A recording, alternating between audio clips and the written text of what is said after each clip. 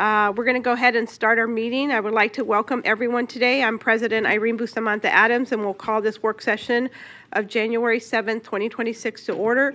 The time is 4:07. Would like to remind everyone to silence your electronic devices. We acknowledge that the land on which we gather is the territorial homeland of the Nuwu, the Moapa Band of Paiutes, and the Las Vegas Band of Paiutes.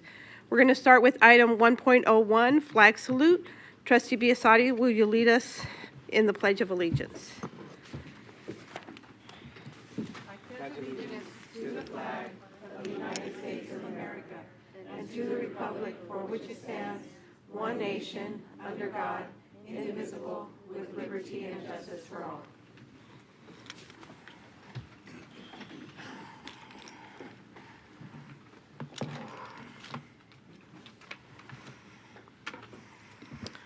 We will now move on to item 1.02, adoption of the agenda. Trustee Barron, will you make the motion to approve? Let's make a motion to approve the agenda. Thank you. Do I have a second? Trustee Cavazos. Thank you, Madam President. I will second that motion. Thank you. I have a first and a second. Please cast your votes.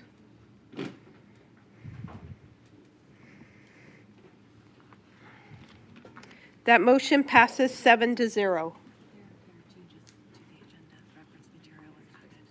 Oh, one moment.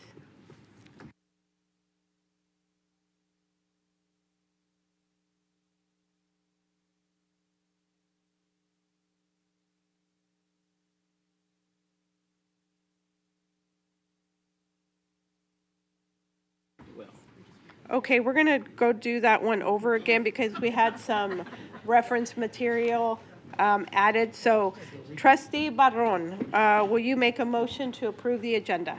Thank you. It's always nice to know that when we have a new year, you get to start all over.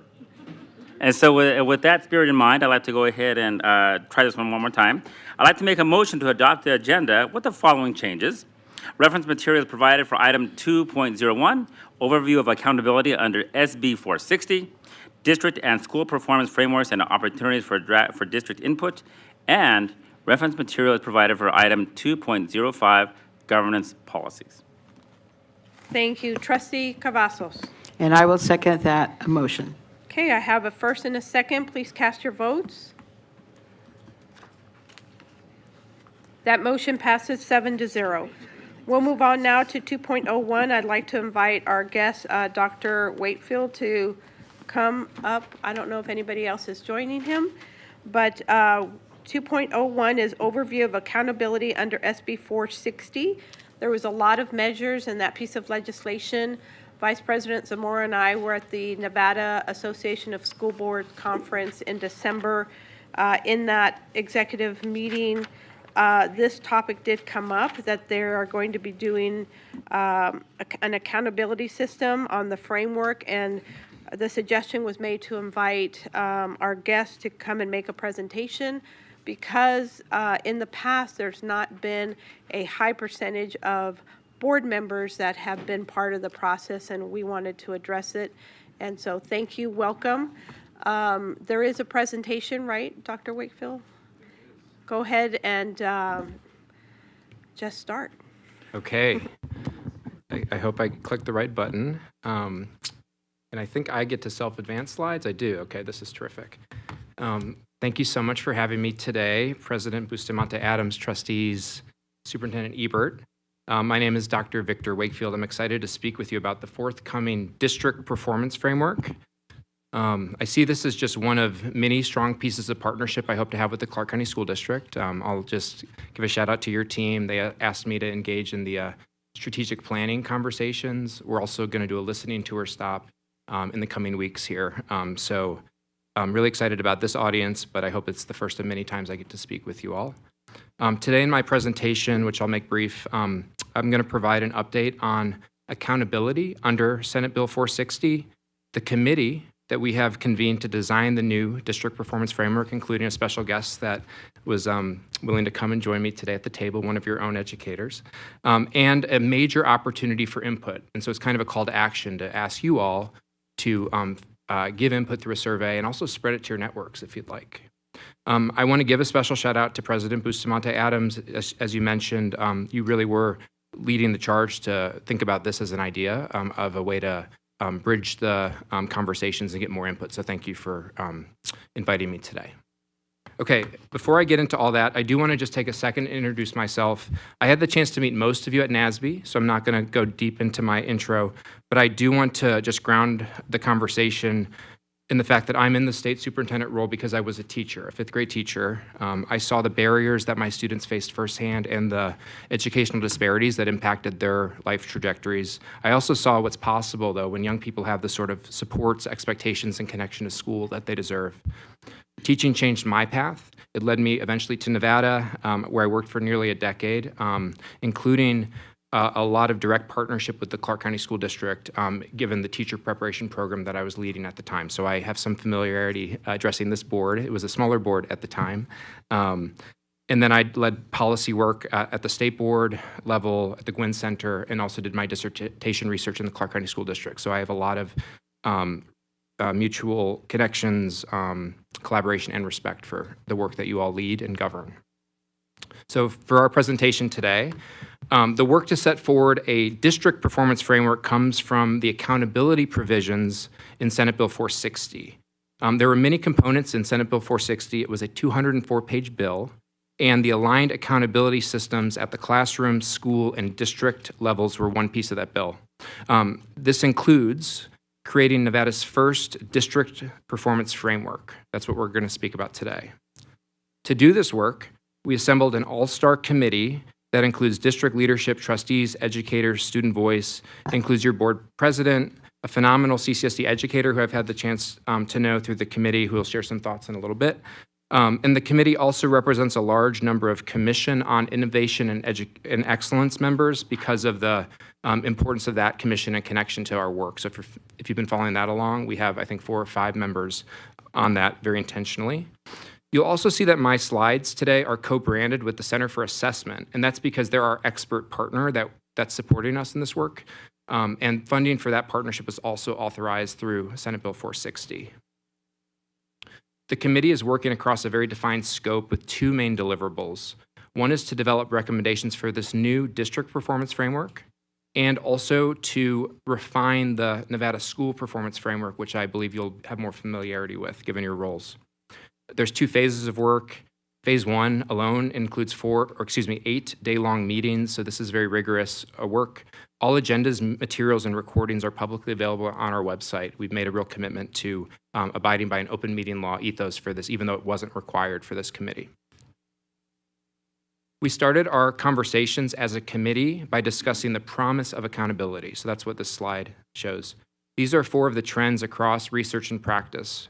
Accountability builds public trust and engagement. It helps signal what is most important. It, of course, helps monitor performance, but including subgroups, which I think is very important. And it supports school improvement initiatives, for example, by identifying schools in need of support. We're very clear, though, that accountability alone isn't an improvement strategy. It's a piece of the puzzle. You need to combine it with clear direction and support, strong instruction in order to see results for students.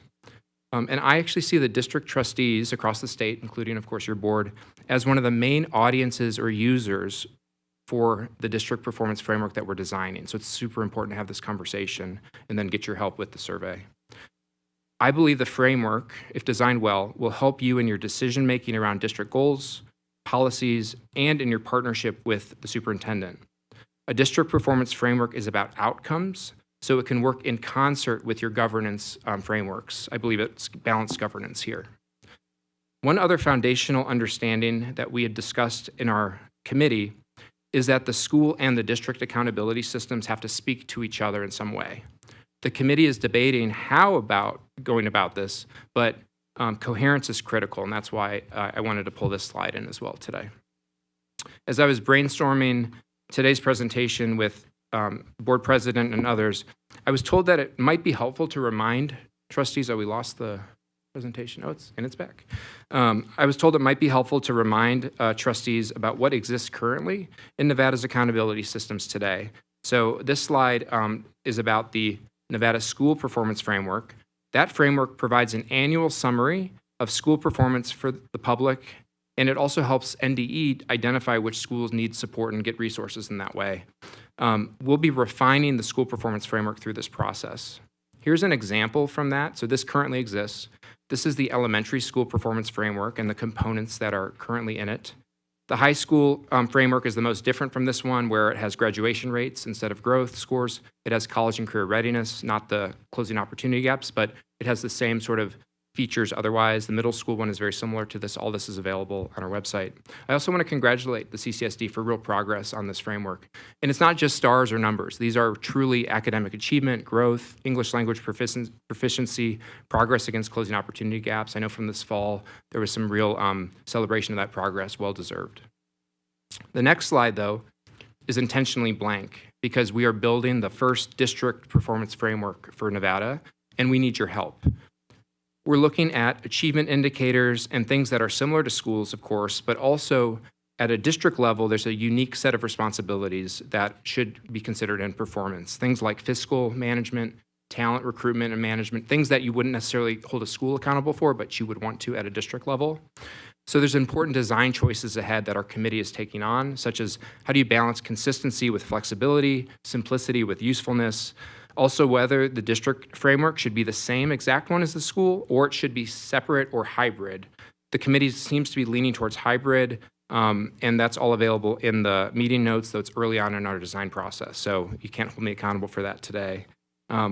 Through their engagements, the committee will define a theory of action, design principles that guide the specific indicators that eventually would populate a slide like this, but more importantly, help us define what success and excellence looks like for a district level.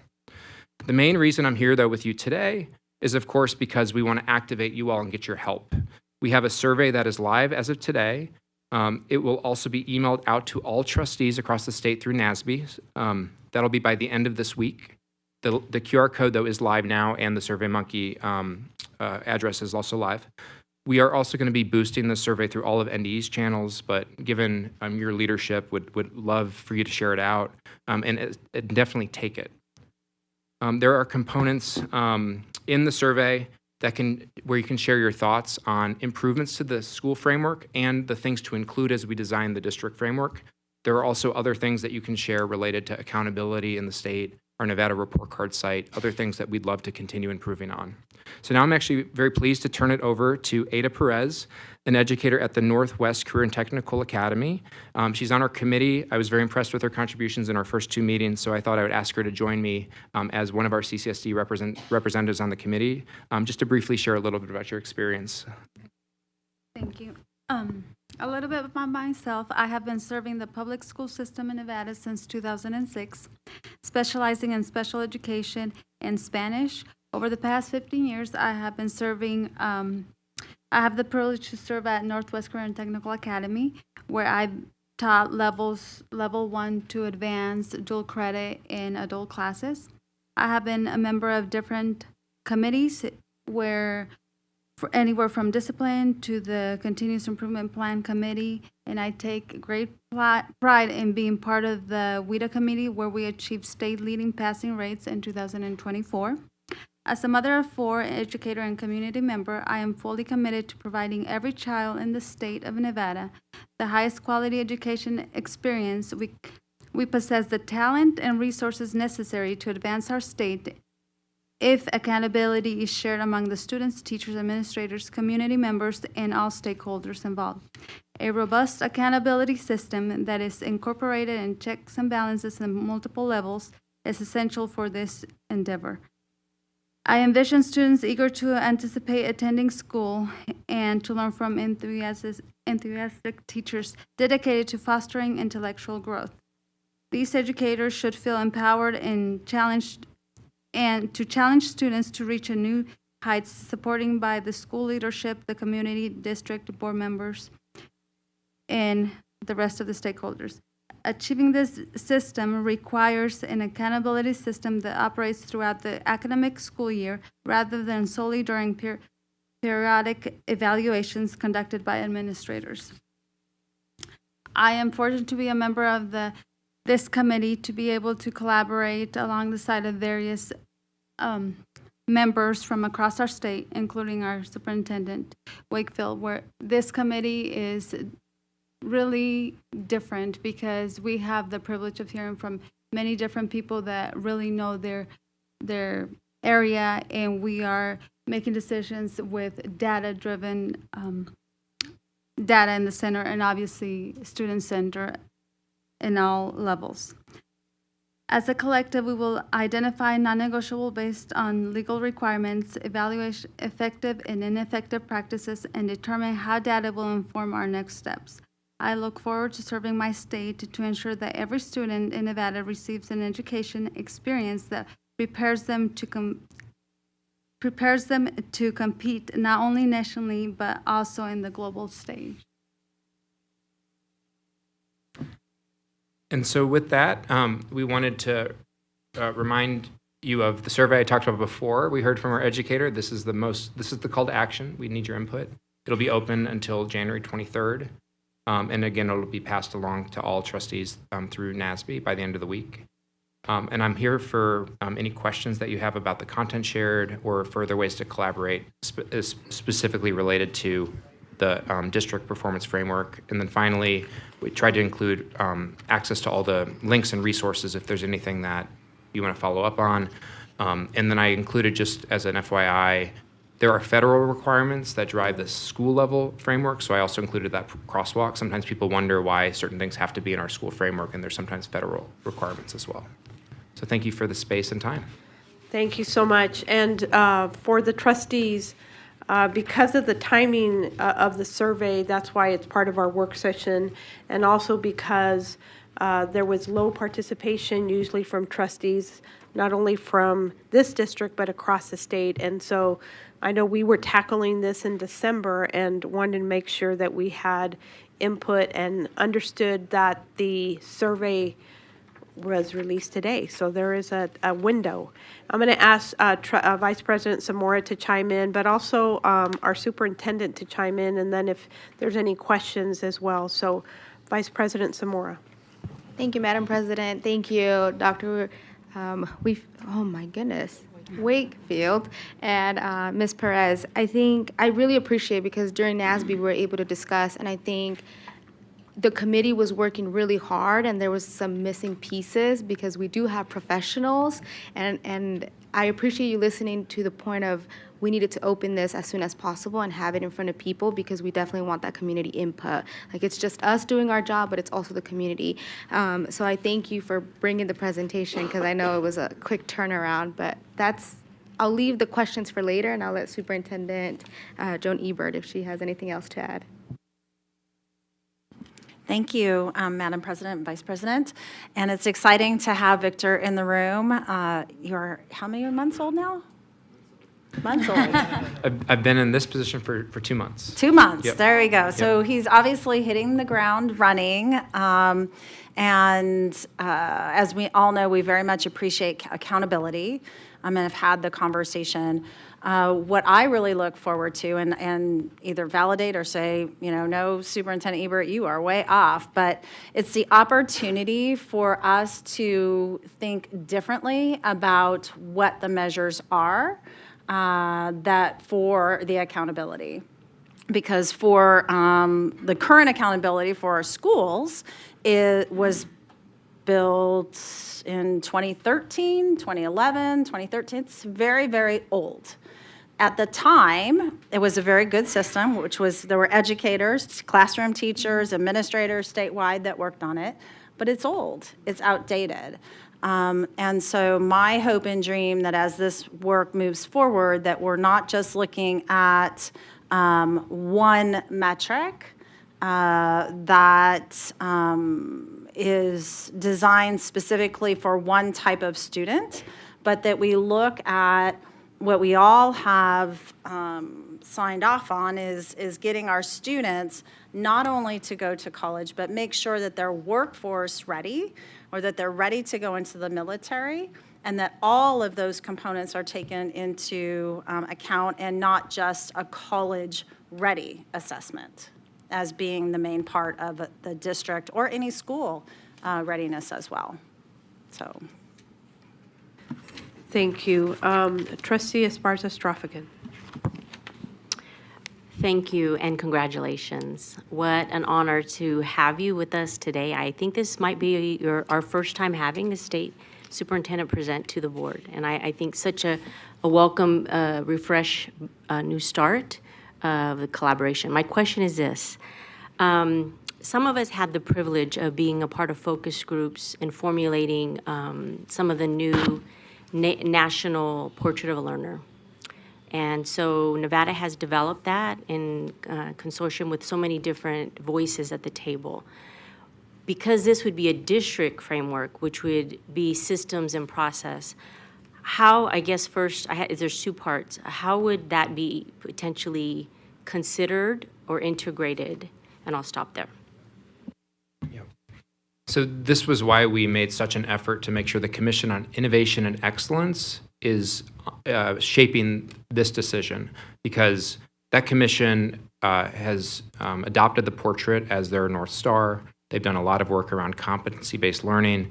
We want to make sure that we have just the best thinking that's part of this. And to Superintendent Ebert's point, that we want to ensure that we measure the fundamentals, but also the next frontier and the things that are innovative. And so I would put the portrait work sort of in that space. It's why we have populated the committee as we did. We also have a presentation from the commission at our January meeting intentionally. Because our thought is, we have a legislative mandate to make this framework.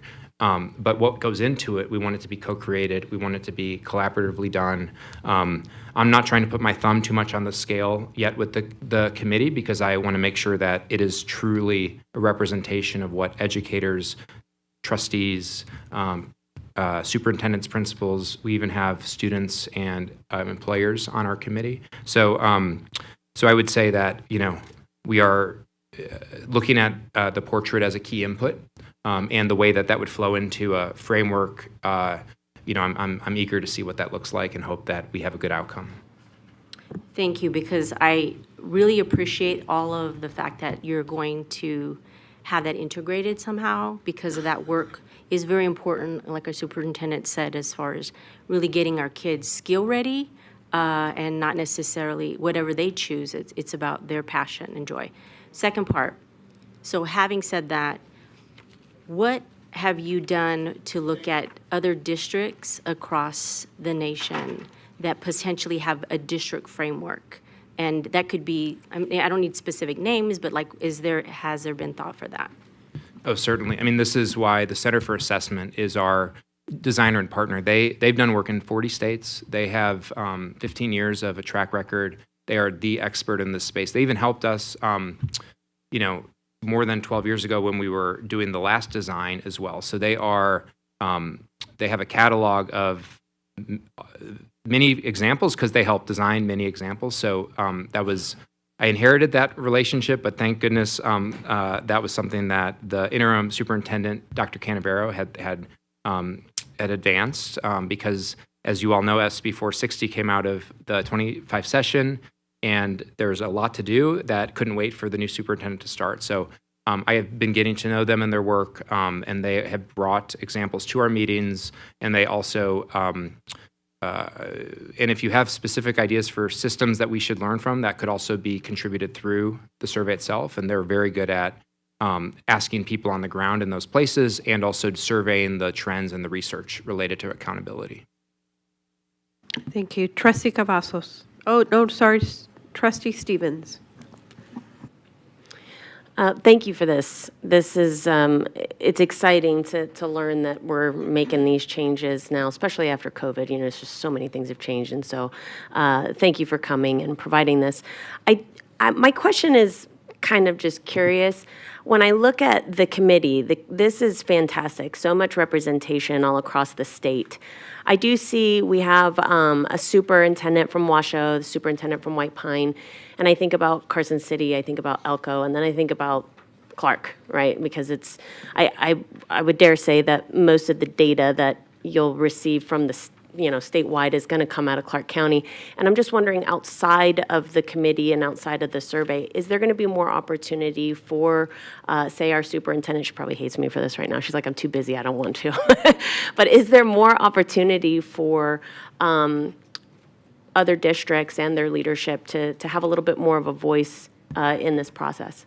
Oh, absolutely. So we've designed the meeting structure to model after yours, where we have open comment, public comment at the beginning and end of every meeting. We've actually had superintendents join the meetings. I'm also doing something recurring with the NAS group, the Nevada Association of School Superintendents. So we brought the Center for Assessment to a meeting, I want to say it was in November with NAS, and we have a second run with the superintendents in later this spring. Because at the end of the day, the superintendents have to lead and carry the work. I would argue that after trustees, because this is outcome level data, I think you are, I would argue, the primary user type of what we're going to build. But it also should be something that syncs up with these strategic plans. I know that districts have to think carefully about how to drive the best outcomes, but I would hope, for example, that district strategic plans are going to have some alignment with the district performance framework, so that we're all kind of rowing in the same direction. So that's a priority. I'm willing to take more ideas for ways to engage even further. But as you saw, we have leadership on the committee. We're really thoughtful too about rural and large district, both for the superintendents and the trustee representation. So that was part of our design there. Thank you. Trustee Cavazos. Thank you, Madam President. Thank you, Dr. Wakefield and Ms. Perez, for being here. We really appreciate it. Everything in this report, this framework, is very important. Something that we hear about all the time is the page where you have, in big letters, love that, the promise of accountability. It's something that the trustees hear about almost constantly. So I'm going to ask you a question that's fairly general. I'm going to just let you pick whichever, because it's a big question. It would take a lot of time. What do you both, and I don't know if you want to answer individually or Dr. Wakefield's looking at Ms. Perez already, what do you see as the biggest challenge, since this is with our community something that we constantly be asked about, or sometimes we're told that we're not being accountable? How are we being accountable? What do you see as the biggest challenge, and how would you attack it? And biggest challenge about accountability specifically, or do you mind just clarifying the question? I'm going to let you pick whatever area you want, Dr. Wakefield. Well, I'm doing this listening to her, so I'm trying to get, I'm hearing a lot about different bright spots, but also challenges related to education. You want to go first? Sure. In my opinion, I think it's clear communication, because when we were, as a committee, when we were looking at the users, it seems that students have no idea, what they're being assessed under, yet all these different sectors use them, businesses, parents decide where they're buying a home, or what school to go to, or they switch them from public to charter school, so on and so forth. And parents also, they don't know how to use this data. So clear communication to inform parents, to inform students, even teachers. Sometimes, like I mentioned, we put the best show when the administrator's there, but that show needs to be every single day.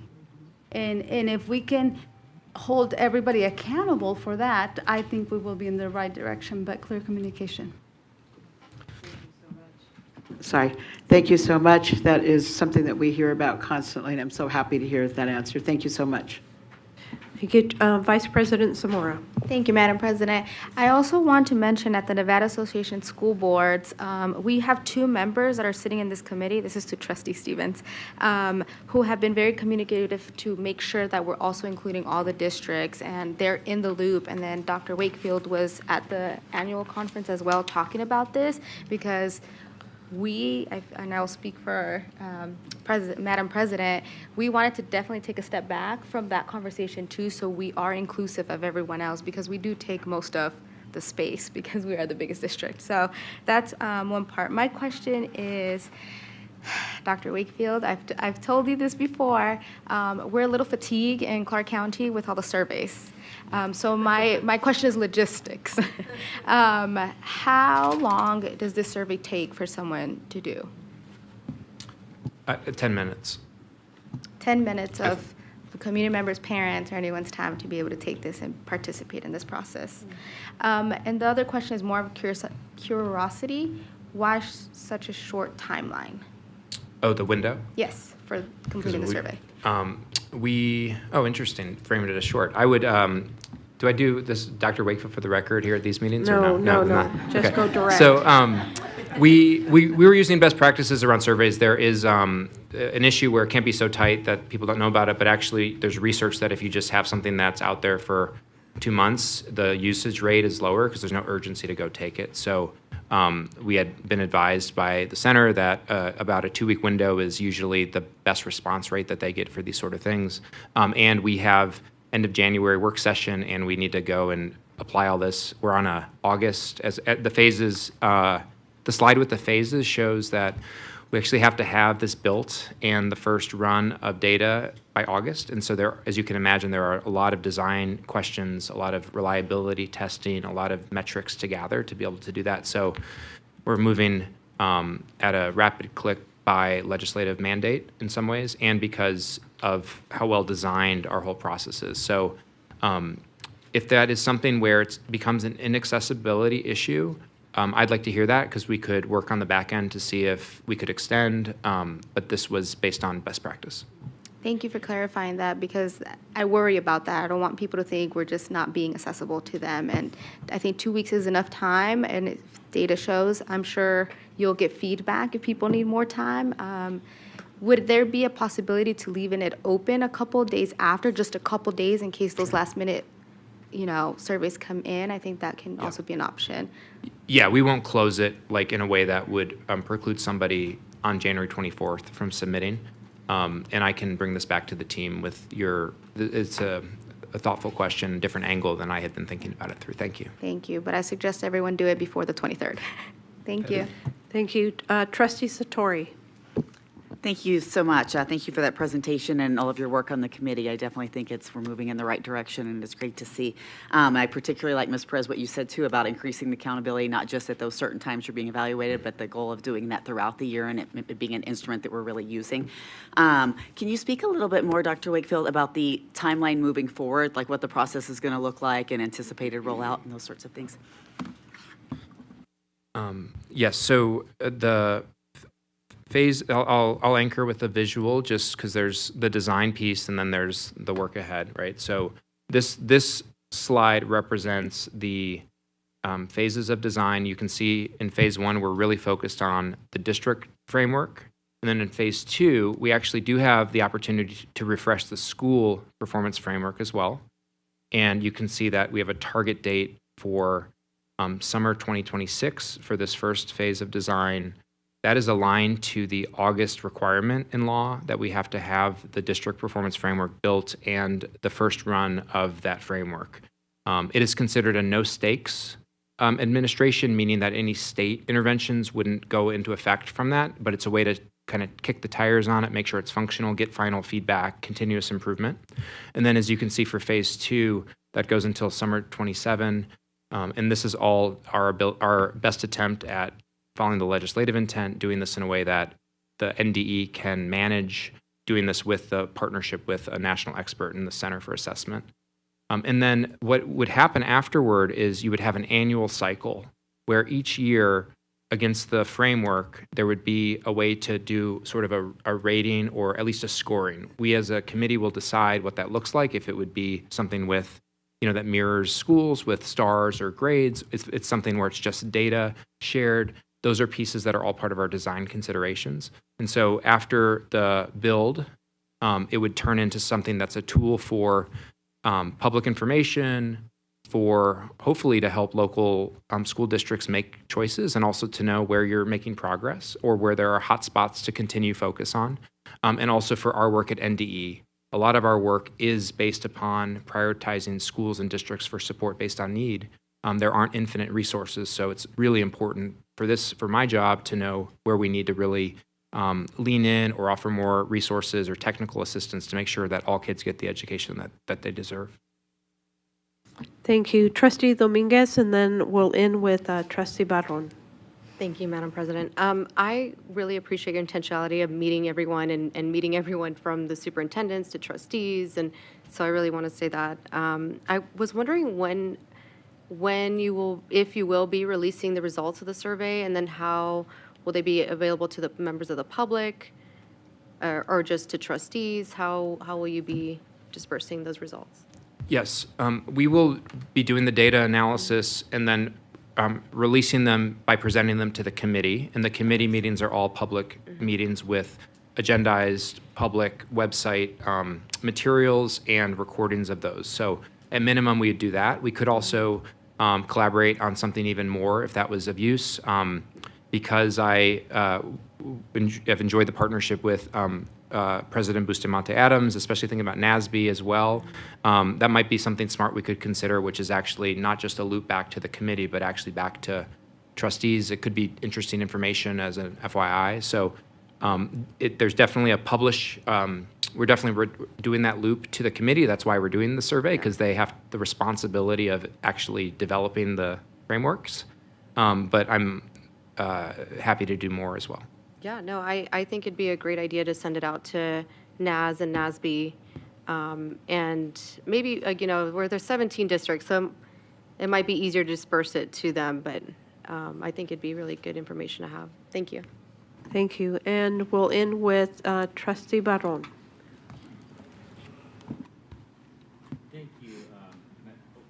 Thank you, Madam President. And of course, I'm wishing everybody, hope they're having already a fantastic 2026. Welcome, Dr. Superintendent. I don't think we've ever had a conversation, although you look really familiar. I might have known you from another lifetime or something. I really appreciate, of course, everything that you're doing, that you've been tasked to do, of course, with our state leaders that had in mind with this. I guess my big question that I have, I realize that a lot of this is dependent upon the results from the survey. And it is, you did, of course, caution that it is a very short period of time for the survey to take place. I'm wondering what kind of money that you were allocated to actually reach people on social media, particularly on Latino social media. The grand majority of the people in my community that I know, especially those who are under 40 years old, but probably are in their prime for having children, they're getting most of their news, they're getting most of their stuff, they're communicating through the social media, things like La Pulga, that has, you know, well over 1 million followers just here in this region alone. And that's just one that I can think of. Can you please speak a little bit about, you know, efforts to promote this through social media? I'm happy to. We are going to not only distribute to all the school boards, but as I shared, we're going to use all of NDE's distribution channels, the Nevada Department of Education. And NDE has social media channels through X, through Facebook, through Instagram, and through LinkedIn. And so we will this week be promoting this opportunity from there. And then what I've seen work really well is reposting our posts with any outlets. So you could use that to tag in any other outlets that you think are important. If you want to follow up afterward, we could even create a more targeted strategy. We'd be happy to do that. I have Lisa Ford from our team here in the audience too that could help with that. She is a master of all of our distribution channels. So we will definitely be using all of our social platforms per our practice, and happy to do more if as directed. So. No, and again, I really appreciate that, and I appreciate your answer there, and any chance we might have to be able to shed some insight.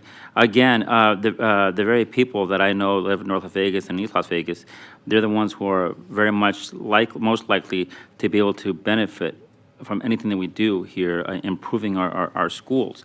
And they're the ones that we, quite frankly, need to hear from the most. Their children are the ones who stand the very most to quite frankly, to gain from this. So I do appreciate that, and I look forward to anything we can do to make sure that we get the survey into people's hands, on their phones, and have them answer. Thanks so very much. Awesome. Thank you so much. That ends our 2.01, and I'd like to thank you again, Dr. Wakefield. Like Trustee Esparza-Estrafa again said, I think our first time that I can remember, Vice President Zamora, that we've had the state superintendent in front of us, and so that's a demonstration of this team's effort to build alignment. So thank you so much. We're going to go ahead and move on to item 2.02, organization of Board of School Trustees and our officers. I'd like to reiterate just what I said in December. Just so proud of the work that this team has done. to pull together and to move this district forward. There was a lot of work. We started out with 4 additional people joining the team, and we just hunkered down and sacrificed. And I just want to say I am so grateful to be able to be on this team with you. I'm going to, before I open up item 2.02, is there anyone that did not get a chance to complete a public speaker card? I have 2 people.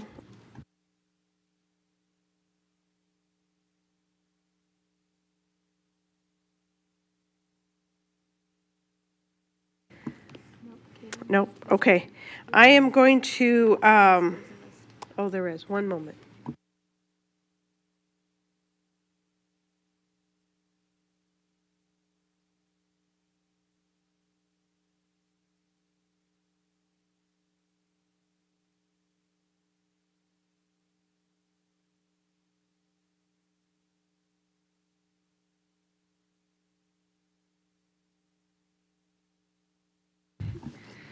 Sometimes you have to interpret the look of the eye that somebody gives you, and then you're like, what does that mean? So just stop and pause and make sure we have a question.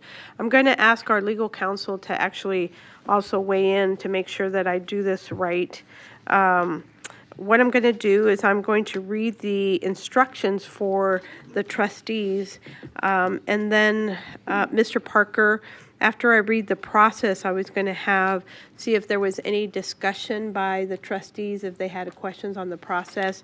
Then I was going to ask for nominations for each of the officers, and then take a motion and a second to close the nominations. And then I was going to allow nominees, if they have, up to 3 minutes to provide a brief statement on their nomination, have public comment, and then call for the vote. Do I have that right? That is correct. Okay. All right, then. Indulge me as I read this. The following procedure, as outlined in our current policy, GP5, will be utilized one office at a time, and we'll use it for selecting a member to serve for each office. Any board member may nominate for any office, including the nomination of oneself. The order of nominations shall be first the president, then second vice president, and then the clerk. Nominations do not need to be seconded. Only the elected trustees can actually vote at the end. We do need a motion and a second and a vote to close the nominations.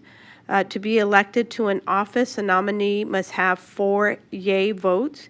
Each candidate for the board office position will be given 3 minutes to provide a brief statement on their own behalf. They may also choose to provide a written statement or documentation to outline their goals or individual skills and experiences that would be beneficial for the position they are seeking. Written documentation should be provided to the board office so that staff can post it as reference material to the board meeting in which the election of officers occurs. Candidates for office shall be voted using paper ballots. Each trustee will be given a paper ballot to mark their individual preference. Ballots will be collected and tallied by board office staff. Individual votes will be read into the record by board office staff. The first individual to receive a majority of the votes is elected to the office, and the voting ceases for that office. In the event that 3 or more candidates seek the same office, the first individual to receive the majority vote is elected, and the voting for that office is ended. If there is not a majority vote, then the next 2 candidates would be voted on. And Ms. Caitlin, you have the ballots, is that correct? They're not. You should each have ballots in your folders, but we have additional ballots in case they're needed.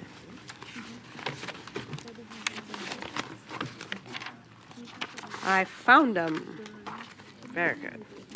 I have it. Okay, so then we're going to go ahead and start with the president of nominations, and I will entertain nominations for, well, no, I'm sorry, any discussion by trustees on the process. Trustee Cavazos. Thank you, Madam President. And I want to take this opportunity to just thank you for all the help and assistance that you have given us this year. I really appreciate that. I do have a question. It may be something where we need legal counsel to weigh in, but I'm going to leave it to you to decide that.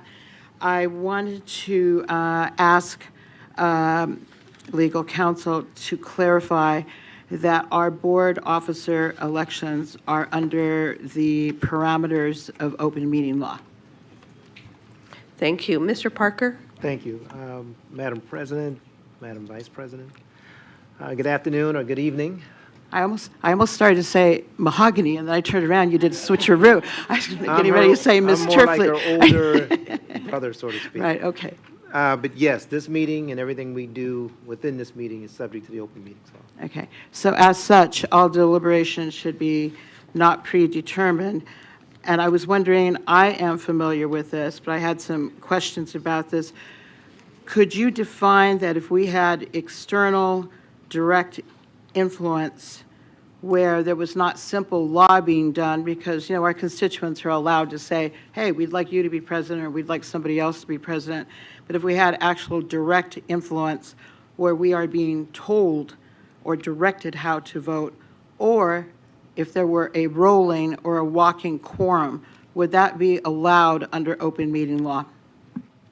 So that's a lot to unpack. That's a lot. I was trying to put both questions together into one. No worries.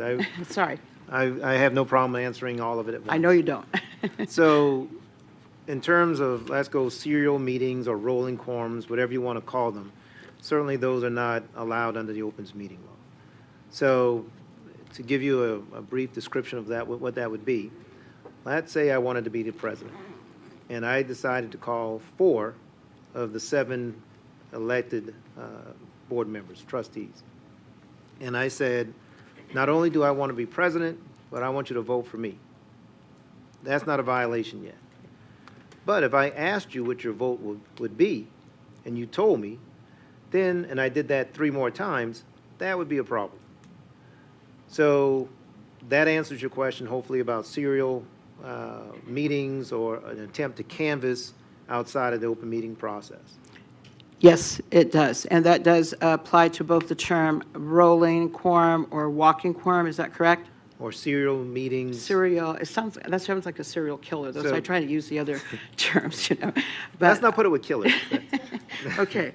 But can you expand on if there is external or direct influence by an outside individual or organizations that either in person, on telephone, text, that actually direct trustees in how to vote?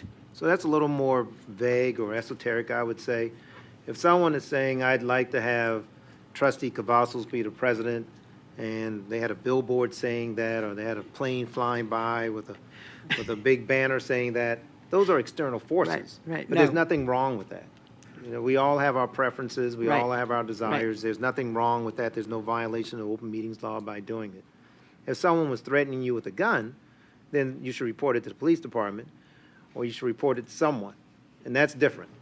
So it's very difficult for me to determine what you're specifically trying to have me address. I gave you 2 extremes. One that's okay, and one that would require you reporting it to the police department. I completely understand, and I would really like to leave the guns out of this, obviously. I'm talking more about direct communications, either in person or by text or by telephone, where people that do have some powerful influence are basically saying, you need to not run for this, or you need to vote for this person. You need to step down and not expect to be a candidate for this. Would that be either of those? And I do understand the difference. So I'm trying to clarify for you as specifically as possible without naming names. Sure. Would that be, if that were found to actually be an issue and something that could be proven, would that be a possible violation, or would that possibly void an election if that was found to be true? So again, that's a very broad. I know I'm trying to. And be I know broad. you're trying to avoid naming names, I guess. Right. But I'm trying to think of an example using what you've told us, where that would be a violation of the open meetings law as opposed to some type of election violation. And so I can't think of one, unless someone is truly threatening someone financially or with harm, where it would be a violation of the open meetings law, unless if there was a trustee doing this to you, then that certainly would be a violation of the trustee's oath. But if, let's say, a county commissioner who will remain nameless, or a city council person, said, Trustee Cavazos, I really don't think this is for you. I don't see that as an open meetings law. That someone could be giving you friendly advice. Absolutely, that'd be fine. Right. Someone could be telling you that in their opinion, there's someone else better on the board who would serve as a trustee president, as the president or vice president. Again, that's not an open meeting law violation. They could be giving you simply advice that they believe would help this board. So if that's the type of information you're speaking of or communication you're speaking of, I don't see that as an open meeting law violation. Thank you, Mr. Parker, and you were close. You were close. No threats or anything like that, but to the point where if you have somebody that's possibly up for nomination, telling people that the votes are there, and this is why the votes are there, and these come from multiple sources, no threats. And also, just to clarify, this is nothing having to do with me personally as a nominee or as a voting and elected trustee. So I think you've answered the questions as best you can, as I knew you would. But I wanted to put it on the record because I know on dealing with other boards, people do not really understand what a rolling or a walking quorum is. So that's very helpful to be able to distinguish that from somebody just basically saying, hey, you know, I think so-and-so would be a really great president or clerk or vice president. That's way different than somebody directing and saying, you should not be in this position because you need to let this other person be in a position. Not threatening, just directive. And when that organization has power in the community. So I'll leave it at that, and I thank you for your clarifications. No, it's my pleasure, Trustee Cavazos. And I almost did call you Ms. Turfley. Thank you. Any other discussion, Vice President Zamora? No discussion. Oh, any other discussion on the process? Okay, then I would like to open it up for nominations for president, and you do not need a second. Vice President Zamora. Thank you, Madam President. It's been a year. I thank you for all the work that you have been put in during this role that you took on. I think collectively as a board, we have moved into a direction in a way that we haven't seen it in a very long time. And that was because of your leadership. It is just thinking back of what we've accomplished, unanimously getting a superintendent, getting Dr. Osbury on board, getting you counsel. There has been so much work that has been done to get us into this vision that we have. So I would like to nominate you to continue leading us in this work. I know you have learned how to balance everything, so I think we can continue in this pathway while we can with your leadership. Okay, I wasn't expecting that. Let me give, the person does have to accept the nomination, so let me just keep accepting, see what else is out there. Trustee Cavazos. It's my understanding that we do not need to have a second for the nomination. Is that correct? That is correct. But Madam President, I would be so happy to second that nomination. Okay, that's not required. I know, but, I just thank wanted to you. get it on the Okay. record. I know the rules. I just want to get it on the record, and thank you again. Trustee Biasotti. Thank you, Madam President. At this time, I would like to nominate Trustee Stevens for this position. I think throughout the years, she has proven to be efficient, intelligent, to the point. I think we could all really benefit from that this upcoming year to have that type of leadership. And for that reason, I would like to nominate her. Thank you. Thank you. Any other nominations? And Trustee Stevens, I'm going to be asking if you accept that as well. Any other nominations for president? Okay, I will go first then, because I am so grateful to lead this team during this last year. I grew and I learned so much, and I'm grateful for you and for you because it was tough during the trenches. I am the newly elected president for the Nevada Association of School Boards. I really think that preparing ourselves as a body, especially this group, for next legislative session is going to be critical for us. And so I am dedicated to that. And so I will not accept the nomination, but still want to play a key role wherever I have, even if I have to, like, sweep the garbage or something. It doesn't matter. I think that every team member here has a role to play, and we are one team. And so it doesn't matter whether I pick up the garbage or serve in another way. I think there's a role for everybody. Trustee Stevens. Thank you. I'll accept the nomination. Are we doing the 3-minute thing right now, or is that? Not yet. Okay. Any other nominations? Trustee Cavazos. Thank you, Madam President. At this time, I have a nomination to make, but I believe there had been another possible colleague that had wanted to do that nomination, so I'm going to defer, but I cannot say that for sure because I have not had that conversation. So I don't know how exactly. I don't know if I have to ask, if I have to bother Mr. Parker again to ask if there's anybody else that has a nomination to make. Well, I see Trustee Henry in the queue, so Okay. let's see if. May I defer to Trustee Henry to go Okay. next? Trustee Henry. Okay, I know how this works. I would like to nominate Trustee Brenda Zamora for president. I know that we have been working well together as an entire team, and we have been moving forward. You know, this has been my first year on the board, first year as clerk. Have learned so much from both of you.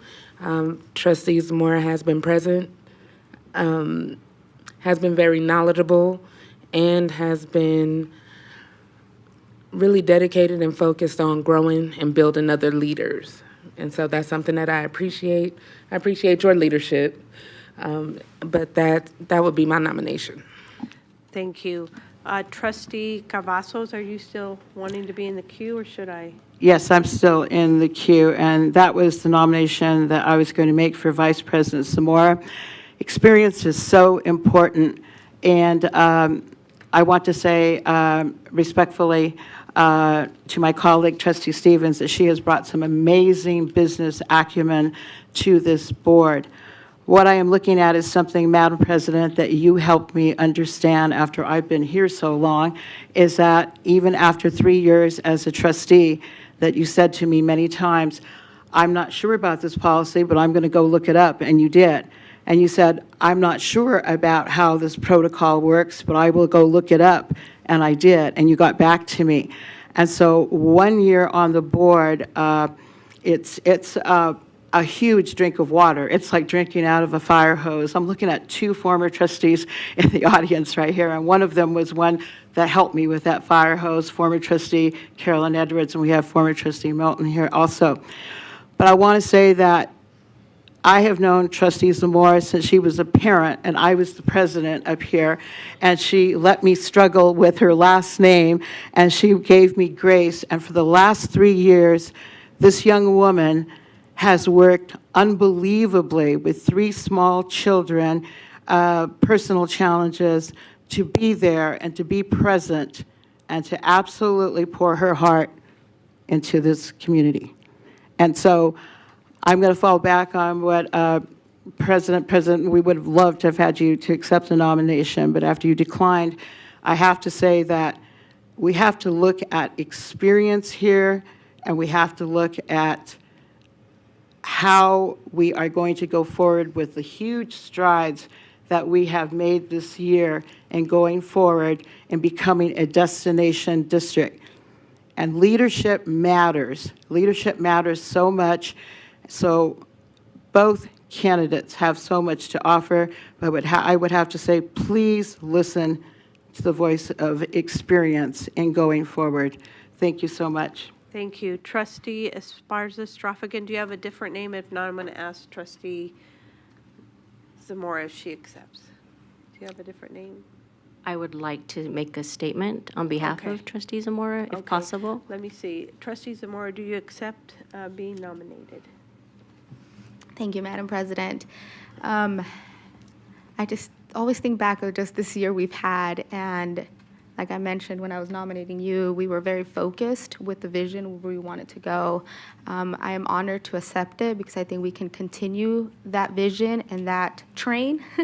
And yes, we all are aware we're building it as we're going, but I think collectively we've been working together to get through the puddles and the muds that we've been in to get to where we are now. And I mean, we have proven this year that we can.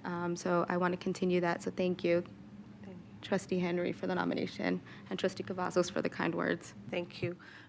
Trustee Esparza-Straffigan, and then Trustee Stevens, I'm going to ask for your statement. Go ahead.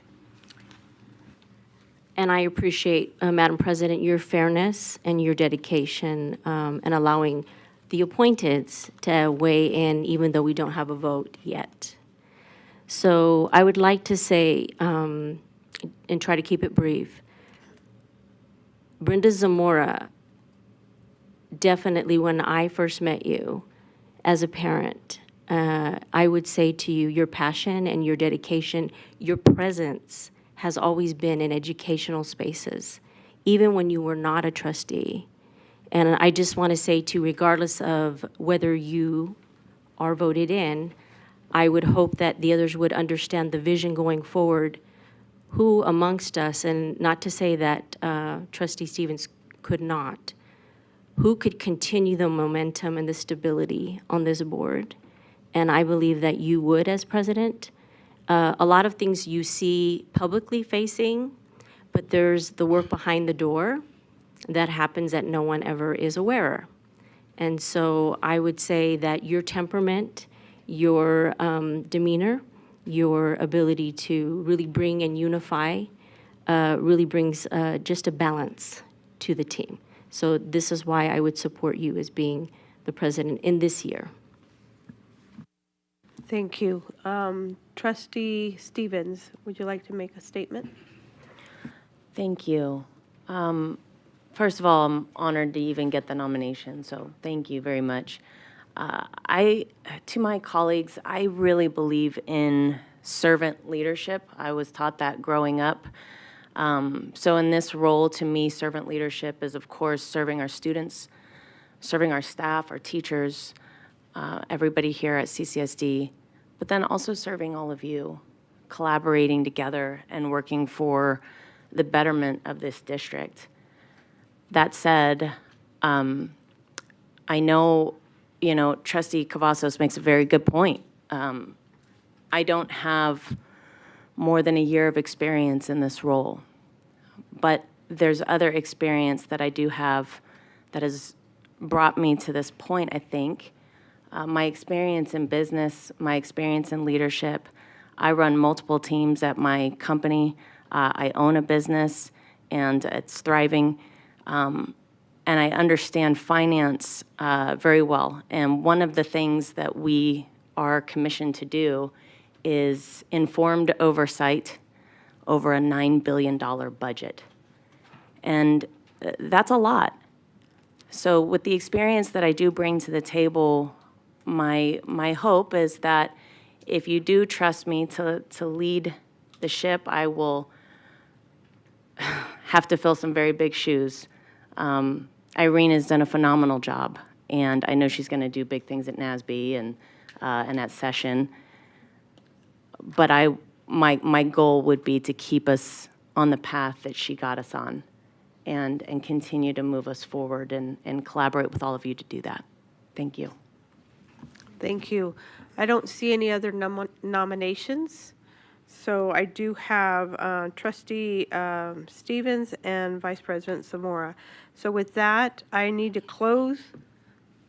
Do you want, oh, I'm sorry. I thought you did. So Vice President Zamora, keep going. I guess I get a statement too. I won't take the 3 minutes because it's been a while. But I thank everyone. I think respectfully, there's so much institutional knowledge that has to be brought into a leadership role as we're moving in the direction we're moving. And I don't mean to throw you under the bus, Madam President, but this year it was a lot of learning of, because I was a parent, because I was in the audience, I have a lot of historical things that have happened, and I feel like I have those solutions with the new superintendent of how we move forward, because I have been in those spaces and learned the mistakes we've done in the past and how to just mediate them and be at a better position. So I think historical things that have happened is really important to continue leading us in this way. But I think everyone, no matter how the outcome is, I have enjoyed working with every single one of you all. So that's it. I won't take up much time. Thank you. Thank you, Trustee Zamora. With that, I'm going to go ahead and I'll close the nominations, but then we will have public comment, and I do have former trustee Sheila Moulton and also Miss, Remember, you're going to have to do a motion to close and then a second after that. Yes. Okay. Well, that's what I want to make sure. I'm going to take a motion and a second to close nominations, and then I'm going to take public comment. That's why. I'm good. Okay.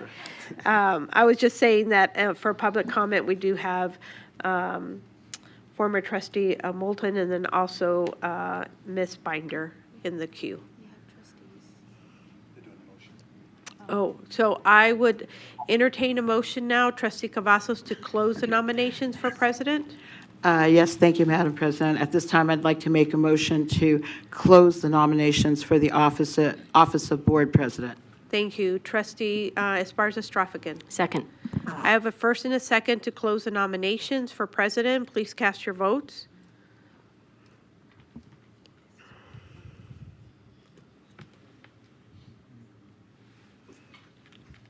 To close the nominations, that passes 7-0. And now I'm going to ask Ms. Moulton to come up and also Ms. Binder. You guys are in the queue.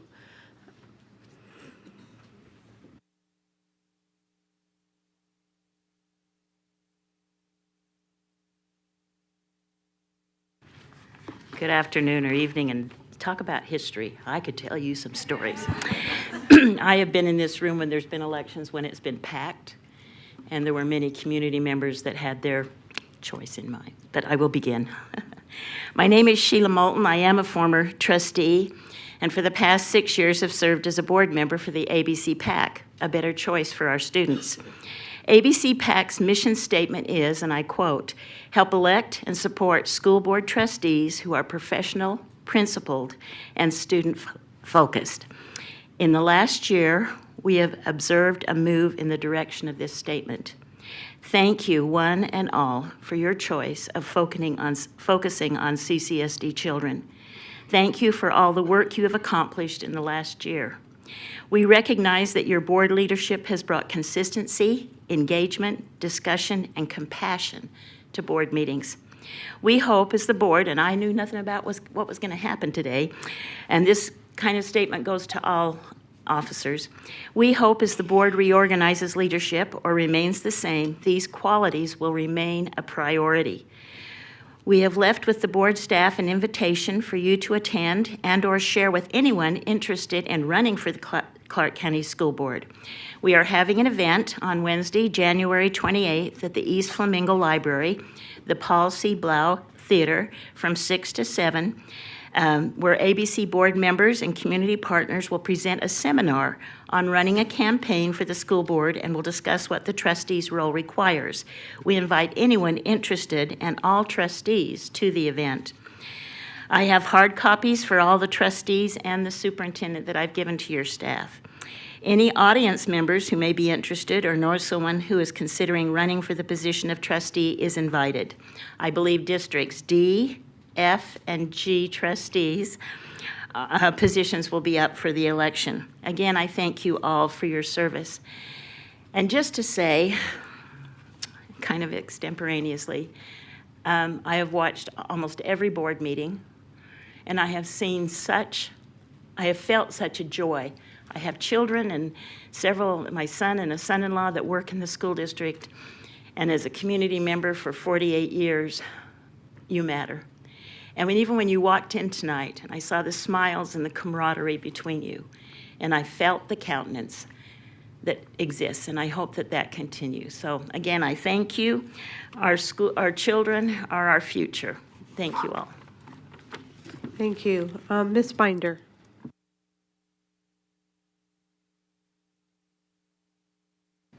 Thank you, Madam President, members of the board, Superintendent Ebert. Here we are again, another year. So I'll just echo the words that we just heard, because this past year has been something we haven't seen in many years. And that has taken a collective effort of all of you to be adults in a room that we needed you to be in. And so I think for everyone who has been paying attention and following along, we thank you. We do thank you.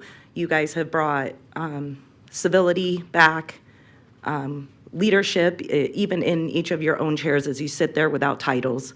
And then you brought us new leadership, and the trajectory that the district is moving towards is phenomenal. And we couldn't do that without each of you making a concerted, focused effort into bringing us to the place that we are in today. I have stood here in years past and have begged this board to let my trustee be in leadership, and that wasn't just Trustee Stevens. I sat here and begged for Trustee Cavazos, and it's been fun things over the years. I don't think that we would be off course. You have two great candidates on the table. Trustee Bustamante Adams, I know we did not get off on the right foot years ago, but I'm very proud of the work that you helped us through this past year. You did an amazing job, and you've been an amazing board president, and I think it took a lot of professionality, if that's a word, for you to not accept that nomination. It did. It was very mature, and for all of the reasons that you gave us, and maybe some that we'll never know. But thank you for what you did and where you brought us to today. But trustees, again, you have two wonderful people in front of you. I am a parent, obviously, and Trustee Zamora was sitting in that audience with me, fighting for things, and she got elected, and here she sits, and she's still a mom, and she's a mom to special needs kids.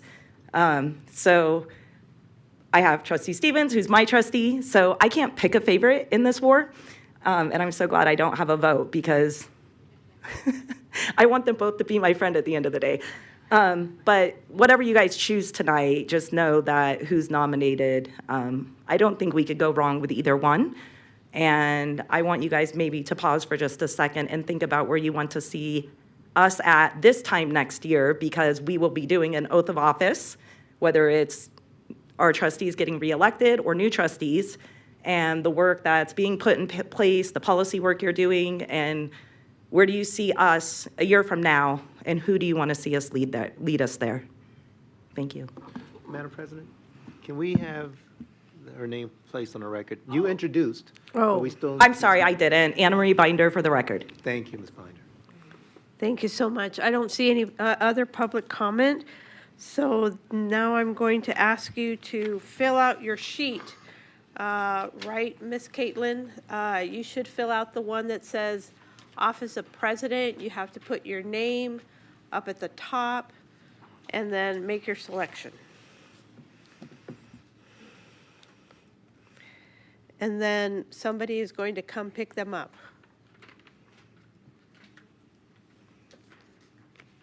Who is that going to be? Miss Caitlin, okay.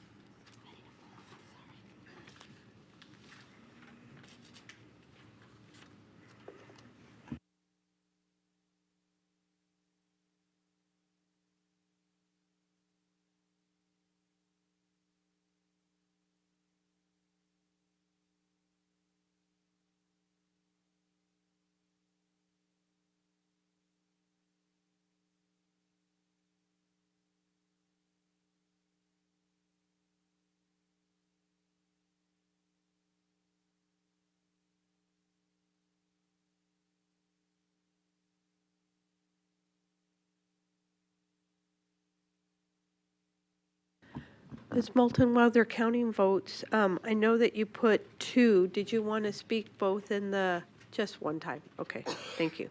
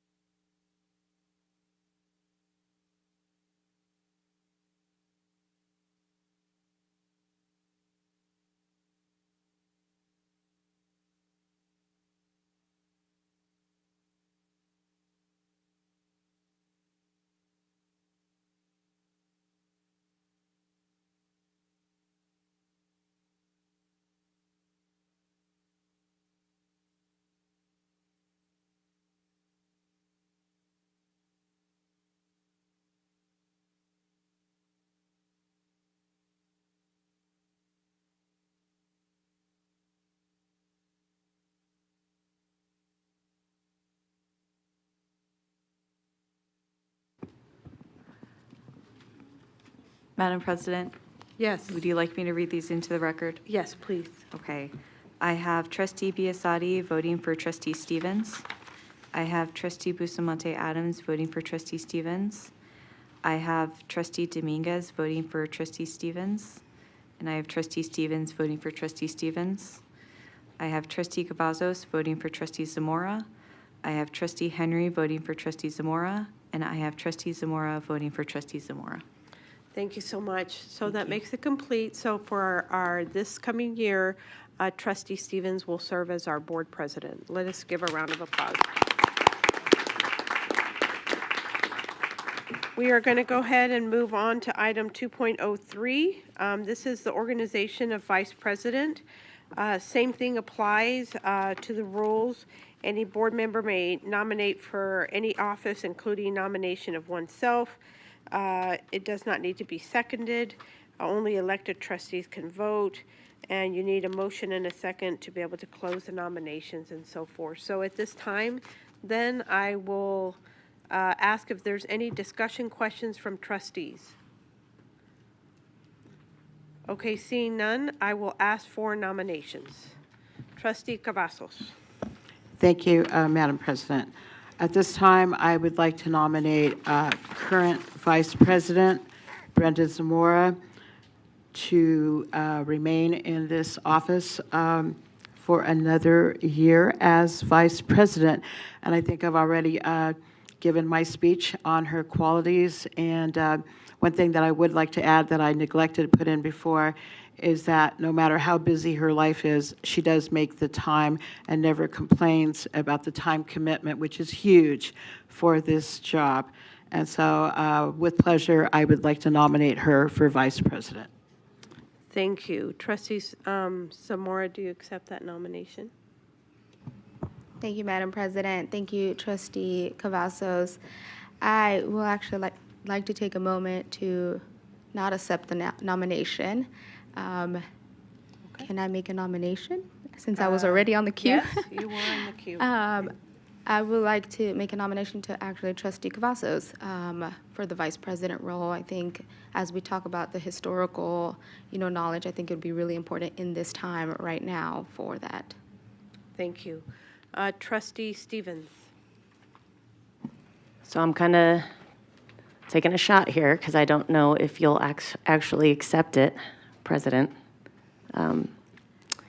But we talk about the institutional knowledge, and you've been here, you've been in this role for a little bit here. Sit back, Adam. I want to see her.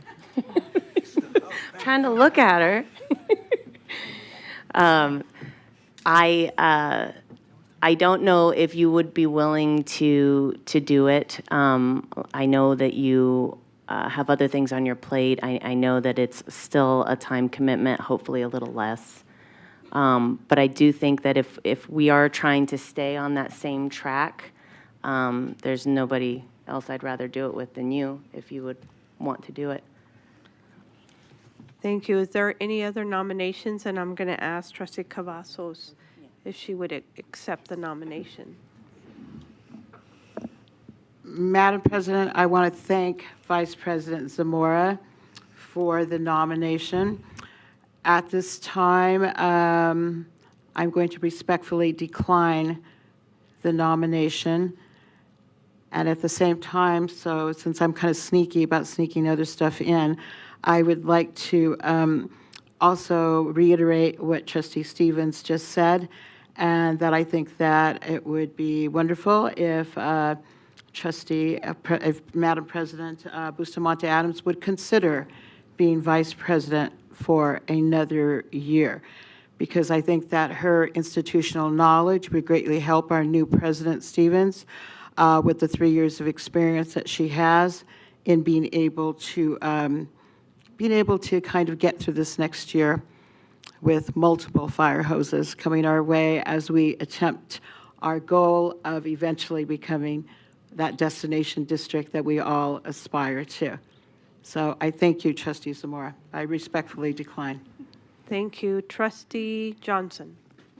Yeah, I don't know how persuasive I can be in less than 3 minutes, but I would like to think about this in terms of, and several people have already said it, so I appreciate that I'm kind of restating what people have shared, but I actually think it's very helpful. It would be very helpful to have you, Trustee Zamora, if you would reconsider taking that role of Vice President. I know you just declined the opportunity to do it, but I think it'd be helpful as it relates to not just institutional knowledge, which people have said more than once, but I do think it's actually very helpful to provide balanced perspectives.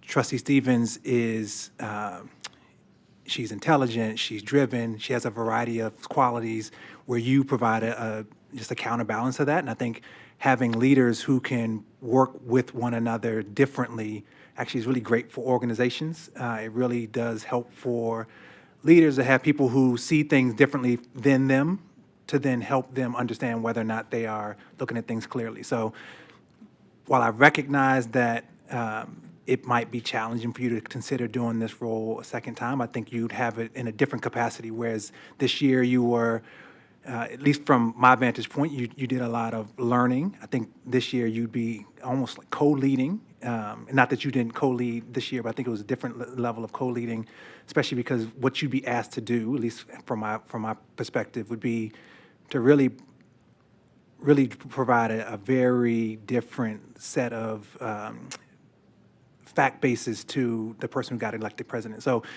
if that wasn't compelling, and I don't know if it was, and I'll also see if you would do the same. I think it'd just be helpful to help counterbalance a person who's going to be learning, a person who very much has their own ideas and could use the support of a different perspective. So when I say you, I'm looking directly at you, President Bustamante Adams. So was I compelling or not? I guess you have to answer. She has to accept first. I will, I asked you first. We're dating. I'm asking you first, and then. I don't know, Trustee Zamora, do you want me to go first, or you go first? Like I said before, I am very proud of the group, and in whatever capacity that I could serve. I said nothing is beneath me, and so I don't even have to be play a leadership role, because that's how important the group to me. But so I will accept the nomination if the group wants me to lead in that capacity. Trustee Barron.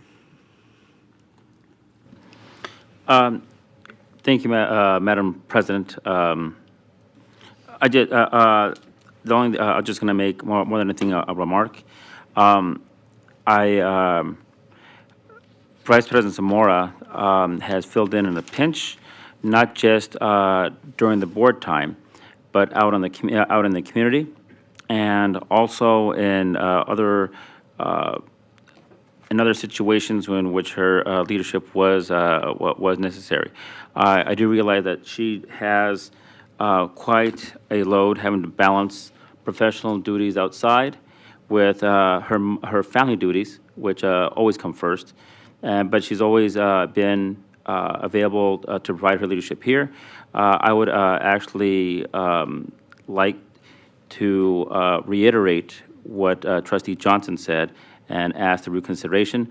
That being said, it seems like I do appreciate Madam President's acceptance of of this nomination. On the other hand, I'm not sure what kind of a time commitment she would have to balance out being the president for for NASB at the state level, compared to also still having, although you're not going to be the president anymore, there will still be a time commitment for the vice presidency on this board, and it seems like a logical thing to keep the backup quarterback in that position, and of course allow you to play the special teams. Special teams also, it is still quite an important thing, and I guess if I had a vote, I think I know which way it would go. But again, I would ask Vice President Zamora to reconsider not accepting that and to actually accept it. Thank you very much. Thank you. Trustees Zamora. I think we're out of nominations. I don't see anybody else in the queue.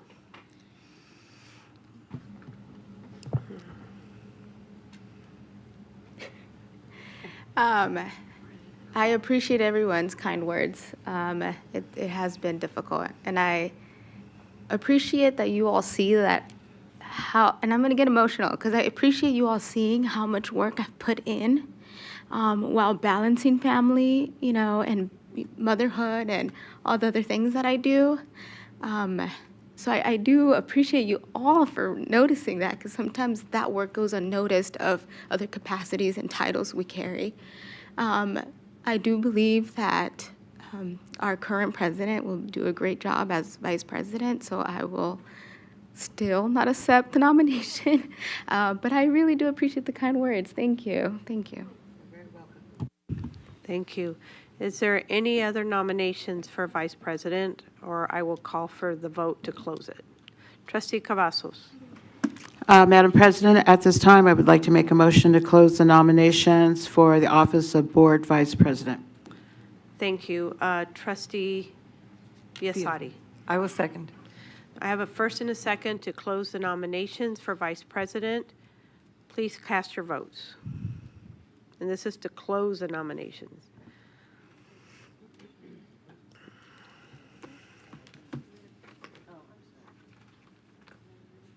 The nominations are closed 7-0.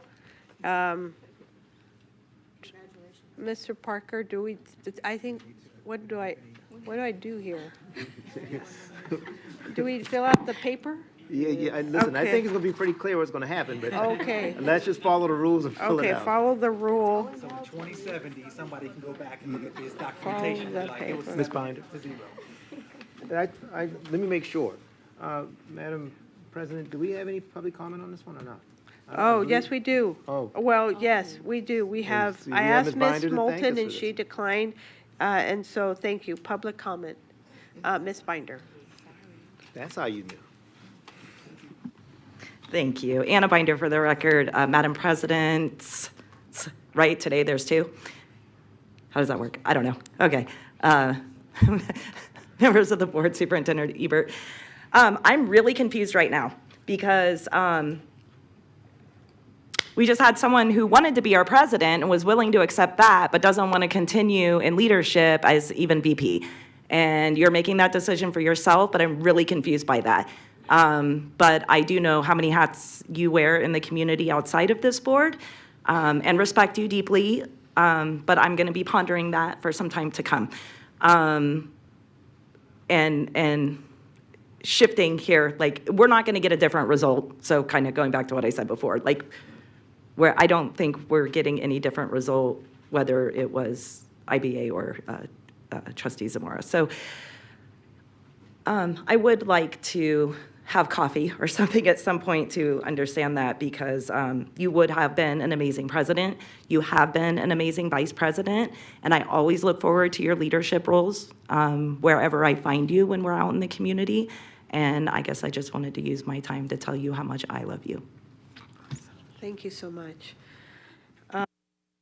With that then, please cast your votes and Miss Caitlin will pick them up.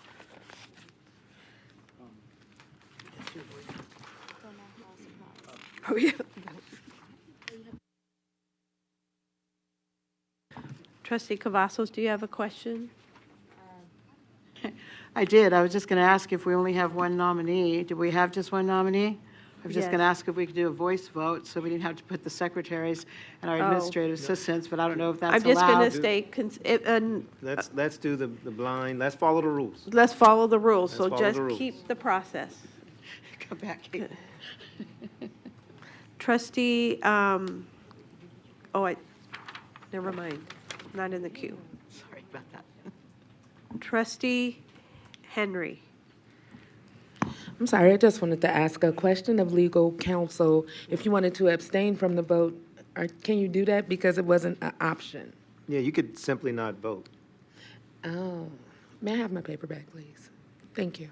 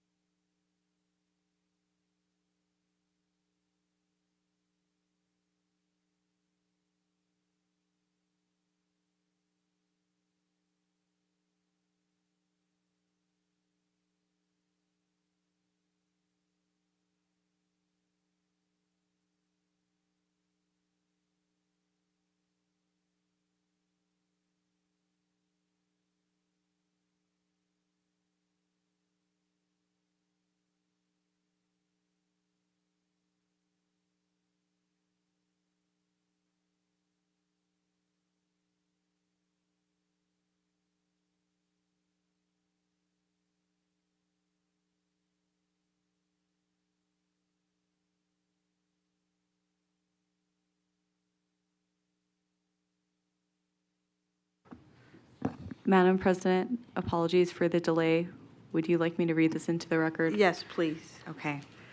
I have Trustee Biasotti voting for Trustee Bustamante Adams, Trustee Bustamante Adams voting for Trustee Bustamante Adams, Trustee Cavazos abstains, Trustee Dominguez voting for Trustee Bustamante Adams, Trustee Henry abstains, Trustee Stevens votes for Trustee Bustamante Adams, and Trustee Zamora votes for Trustee Bustamante Adams. Thank you so much. That moves us on then to number 2.04. This is the Organization Board of Trustees for Clerk. As a reminder, did anyone not get a chance to complete a public speaker card? I have one person signed up. Okay, seeing none. Same rules apply. Any member may nominate for any for this office, including a self-nomination. You do not need a second. Trustees, elected trustees can vote, and I do need a motion and a second to close the nomination. So at this time, I will, any discussion by the trustees on the process? Trustee Barron. Oh, you want to make nope, you don't have a question on the process, but I believe you want to make a nomination, right? I want to make a Okay. nomination. Hold on for a second. Seeing no other questions in the discussion part, Trustee Barron. I'll take a nomination. My nomination would be for our current clerk, Trustee Henry, to continue in the position that I think during this previous year, we have taken a look at what we're doing with our board governance and defining the roles. And it seems like we never really had a clear look at what the clerkship entailed. And I believe that Madam Henry has taken a real look and an honest effort, not only to help define what her role is there, but actually to execute it. And I would like to see her continue to grow in that role.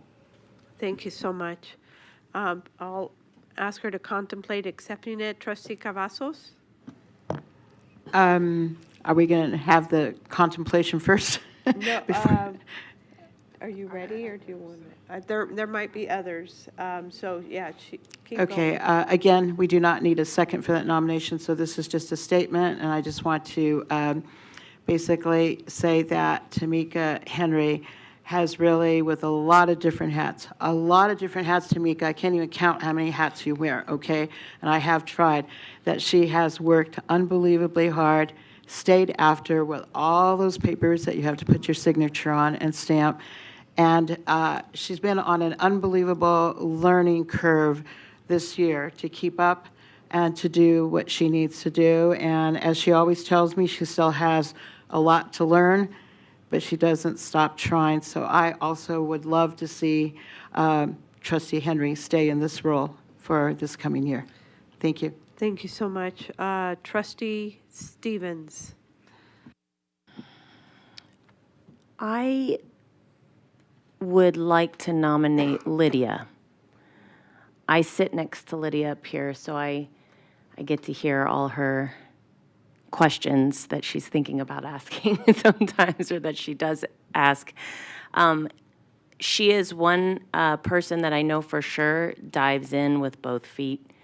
Anytime there's anything to investigate or understand, she tries to figure it out. I know from other people that the committees that she was appointed to, like PBS, for example, they love her. Everybody says she's very astute. She digs into the details. And I got to tell you, I am a very big picture kind of thinker. And so I love having people around me that really can dive into details.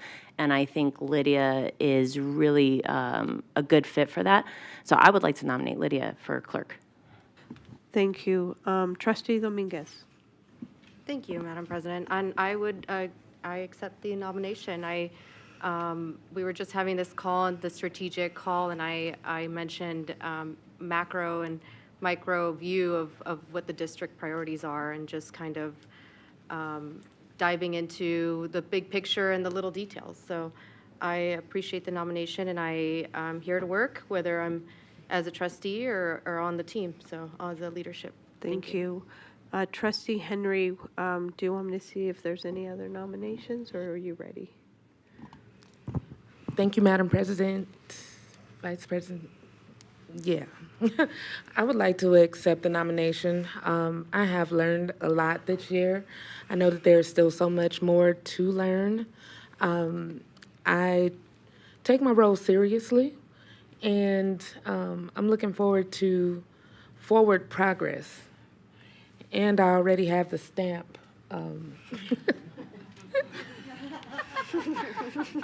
Kind of saves me a little time. But no, thank you. I do accept the nomination. Thank you all for your kind words. That really means a lot to me. And yeah, so let's vote. Awesome. Is there any other nominations? And if not, I will entertain a motion to close them. Trustee Cavazos. Madam President, I would like to make a motion to close the nominations for board clerk. Thank you. Trustee Vice President Zamora. I would like to second that motion. I have a first and a second to close the nominations for clerk. Please cast your votes.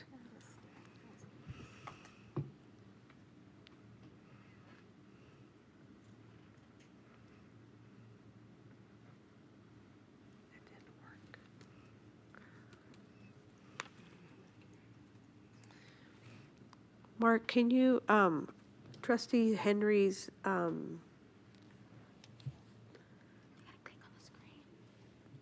she did, it's not, it's frozen.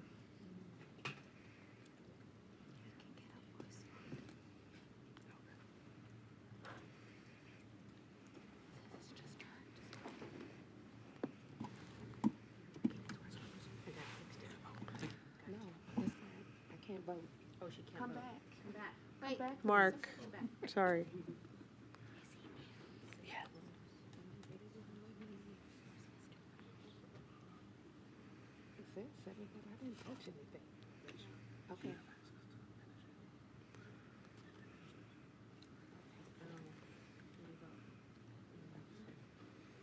Okay, then I'm going to take a voice vote to close the nominations. Trustee Henry? Aye. Okay, with that, then, Mr. Mark, if you could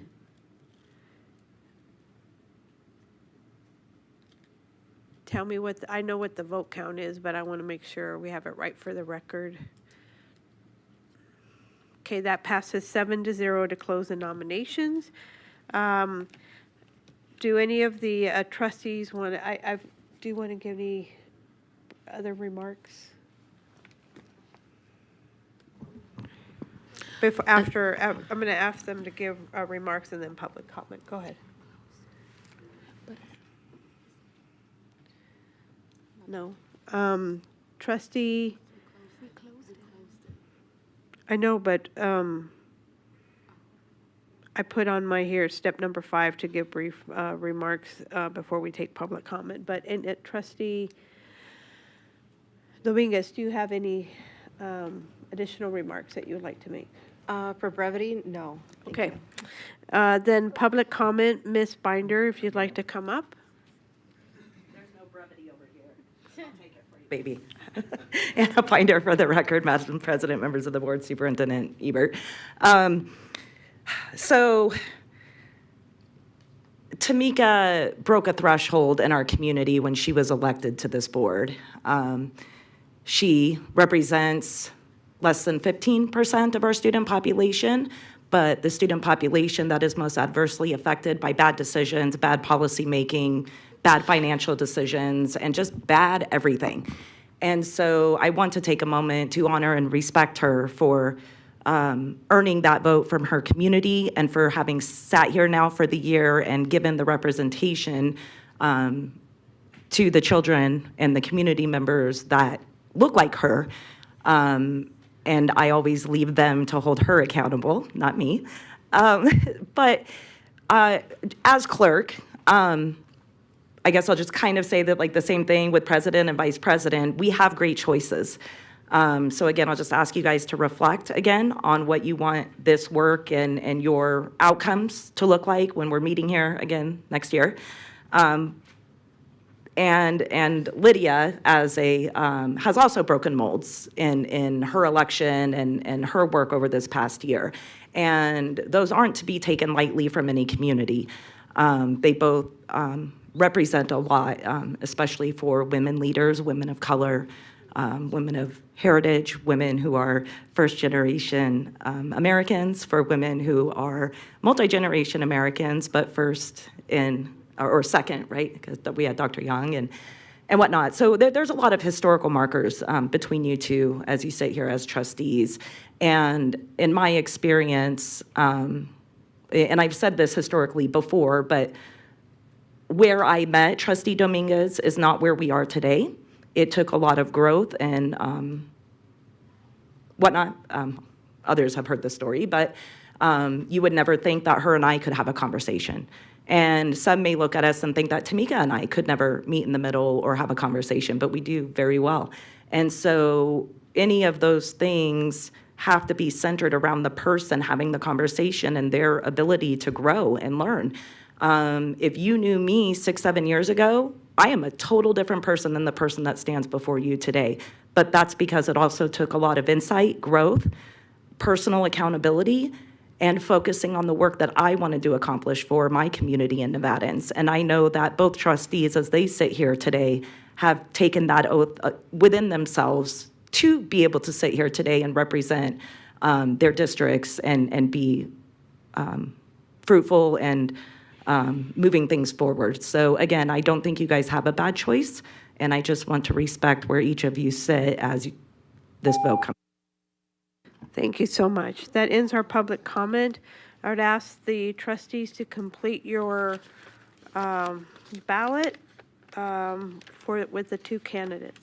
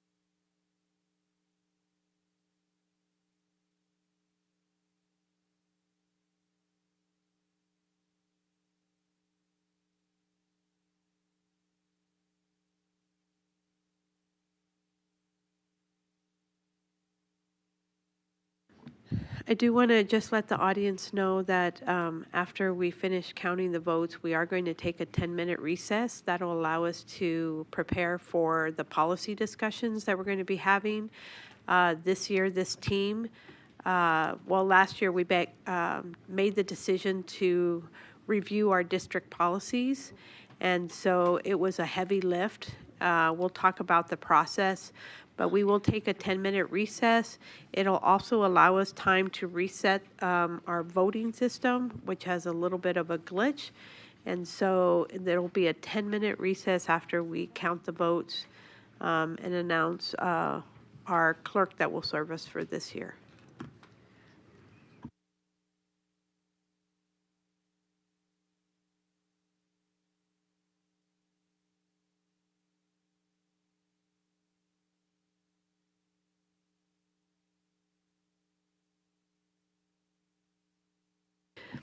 In the meantime, I also want to see, Joe, is Dr. Alsbury on the line?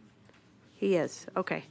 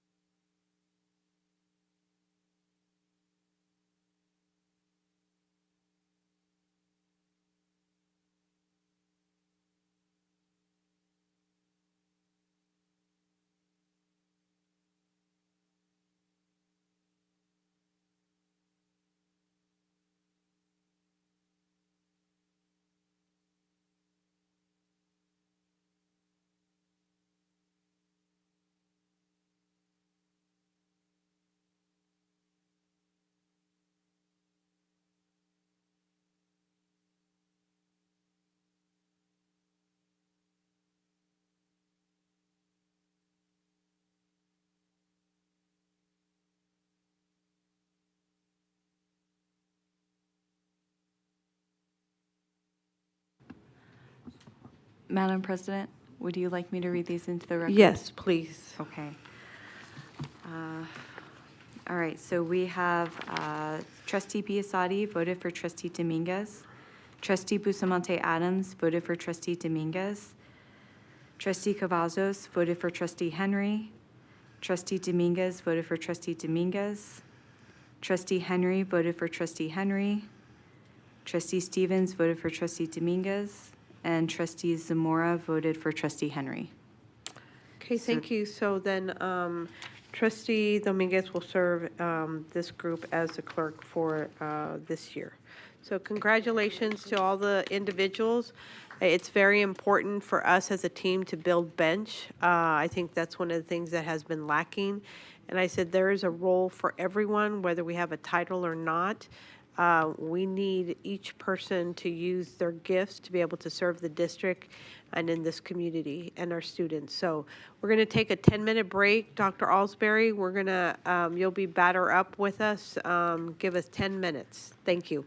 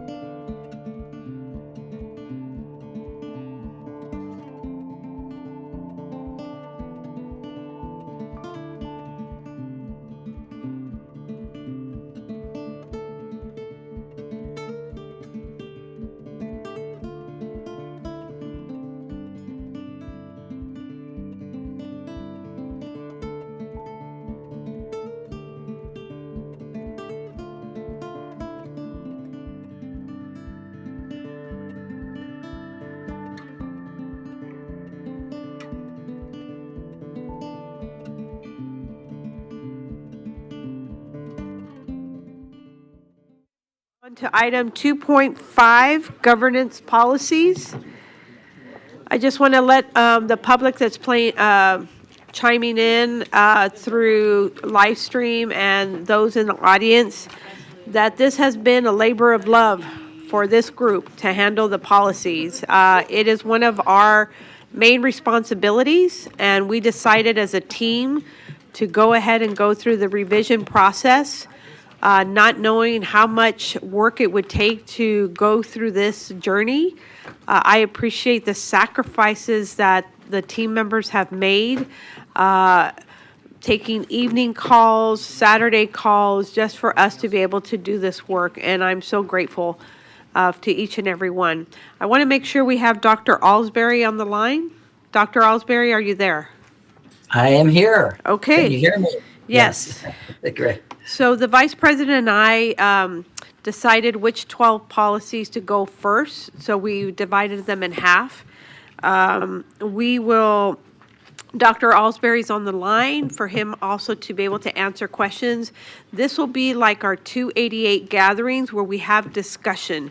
This is not the first time, trustees, that these policies will come before us. We have 2 other times, and I will have our board liaison be able to highlight an overview for the audience of the process that we've gone through. And so I don't want us to get caught in the weeds like with wordsmithing. That there's a process for that to be able to notify Caitlin. If you do find a punctuation mark that needs to be there or a sentence that needs some grammar or wordsmithing, our goal is to be able to give Mr. Caruso and Ms. Taylor direction on if something should be revised. So I will demonstrate the first one after I give it to Mr. Caruso to give a high-level overview of our journey so far. Mr. Caruso. Good evening, Madam President, members of the board, Superintendent Ebert, Joe Caruso for the record.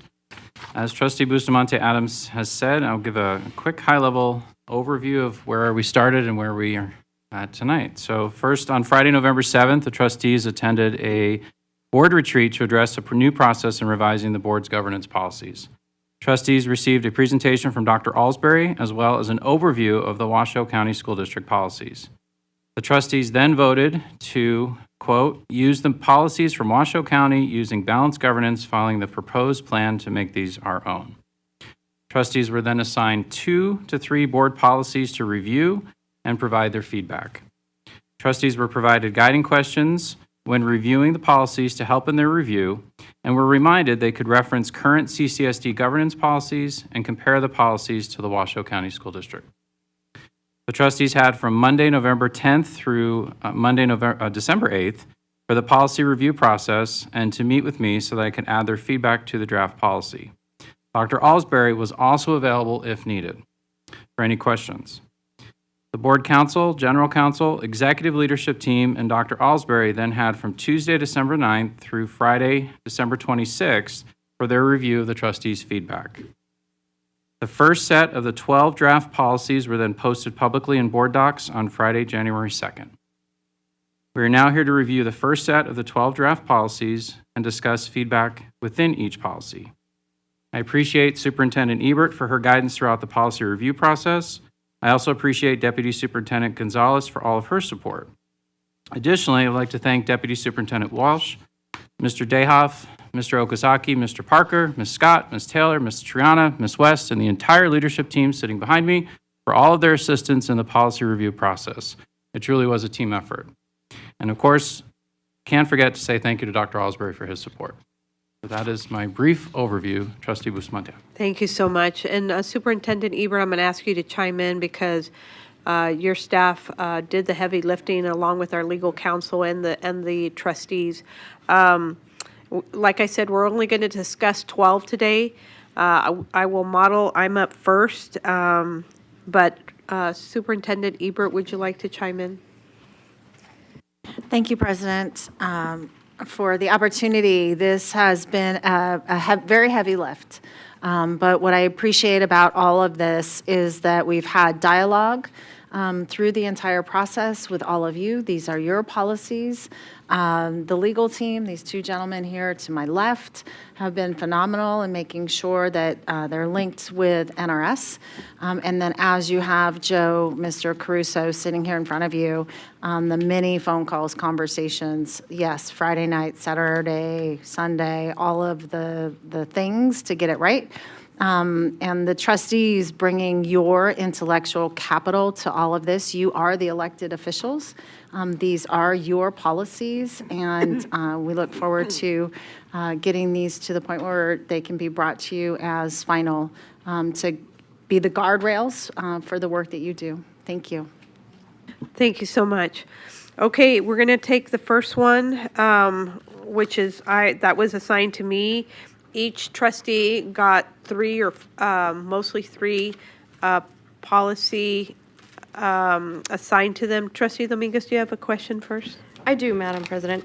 So just on our process right here, right now, we're going to go through each one, and then are we going to individually go through public comment on each one?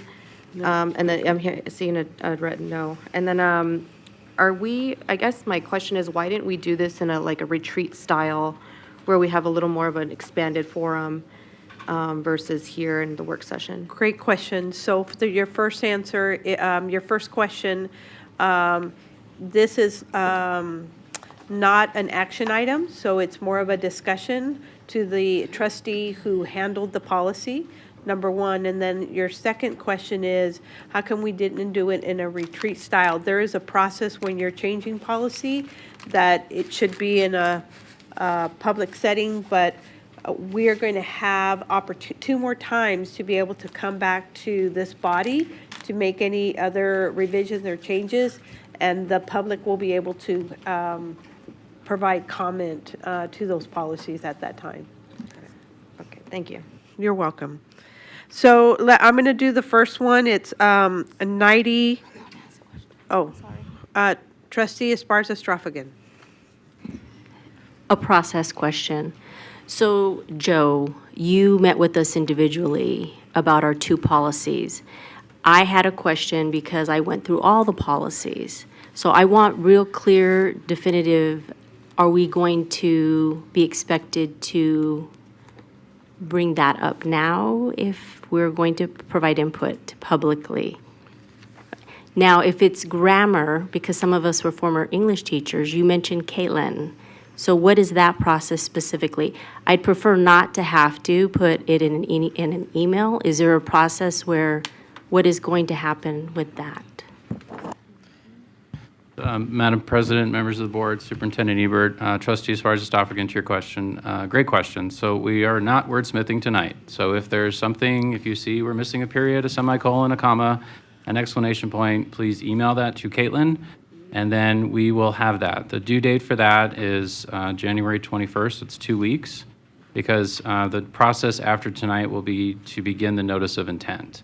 And one of the requests that we have is that once the board says tonight, okay, we've gone through these 12, the board office will sit down, and Caitlin and Lisa are going to be taking copious notes, and we will sit down, the three of us, go through the notes from tonight, and then they will begin the notice of intent process. So it'll be, they're not considered substantive changes, so we'll go ahead and make those, and then it'll be seen on the notice of intent to come back. If you have questions on other policies, to your second point, I did confer with Mr. Parker, and he did clarify that because those were not assigned to you, now is the time to bring those questions up so we have it on the record. And that goes for all of us? Correct. So thank you for the clarification. Is it permissible if I made corrections on a document and uploaded that in an email to Caitlin? Madam President, members of the board, Superintendent Ebert, I'm going to defer to Mr. Parker, because my understanding we were to have it verbally out tonight so that we could take it from here, because the board wouldn't have a chance to see. Grammar. Grammar, yes, grammar, you could yeah. email that, but changes would have to be shared tonight. Thank you. Yeah. All right, and just for the public, this is big, this is huge for us. This is our first time as a team, and so I appreciate the questions, and so do not hesitate to make sure that we ask so that we have clarity. All questions are good questions. So I'm going to start with our governing model of Board of Trustees. It used to Washoe County School District policy, because that's who we borrowed these from, because we had originally started with Clark County and it just got really messy. Washoe County follows balanced governance, and so it was easier to start that process that way. So governing model of the Board of Trustees, any changes in black font was original text. In the blue font was CCSD recommendations, and that includes trustees, staff, board legal counsel, also our general counsel. That's all included in blue, and any red is from Dr. Alberry's recommendation. So what I did is I met with Dr. Alsbury. I also met with Joe to review these policy, my policy assigned, and also with legal counsel, and I asked questions. All the changes are incorporated there. This is our governing model, which we have decided as a team to follow the balanced governance in our board policies. And so I am going to stop there because that's going to be high level. If anybody has anything that, like our 288 gatherings, any discussions on changes that you think that should have been included that were left out, I did my due diligence, and you can see my response within the blue font as well. So I will stop there. High level, and any questions about our governing model for the Board of School of Trustees. Vice President Zamora. Thank you, Madam President. I just want to make a correction. The blue font is both the trustee and the CCSD staff recommendation. Yes. That's what I thought I said, but that's yes. And legal counsel, that's included in the CCSD staff and our board legal counsel as well. Any questions about the governing model? And this is like our 288 gatherings, right? This is for discussion. So Trustee Esparza-Straffigan. So, Board President, I want to make sure we're on 9050 policy. That is correct. Okay. On page 4 of 5, Mr. Caruso, knowing that we are using Washoe's, basically their governance policies, can you give or maybe legal counsel needs to weigh in, why was the legal requirements and associated documents stricken from this portion? Yep, our legal counsel can chime in. Good evening, I guess. Teddy Parker, Board Counsel. The decision was made, and this was a collaborative effort, but the decision was made to remove the legal requirements and associated documents because statutes change, chapters change in the NRS, the governance provisions may change. Instead of us having to update this part of it every time a change is made, it's better just to remove it. Mr. Parker, I thank you for that clarification. I know that there's going to be a supplemental handbook to these policies. Will there be consideration to have maybe them placed there, just as so that they're not, I just don't want to lose anything that we should be really providing oversight over. I'm not sure there will be. We've, where there are legal citations or governance references, we believe those, they're minimal, but we don't believe those will change. For example, 241. There's still references to 241 and 288, but we don't reference every provision. So that's why. Okay, thank you. Trustee Stevens. I just had a question for clarification. On page 2, under section 2, it says that the board, as the functional governing body of the district, is responsible for ensuring that legal responsibilities are met while simultaneously supporting the system-wide pursuit of educational excellence. So what I'm asking for clarification on is legal responsibilities. because it clarifies a little bit more down in section D, where it says strives to ensure the district fulfills its legal responsibility under applicable federal and state law. Is that what it's referring to? I only ask because, I would never want somebody to come back and say that something happened that, the board doesn't necessarily oversee, because Jono and his team are not our employee, right? So we have some oversight in that, but that's not, you see what I'm saying? So I'm just wondering if for clarification purposes, when it says for ensuring that legal responsibilities are met, is it referring to what you're talking about in section D? Or is that like for the district? Thank you. Okazaki. Thank you, John Okazaki, General Counsel. So I believe that reference is to reflect the NRS that puts some things on the board. So it says the board must do this, the board must do that. We are all aware of all of those requirements. My staff and everything will make sure that we are complying with all laws. But I think it's just the idea that the board is responsible for certain things, and legally so, like through the NRS. So I think it's just that reference. As far as how it actually works, and this is kind of related to as far as Astrofagian's question, in regard to legal requirements, my office is responsible for ensuring that we're complying with all laws. Those references at the bottom, at the end of these things, do not help us do that. We do that independently. So my concern with having those references at the bottom of these policies is like what Mr. Parker said. Those citations change all the time. It's citing to policies and statutes that will change regularly.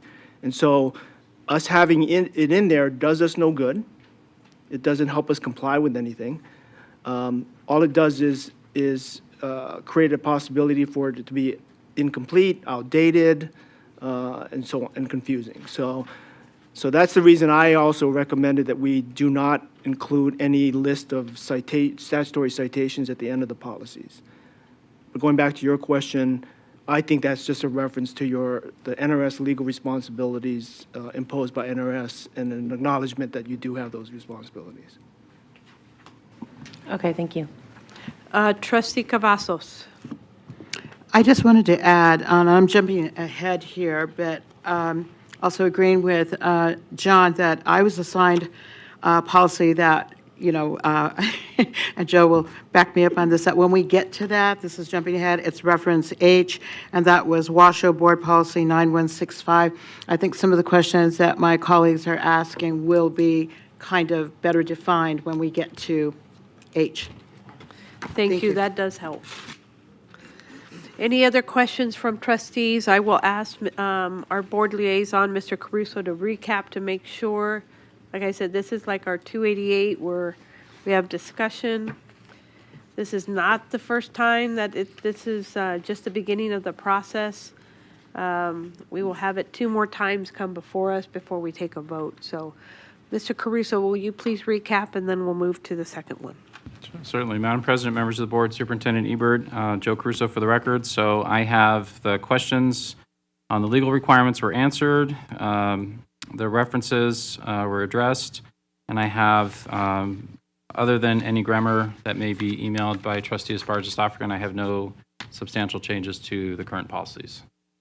Okay, thank you. Next is Trustee Zamora.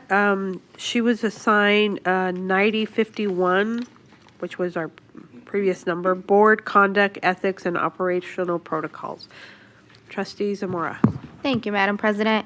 So I asked for us to include this specific policy for us to work session together. This one, in my vice president role, we had to reference a lot. This policy for our governance policy was our best friend for most of the year.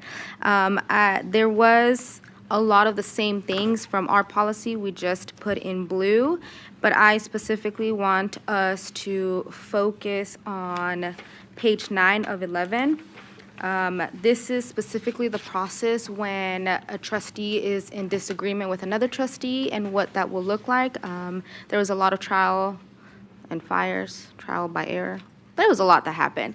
And we didn't have words in place that we can hold ourselves accountable on how to proceed in some situations. So that for me was the biggest reason I wanted to bring it up for all of us to review, which is it's under J, but it is section 6. So if I had some recommendations to add in there, especially timelines, more than anything, and then that was it. That was the biggest thing I wanted to mention. Thank you, Trustee Zamora. Any questions and discussions from the trustees?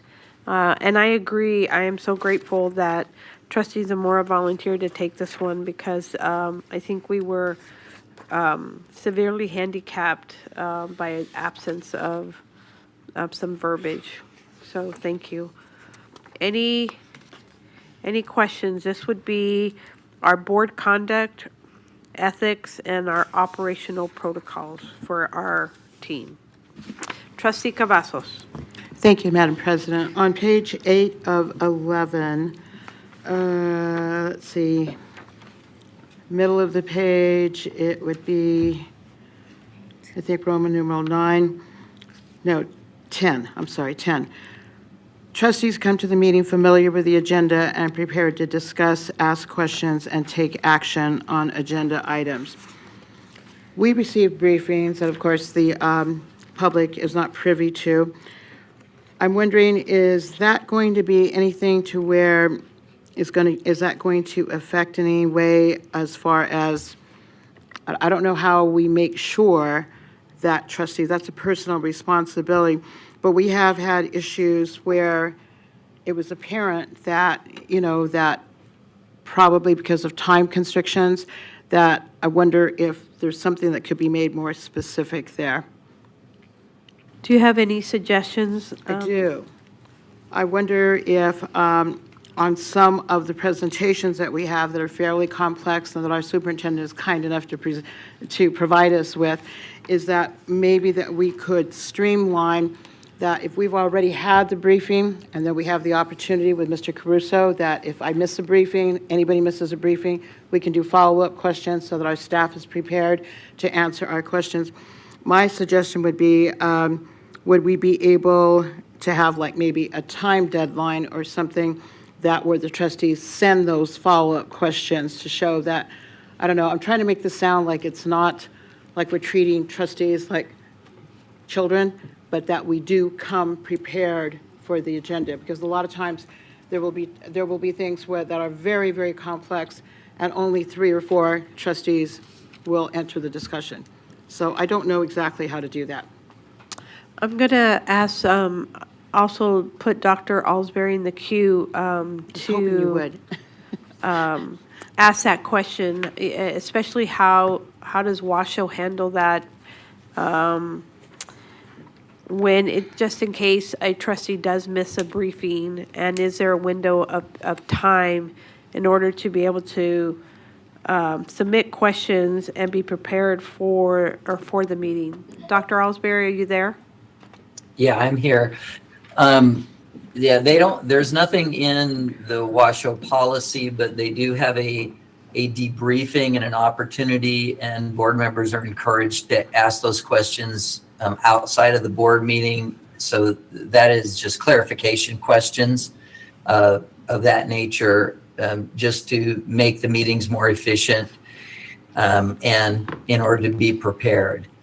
Other than that, one note here is that in the board's self-evaluation, those come from these items. And so you are evaluating yourselves and each other on whether you are prepared to this point, item 10.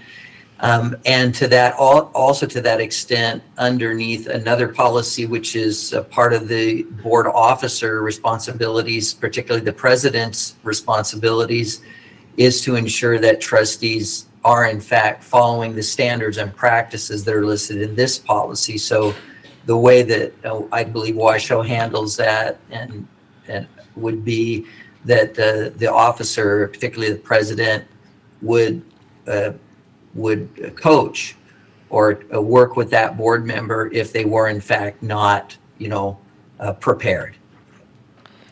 Okay, thank you. Trustee Cavazos. I think that helps a lot, Dr. Ellsbury, and thank you, Madam President, for allowing that question. And I did like the idea of the debriefing outside of, the reason I brought up the time deadline is because we realize how hard our staff works to do those briefings with us and to have us prepared. And sometimes we have those very, very last-minute questions, and we end up sometimes with a presentation that should maybe take 15, 20 minutes and the questions, but we have a lot of questions that end up being asked that the staff have to then go over again that have already been covered. So I'm looking at being more efficient and absolutely love what Dr. Ellsbury said about streamlining our meetings, making them more time efficient. Thank you. Thank you. I know, and that's a process that we have evolved in, definitely. Thank you for that question. Trustee Johnson. Yeah, quick question on, in section 5 in the blue text, it talks about the criminal arrest. To whom is that reported? Is that, so if I'm arrested, to whom do I report my arrest? And I hope not to be arrested, but I just wanted to make sure. So hold on. So trustees shall report criminal arrest charges and convictions that occur anytime during the trustee's tenure. So if they do get charged, I don't know who that goes to, legal counsel.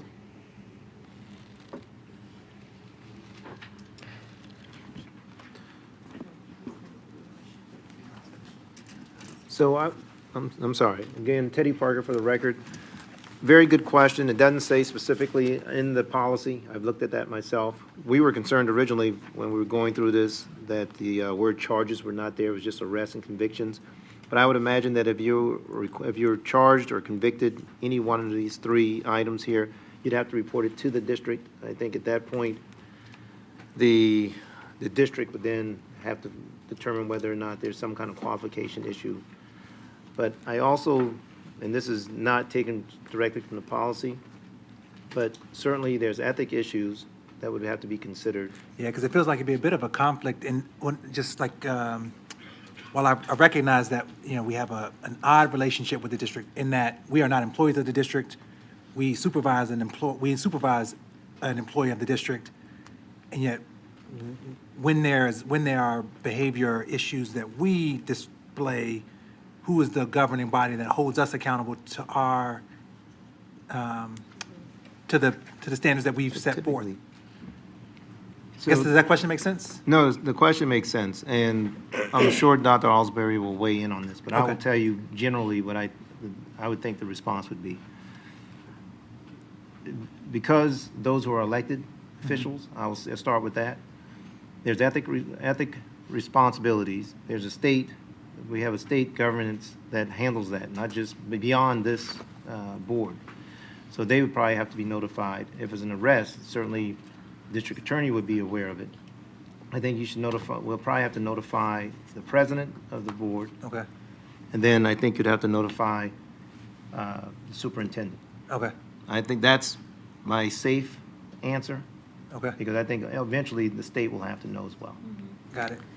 And Dr. Alsbury, I'm going to call a friend, but before I do that, I'm going to call on you, but I'm going to ask the general counsel to weigh in, Mr. Okazaki.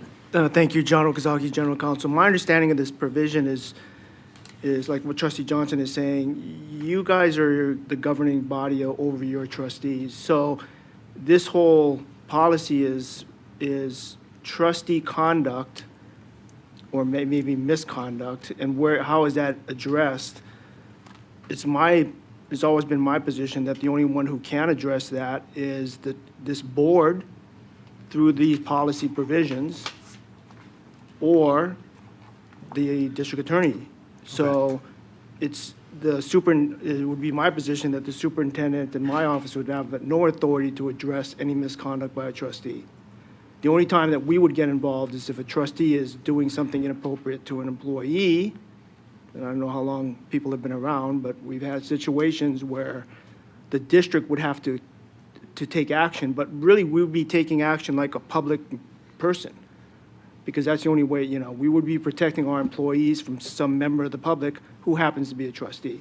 And so what I'm saying really is, I believe that this policy is intended to, for any type of misconduct or any type of concern, and there's a provision here for arrest, charges, convictions being a concern to the board, that one of their members is engaged in this type of stuff, I think it gets reported to the board, including, so the president and general and board counsel, and then it's addressed through the internal procedures that we just went over. Okay. Right? It would just be helpful, because I thought initially, especially as Mr. Parker was describing, I was like, well, maybe the Secretary of State has to get involved in this. You know, I think they think through like elections and they ratify elected officials, and then the four appointed officials, we don't report to city councils, but we represent our city councils. And so I would also think that they might, but if it is going to then be held internally where the president and elected officers hold the responsibility to hold us to account, then I think we should just state it, whether it's, you know, an outside party, like, again, Secretary of State, city councils, whoever, or if it's going to be held internally where the board president plus elected officials then hold us to accord to the rules that are written. We should just make it known. And again, I hope nobody's ever arrested, but again, if we are doing this so that we can start fresh, we should just make it clear who's going to take responsibility for overseeing people's actions here. Yeah, so again, the way I understood it is, there's internal policy or procedures that you have in place for addressing trustee misconduct. And then that would kick in here. Got it. I don't see anything in any, I think this is silent in regard to any obligation to report it to other authorities. Okay, so. I mean, maybe. Thank you, and I'm going to ask Dr. Alsbury to weigh in. Dr. Alsbury, have you seen something different in Washoe County? What you've already heard from council is exactly what I've seen and how these things have been handled.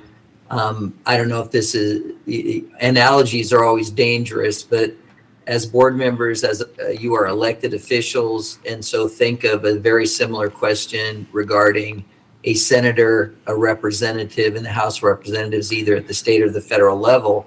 The answer is what you've heard from council. If there's misconduct amongst a senator or a representative, it's handled by the House of Representatives, by the leadership of the House of Representatives or the leadership of the Senate.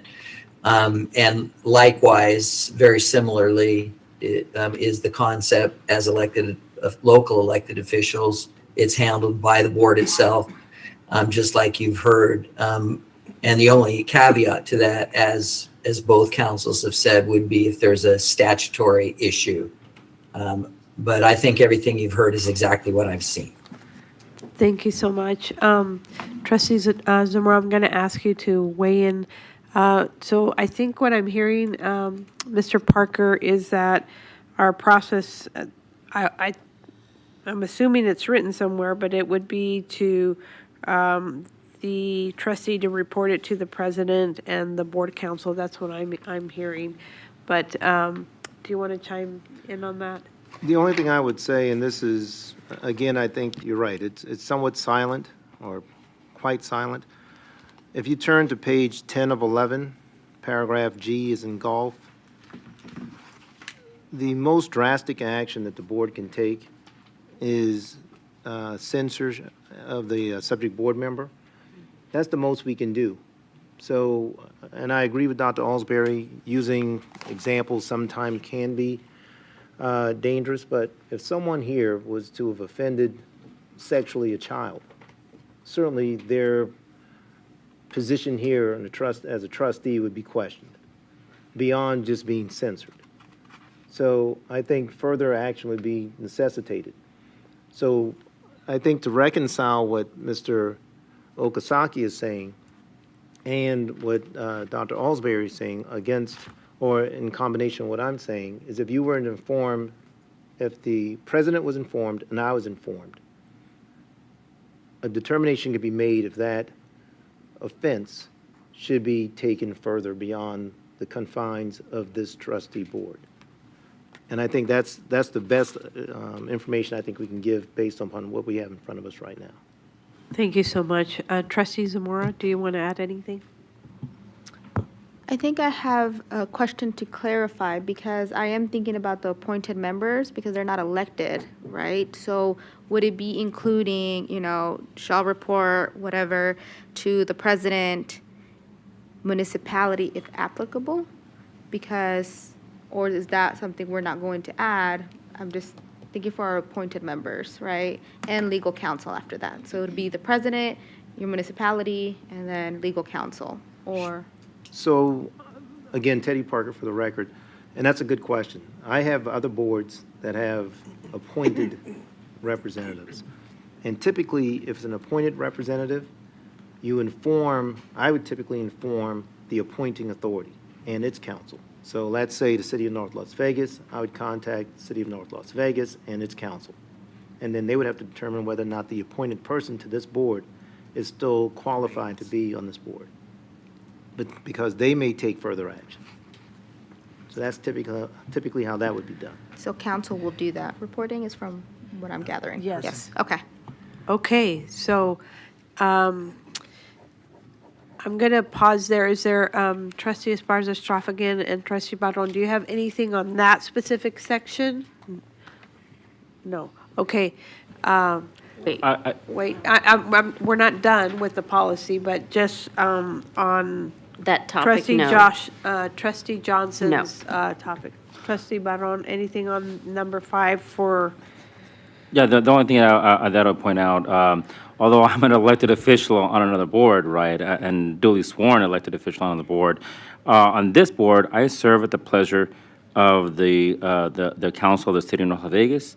And I don't think there's anything that prevents them to go ahead and pick either another colleague or someone entirely different to replace me.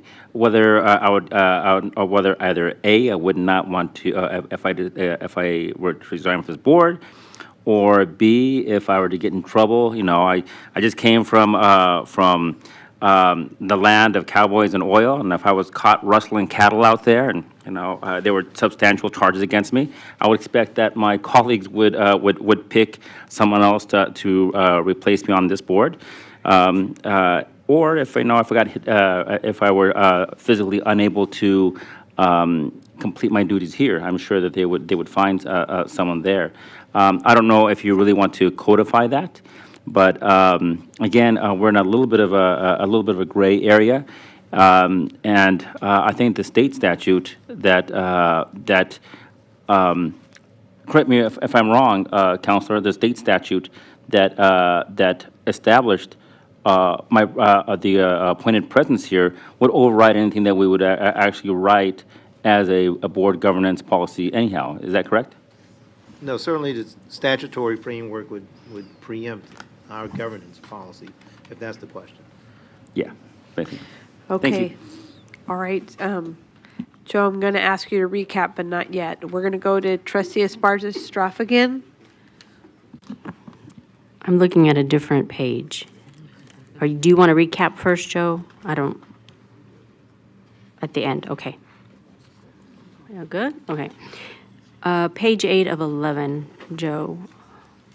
Section 8.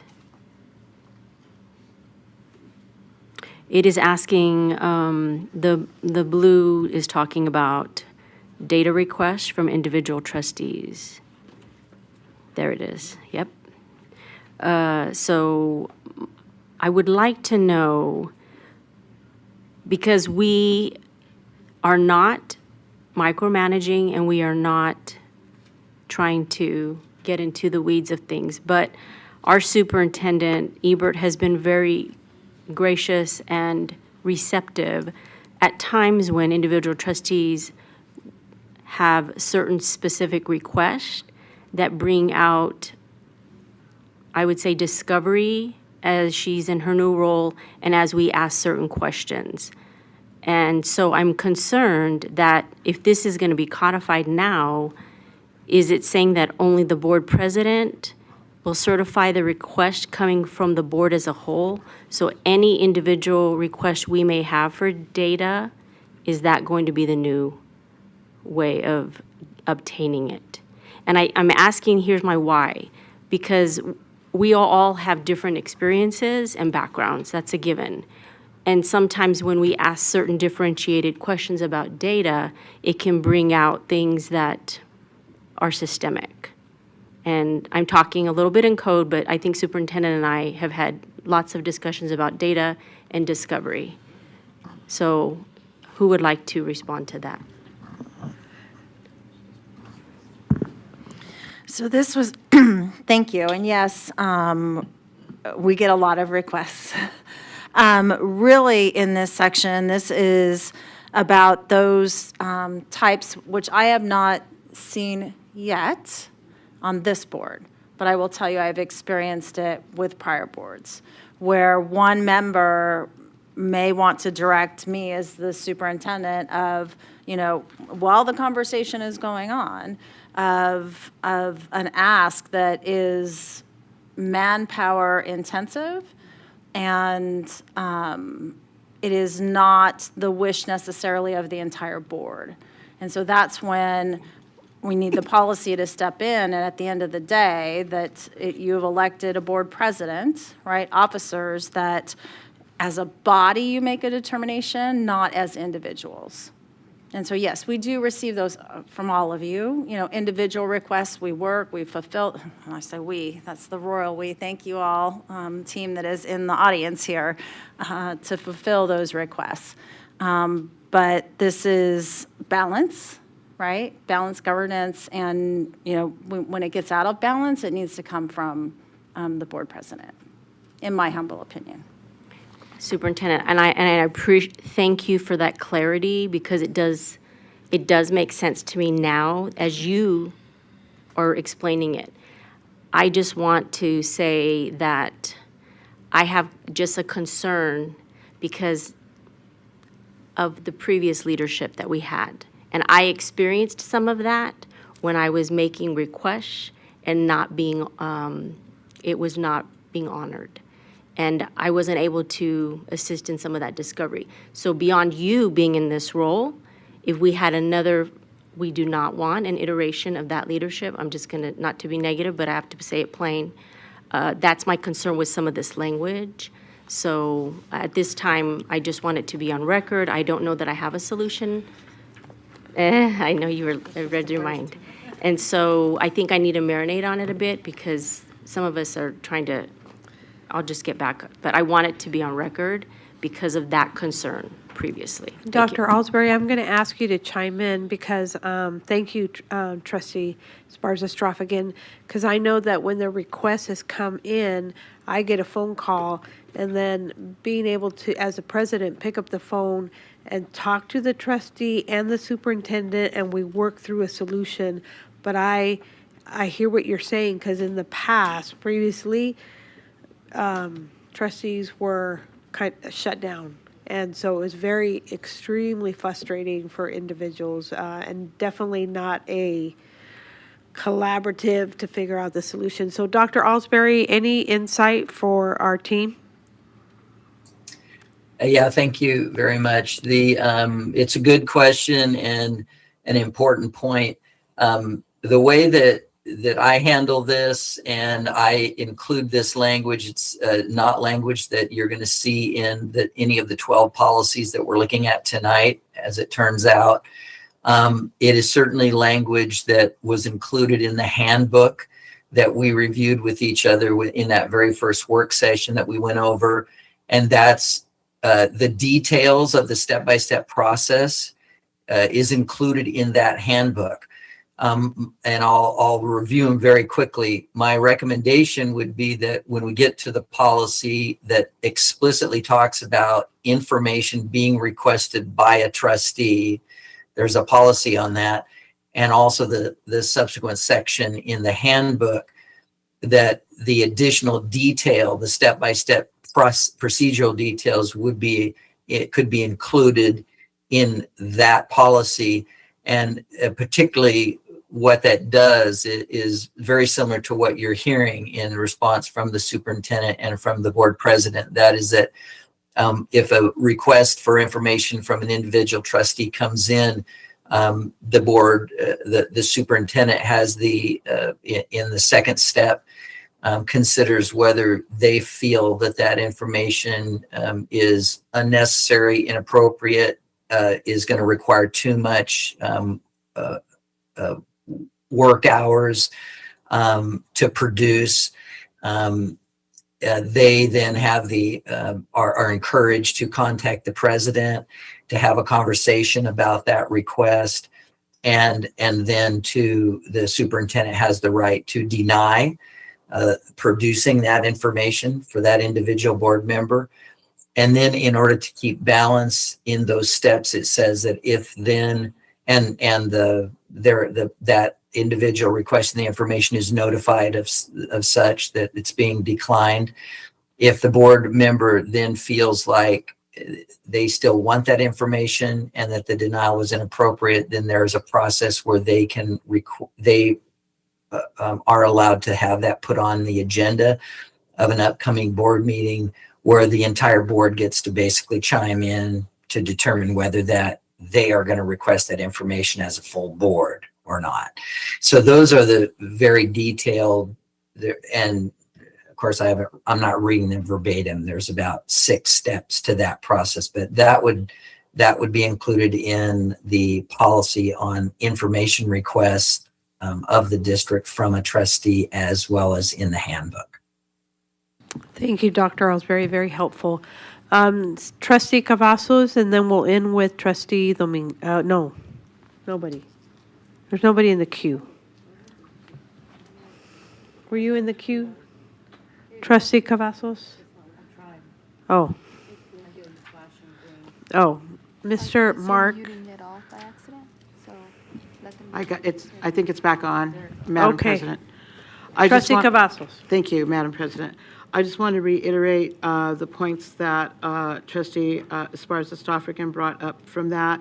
And I think that if we could just get the clarification, as our superintendent was giving us an example of why that was in there. But I just want to say that I had the same question, and that was the only other comment I had on that. If we could also get, a little bit more information on that. I believe she's going to marinate or ruminate or something ate on that. Okay, thank you. Thank you. Trustee Dominguez. Thank you. My question was on page 10. It's mentioned a few times, but on letter B, it's mentioned about a pledge, and I just wanted to clarify or get some clarity on what the pledge is. Is that the oath of office? Is that a different pledge? What is the pledge in reference to? Thank you for that question. Page 10. Yes, page 10, item B. Item B, at the top. C, and D, I think it says. Is it the oath of office, or is it a different pledge? Mr. Parker. Yeah, thank you. Teddy Parker again for the record. I think it just refers you back to the oath, which is the purpose on page 1. If you go to page 1 in the purpose, it says the fulfilling the responsibilities that set forth in the oath of office. So I think it's the oath that you're taking. So it's not a separate code of conduct pledge? I don't believe so. Just to clarify. Unless Dr. Ellsbury has something else that he believes that's referring to, but I think that's what it's referring to. Okay. I know we had discussions about a pledge. That's why I wanted to clarify that. Thank you. Dr. Ellsbury, did you interpret that any differently? Page 10, item B. Yeah, in the policies as a whole, there is an oath of office, and the distinction here that I want to make is that there's a state oath of office. It's a very brief paragraph that is a statutory oath. In the handbook and in I make a recommendation that the board adopt a more extensive oath of office or a pledge that includes the board members committing to follow, for example, the procedures and protocols in their policies, in their handbook, et cetera. So there is a more extensive thing. And in the case of many districts, including, I believe, Washoe, that pledge to follow the written policies, the governing policy of the board, which would include their governing model of balanced governance, is signed by each of the trustees, just to solidify their commitment.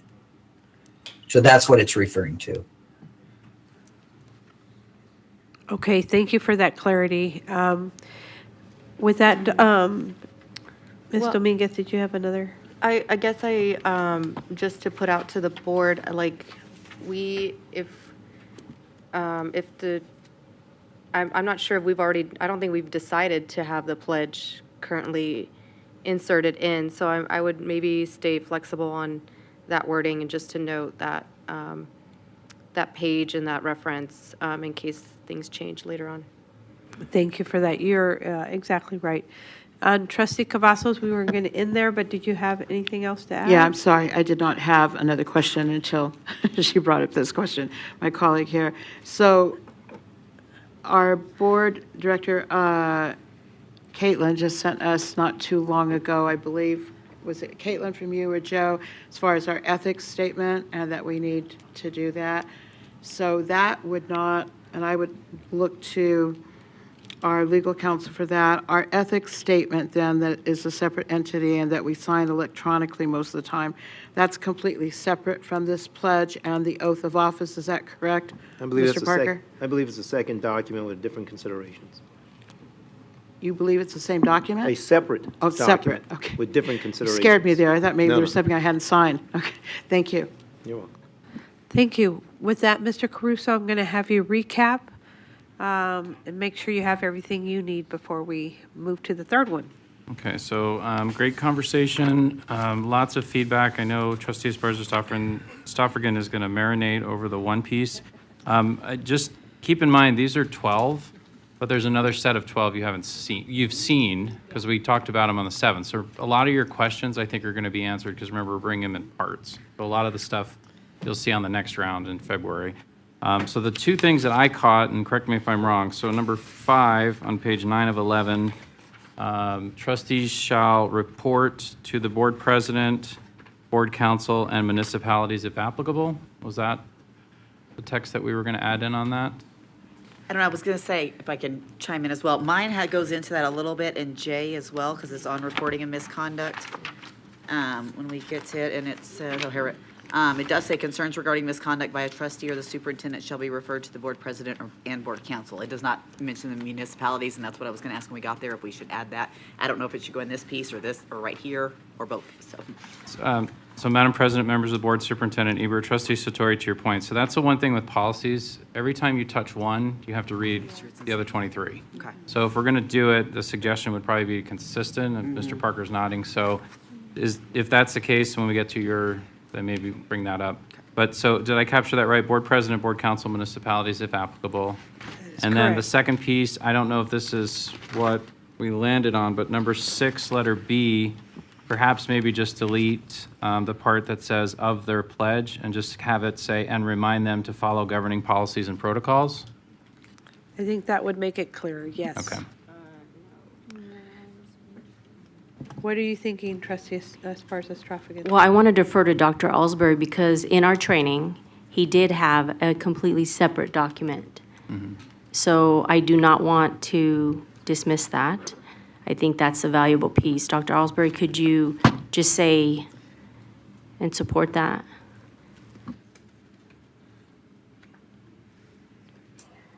Yes, I'm gonna, when it comes to the time where we have that discussion, I'm gonna make a recommendation that you have an additional pledge or a set of commitments that the board commits to, and particularly to following the written policies and the policy model that you've all committed to. I'm going to make that recommendation that you include that in your handbook and make that clear to incoming board members that those are the expectations. And I'm under the same accord, Trustee Esparza-Stoffergen. that it would be included in the handbook. So the recommendation, Mr. Caruso, that you said to take out the word pledge does not mean that we're not going to include it in the handbook. But, so, I'm not sure about the semantics. I want to make sure I'm not dismissing what you're saying, trustee. Madam President, members of the board, Superintendent Ebert. So I guess I would turn to Mr. Parker. I'm just repeating what I heard, so I'm kind of hearing both sides. So it's entirely up to the board what direction they want to go and if they want to keep it in or not. I mean, I don't. We want, what I heard is that we want the pledge. We want the pledge. Now, how we state that, if we put it in this verbiage or just put it in the handbook, but we want the pledge. That, no, it's clear. That's what I heard. You didn't want the pledge, Trustee Dominguez? No? No, I did not. That's not what I took away. So great. Restate your statement. Thank you. I was just wondering where we were going, if the pledge was already kind of included, or we were kind of being interested in going in that direction, but I, as an individual, do not support the pledge. I think we've taken the oath of office. I think we also have to sign the oath for the state, and I think following within, the federal, state laws, I think that is subsist for our pledge or our oath to our office and our position as an elected official, and also as our appointees are held responsible to their city municipalities. So I think that subsides, but as an individual, I do not support an extra pledge. Got it. And Trustee, Vice President Zamora. Thank you, Madam President. Would it be then a place where instead of pledge, we're saying, and remind them of their oath of office to follow governing policies, because that's what we're referencing, and then the pledge would be separate? So the For those of solution- us who decide to vote on the Yes, yes. dependent, because we're thinking about the future, we're talking about a future word, right? And not knowing how we're doing this, but this, we know this is the oath of office we're referring to. Got it. I hear what you're saying. Trustee Esparza-Straffigan. And then I'll go to you, Superintendent. Then we're going to move on. So I think history matters, and we've had past trustees that did an oath of office and violated that. So I think that's important that we keep, and if you want it to be where, Dr. Alsbury, what is your advice? I'm going to lean on you to say why that might be something we should consider to maintain. Yeah, historically, I've seen the same thing, unfortunately, more than one time, where a board member, they give the oath of office, which is a commitment to the state and state statute. It's not a direct commitment to the policies of the district, and particularly the governing policies that the board has approved. And so then they came back later with the opinion that, I'm serving the state, I'm following the basic Nevada statutes that I'm required to as an elected board member, but I never made a commitment to follow, progressive response protocols that you guys just finished saying were so important that everybody agree that this is how we're going to follow through if we have issues with each other. I never committed to following balanced governance policies, so I have a right to micromanage as much as I want. And I've seen that happen. And so the recommendation that boards have come to in the handbook, it's under Appendix L, it's actually called the Code of Conduct. And it's nothing nefarious or scary. It's simply going back through many of the policy statements that are already in these policies that you're approving. And it's just put in a succinct fashion where it says, number one, I'll attend, that I commit to attending all the regularly scheduled board meetings and making sure that I'm prepared. I commit to following open public meeting law. I commit to following the written policies of how we govern and following those procedures and protocols. So again, it's nothing that, in my opinion, should be scary or off-putting to a board member. And what boards have reported is that it's just an additional commitment and agreement to everybody as a team, that we are committing to something over and above the basic statutory requirements, that we are committing to each other that we will follow these additional policies and guidelines together so we can work as a team. And it's been just a point where there can be agreement to that. So that's my experience. Thank you. Superintendent Ebert, did you want to chime in? Yeah, thank you. So that we're not here until 1 a.m. On these types of items, I know Joe had mentioned that he heard a deletion. I did not hear that. That was just Joe's. What I did hear is exactly what played out on the dais, was that some trustees were saying, wait, I'm not going to commit to anything until I know what you want me to commit to. Others said, well, we still need to discuss it. So I'm going to put this one in the marinate bucket because, again, it fits in this one word fits in a much larger picture that we're going to be discussing not only with these 12 tonight, but the other 12 and your handbook. So it's a marinating in our mind. It's not, because when we bring these back, we'll have had those discussions and move forward. Awesome. Thank you. So we are going to move on to our next one, which is, Trustee Cavazos, did you want to? I just wanted to clarify here what Superintendent was saying. We're going to marinate on this. So the wording, the pledge, the word pledge, that was in Washoe's policy? Okay. And we are using Washoe's policy as the foundation for revising our policies because they're already under balanced governance. Is that correct? Correct. So it seems to me, and it's fine, I'll marinate as long as anybody wants to marinate, but it seems to me that we're going to need to have some consistency here, that if we're going to use Washoe as our foundation, and then with our input, and then moving from step to step, and not being here till 1 o'clock in the morning, I think we need to realize that we made a commitment at that workshop, even though it wasn't unanimous, we made a commitment that we were going to use those policies as our foundation. So this one, to me, would be a really big one. I would want to leave that word in there. It is separate from, it is separate from the other entities. So just wanted to put that, I want to put that on the record. Yep, we're going to marinate on it. We're not, gonna this is not our marinate. this is not our first round. So now we're going to, Trustee Zamora, move on to 9052. Thank you, Madam President. You all can see the edits. I don't want to add more time to it, so. Thank you. Any discussion, like a 288 gathering discussion? This has to do with communication protocol for the Board of Trustees.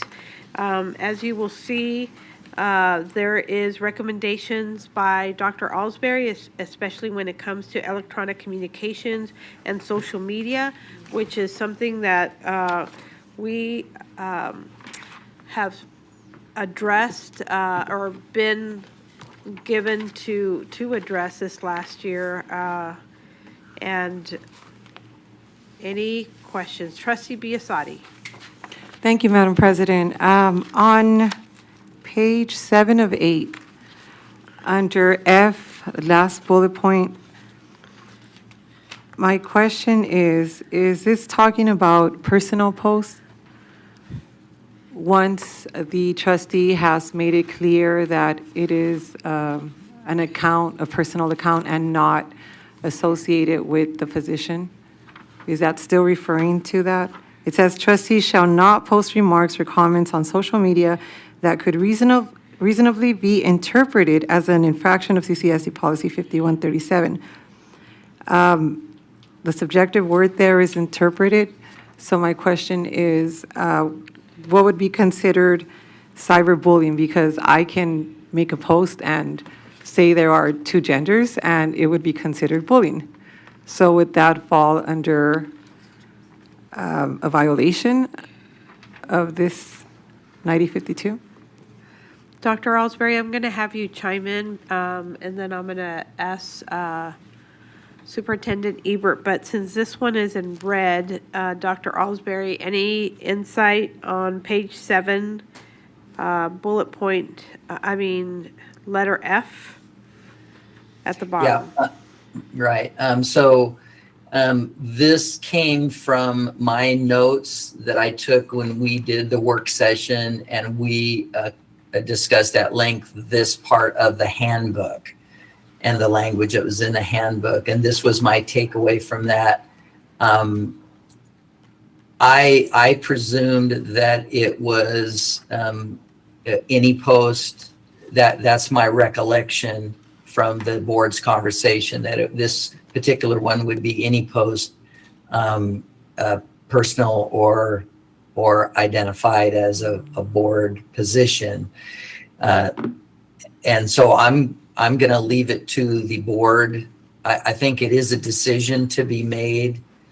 I think the point's well taken that there's the ability to broadly interpret what somebody feels is bullying, that somebody else might not feel.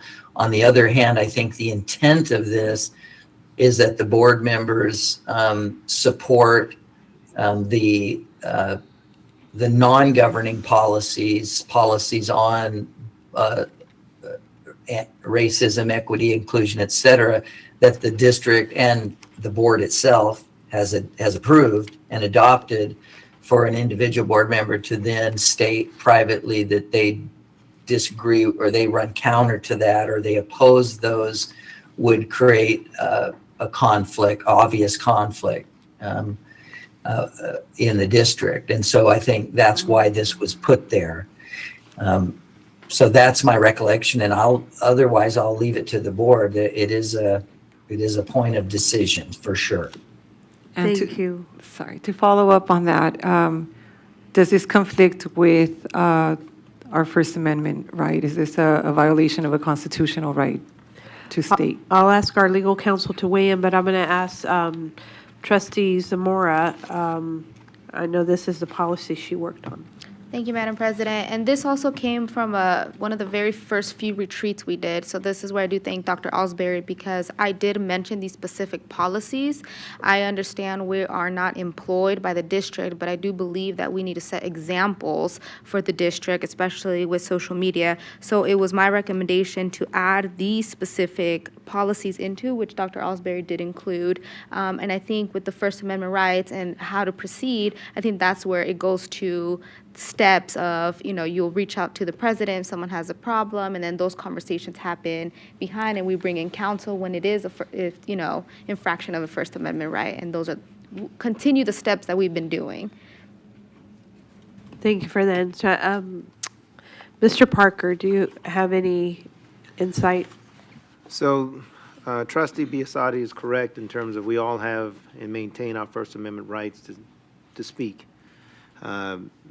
Via, orally or through electronic social media formats. You can take a pledge, you can take an oath, whatever you want to call it, since we're marinating on that issue of pledging and taking oaths, on this subject. Yeah, whatever bucket that happens to be in. But there's not much, even through the progressive discipline that we have already outlined and discussed before, that the board can do to any particular trustee for expressing themselves. So although you can take the oath and promise not to do it, the most we could do is censure you. That's it. So I can understand how this is somewhat vague, reasonably interpreted as. It is vague. Certainly, I think if we were in front of a federal judge, the federal judge may say this is something too nebulous to really enforce as well. So I think in the spirit of all of us working together, you take your pledge, you take your oath, and you try not to violate these provisions. But that's all we can do. So the board's going to have to make its own decision. I mean, there's not going to be one made today on whether or not this is not clear enough. The language is not clear enough to say what you're restricted from doing. I don't think that issue will be solved tonight. Thank you. We're going to put that in the marinade bucket. Anything else, Trustee Biasotti? Anything else on this one? Because we're, Trustee Dominguez. Thank you, Madam And President. Trustee Cavazos. I will try to be brief. Essentially from page 6, 7, a little bit of 8.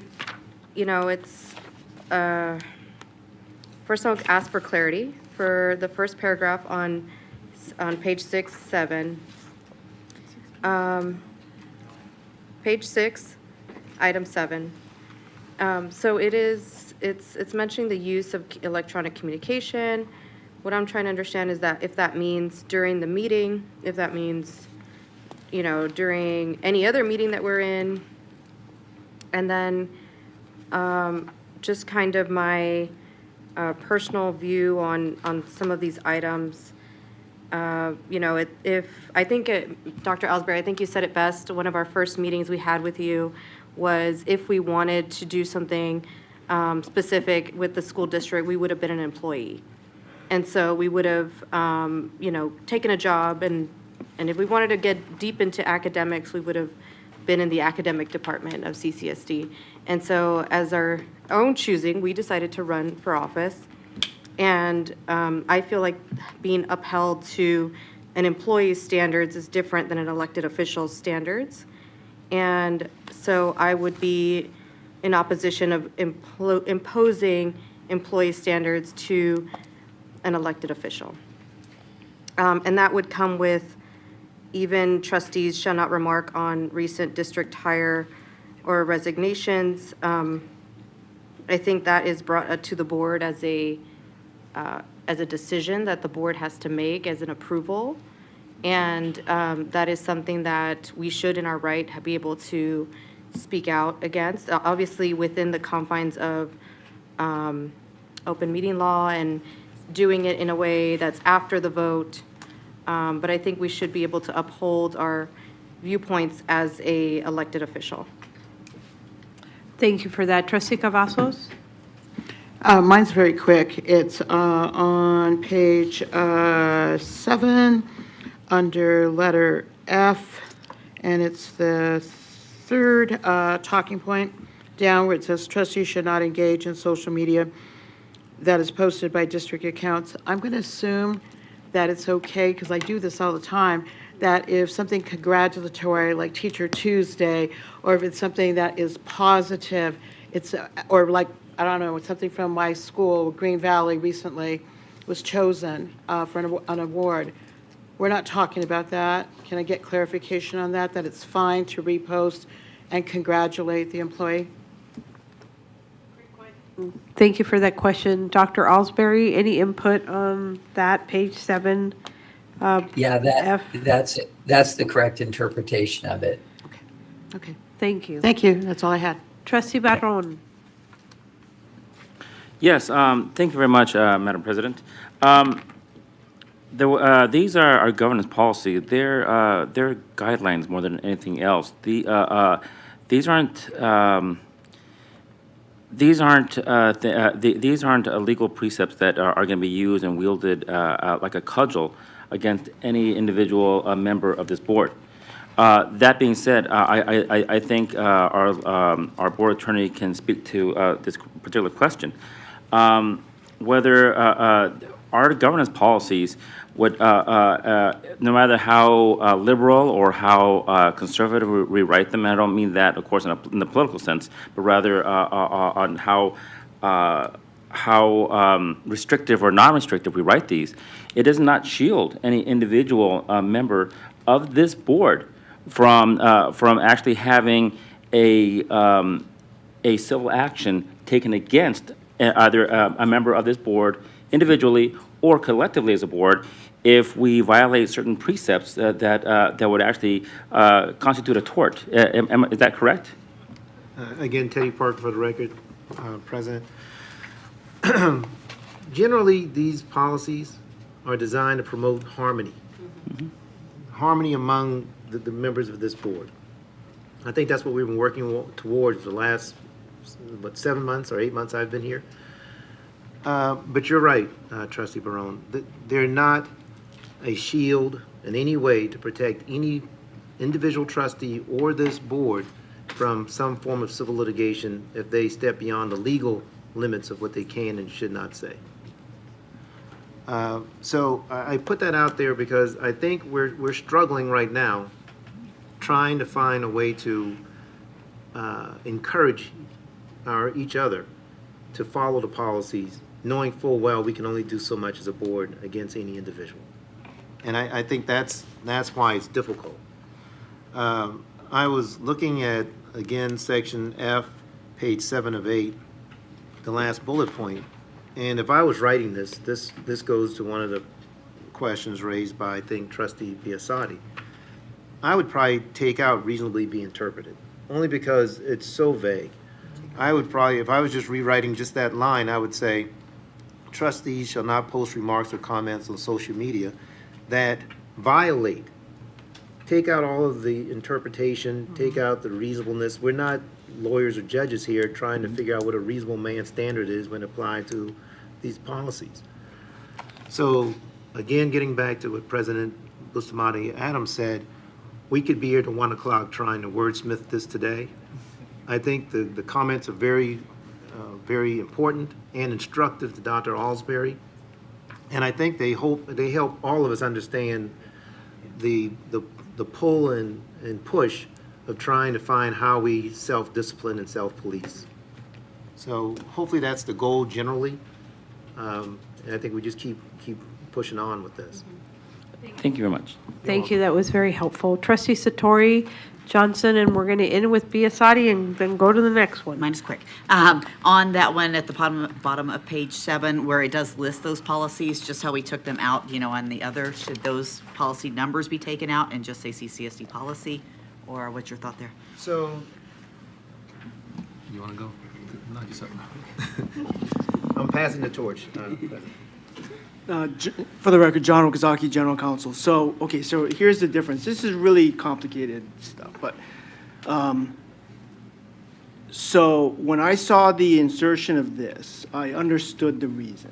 Because we have members of the public who argue that some trustees' social media posts constitute violations of district policy.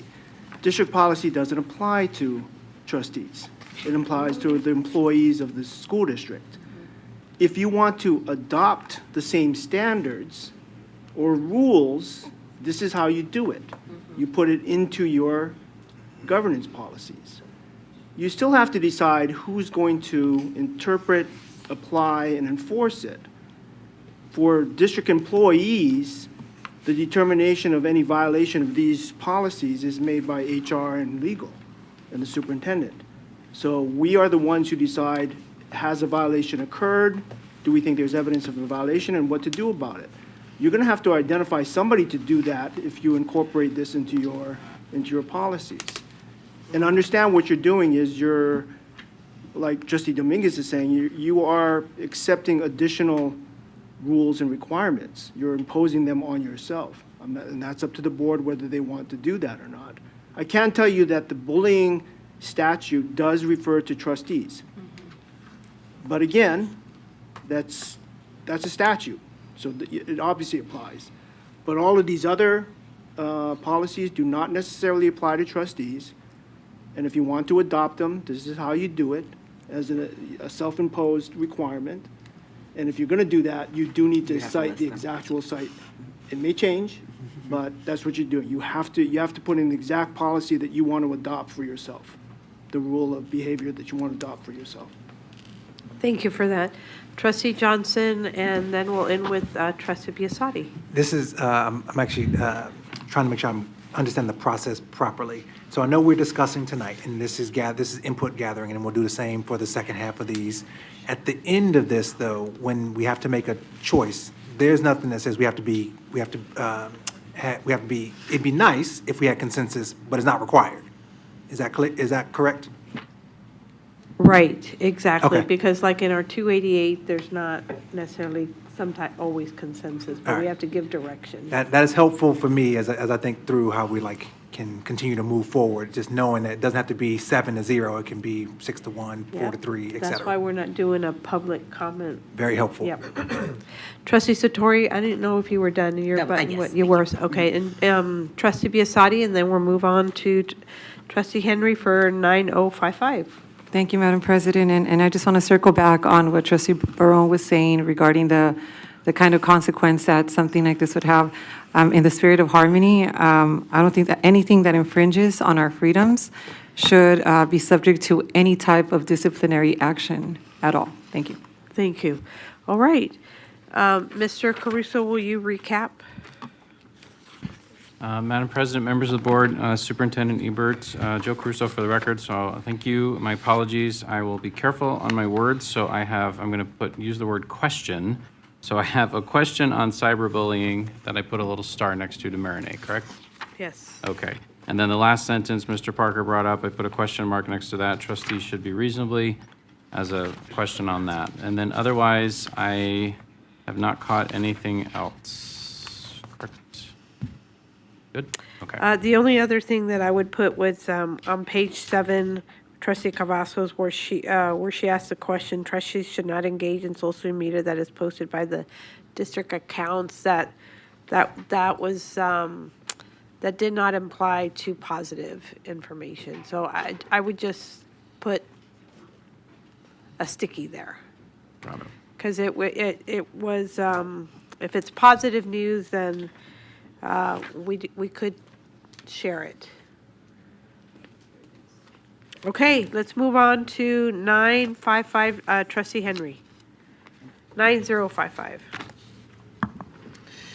Thank you very much. This all is pretty straightforward. The only thing that I would like to add is on page 1. Okay, page 1, number 1, in B1. The president has the option of delegating the chairing of the board meeting to the board vice president in the event that they are unable to attend the board meeting in person and can only attend virtually.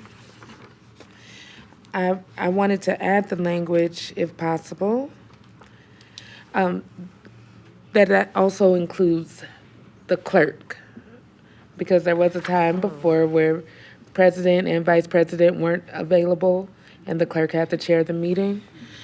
And what's that? Am I on the wrong one? Oh. Anyways, keep going. That's okay. Okay, so it looked like it's spelled out somewhere else, but I think it should be listed right there in the beginning. Okay, thank you for that. Any other questions for, on this policy?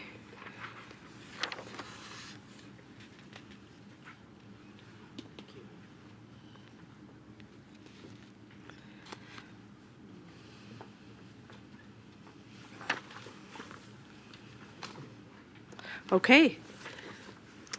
What did you hear, Mr. Caruso? It's a loaded question. Madam President, members of the board, Superintendent Ebert, so duties of the clerk, 3C, page 4 of 11, I think that's what you're talking about. In the Yes. absence of a clerk, when necessary, the duties of the clerk may be reassigned by the president of the board.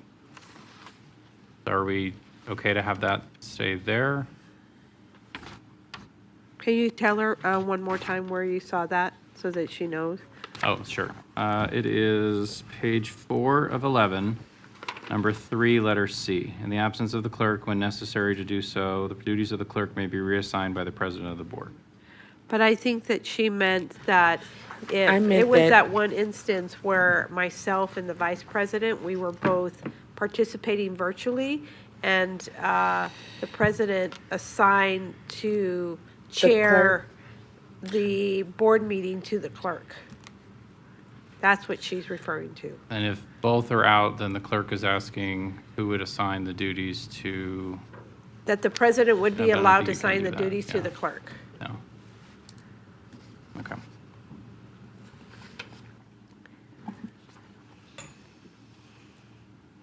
Okay, I'll just add that. Mr. Caruso, do you want me to read it back? I'm not sure if. Sure. Okay, so that, what I heard Trustee Henry say is on page 1, that the president has the option of delegating the chairing of the board meeting to the board vice president and/or the clerk in the event that they are unable to attend the board meeting. That's what I'm hearing.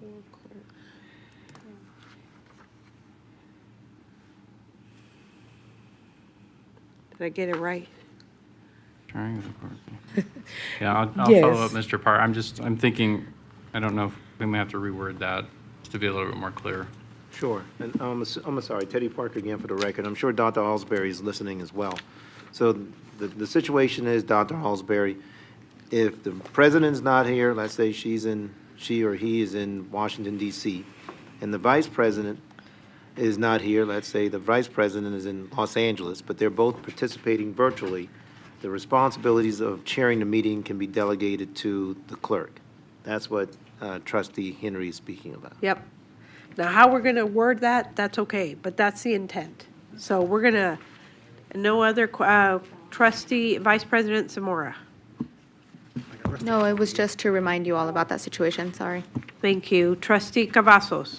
Yes, just real quick, on page 5 of 11, Roman numeral 5, where you go down to almost the end of the blue directive here, that communication that trustees wish to send to staff is communicated from the trustees to the superintendent, who then decides if, how, and when to forward to CCSD staff. I just wanted to clarify that that is inclusive of how the trustees normally send requests to our board liaison, who then copies it or communicates it, because he's also wearing the hat of the special assistant to the superintendent. So I just want to make sure that that is clear when we get to the final product, because that basically is what we do right now.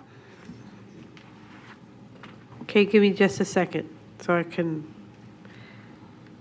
make sure I heard what you said.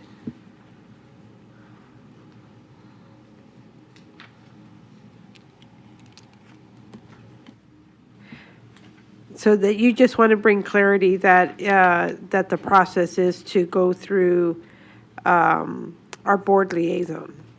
Is that what I'm hearing? I just wanted to make sure that we are not changing the existing current practice that we do, because obviously sometimes we will reach out directly to the superintendent, but primarily our protocol is to go through our board liaison, who then communicates to the superintendent. So I just want to make sure that this is not changing that. I don't necessarily say that we need to change any of this wording. I just want to make sure Okay. that that is inclusive of what our current practice is. Okay, thank you so much for that. Trustee Barron and then Trustee Biasotti. On page 9 of 11, when it comes to the nomination and voting it just happened today, I'm wondering, what's the reason for the paper ballots being like signed in secrecy and then turned over to Caitlin, who then reads the votes anyhow? I mean, I could be missing something. I don't know. Why isn't it just the electronic vote if we're going to be doing Great transparency? question. We were having that conversation as it was happening, and the only thing that I can think of is Surprise. there was drama? a saying that we didn't have computers at the time when we established that, but that might not be the right answer. The other thought was I mean, I could go ahead and give the, yeah, I know. while we're doing that. But I think that when there are 3 nominations, then do we take them one by one, or is the ballots seem to be a better option? I don't know, but I'm just speculating. When we have 3 nominees for the same position, that's what I was thinking. Because we were asking the same question. I was like, why do we do it by paper again? I don't know. That was my only thought. Mr. Caruso might be here longer than to remember why we do it that way. Madam President, members of the board, Superintendent Ebert, so actually Mr. Parker, Mr. Okazaki, and I were talking about that in the back, and I said to them both, ironically, tonight's the night to have that conversation because it's on the policy. So I think it was a follow-up question that Mr. Parker said he wanted to have a deeper dive into. So that may be a thing to what's the word, marinate? We will And then come marinate back. on that. Yes. Okay. Okay. Because I think that was, and just to, on the president, vice president thing, and now I understand my question, and I didn't say it correctly, but I think part of the concern that we had when that issue came up when both president, vice president were out and the clerk I think we have to, there's language further in the policy that we'll have to go in and just make sure that we're consistent throughout. So I'll work Okay. with Mr. Parker on that. Thank you. Trustee Biassadi? Thank you, Madam President. We're still on policy 9110, right? We are on 9055. 9055. So we passed 9110? Or we haven't gotten there? Lost track. Okay, I will hold off. Okay, thank you. Okay, Mr. Caruso, if you could recap? And Madam President, members of the board, Superintendent Ebert, Joe Caruso for the record. So I have a note here to touch base with Mr. Parker regarding bottom page 1, number 1, letter B, subsection 1, to add in the clerk and then to make sure it's consistent if the vice president's out, et cetera. And then the other piece is to work on page 9 of 11, underneath voting number 2 on candidates shall be voted using blind paper electronic ballots, and then giving more clarification as to and updating the language on that. Good. And then I just had page 5 of 11 that Trustee Cavazos, that our existing protocol is to go through the board liaison.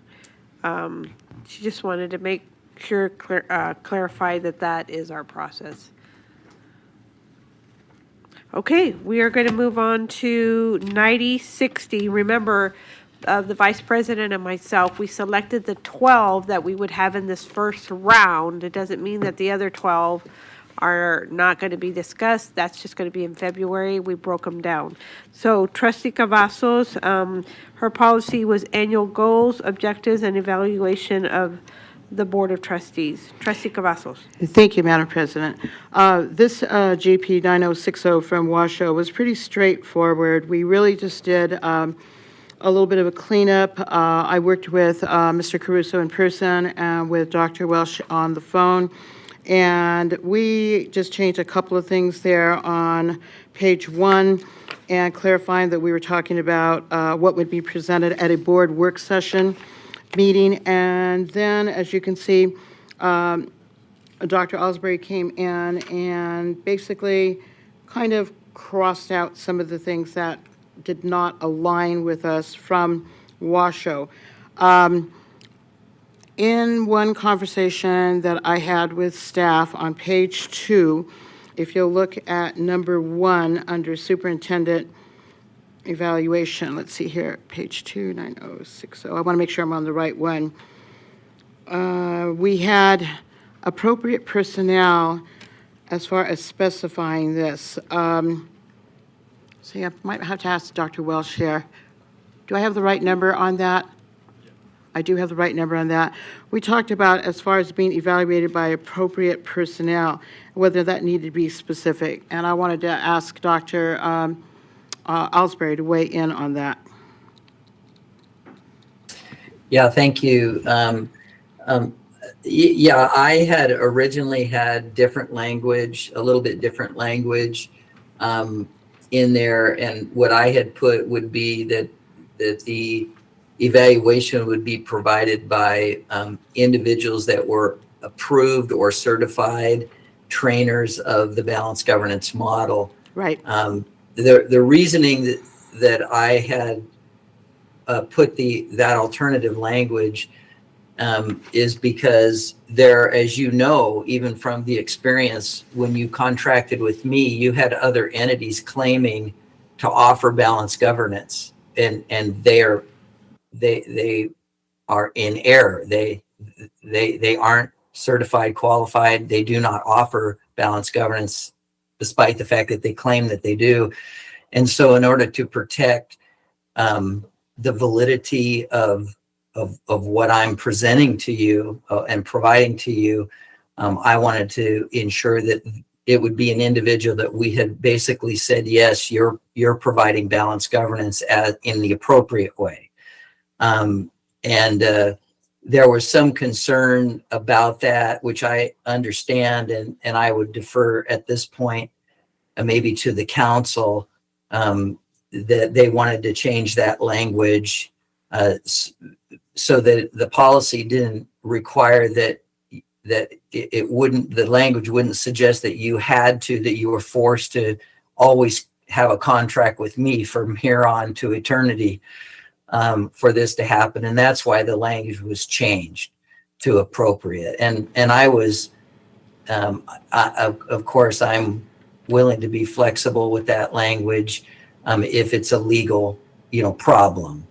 But it was my intent that we want to be sure that it's somebody who's officially been trained in and approved to present real balanced governance and not some false replication of it.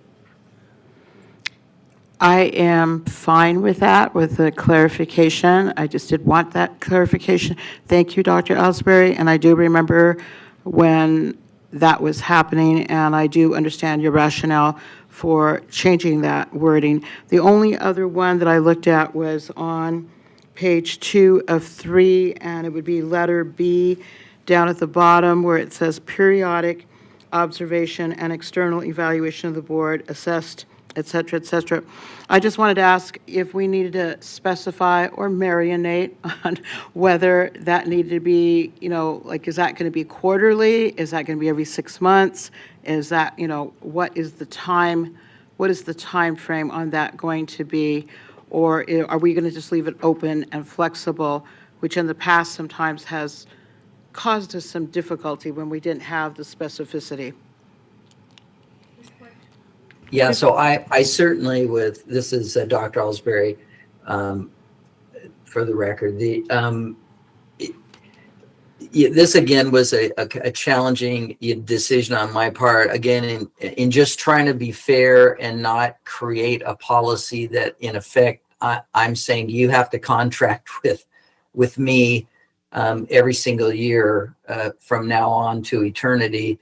That's why I changed it from annual. I had annual in there to periodic.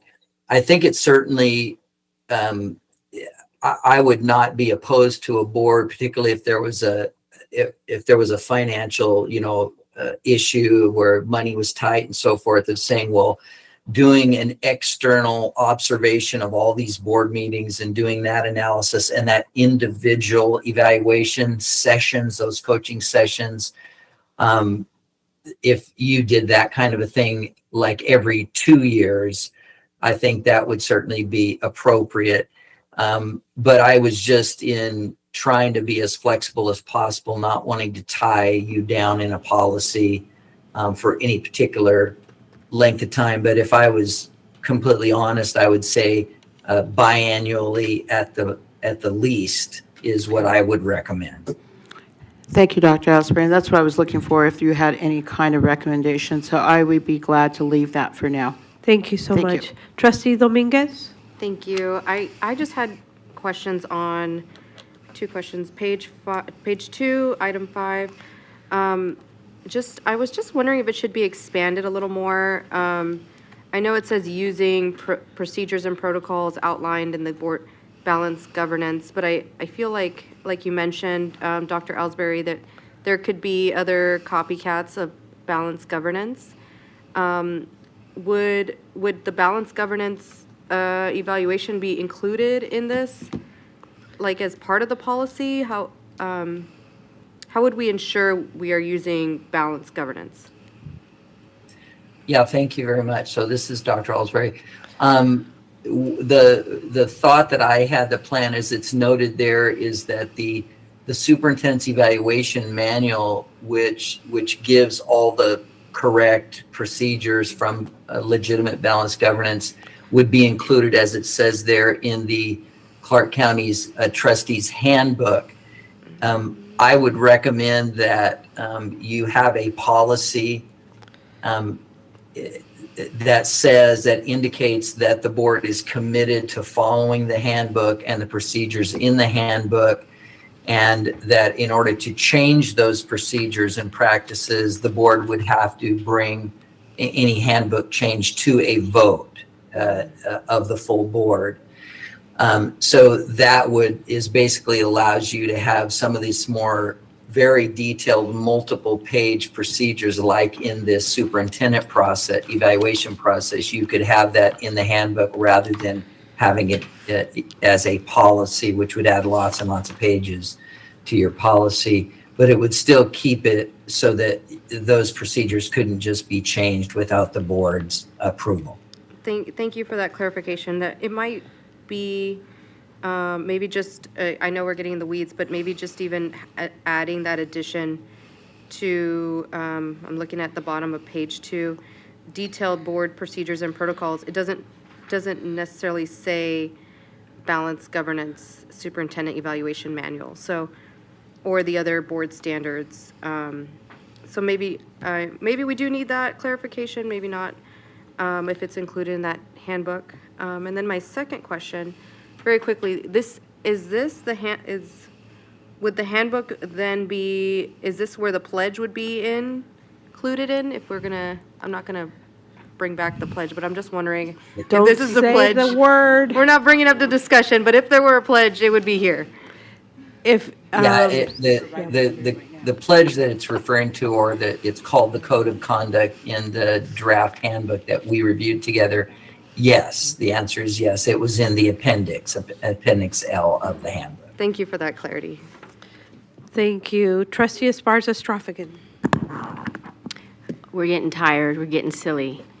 So, Dr. Ellsbury, why is there not a date? You have a date for the superintendent's evaluation or each year on or before February 28th. We don't have a date for annual board evaluation. Yeah, it's a good question. I just didn't put one in. Typically, we do that and we have that delivered by, I think July. The 1st of July or the end of June, it'd be fine to put that in if you'd like to, yes. I just like that specificity, so regardless of what board members come and go, what superintendents come and go, that can be a nice precedent. Thank you. Mr. Caruso, if you could recap, and then we'll move on to 9110.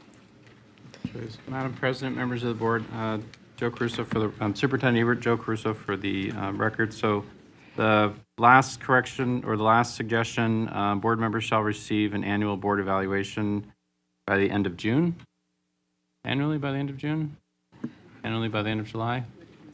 He said typically by the 1st of July. So Yeah, end of June or July. End of June, okay. Got it. And then the comment regarding the handbook, I think that was addressed with the last piece in the last sentence there on the Yep. bottom, right? That's Okay. what I heard. So that was the only thing I Okay. caught. Did I miss anything? Nope. Okay. Okay, we're going to move on, Trustee Zamora, to 9110.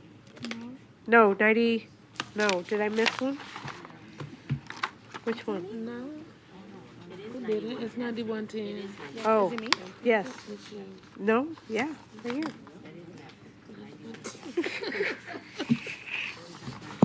Thank you, Madam President. I had a lot of policies to look over, so I get them all mixed up. I don't have any pressing things on this.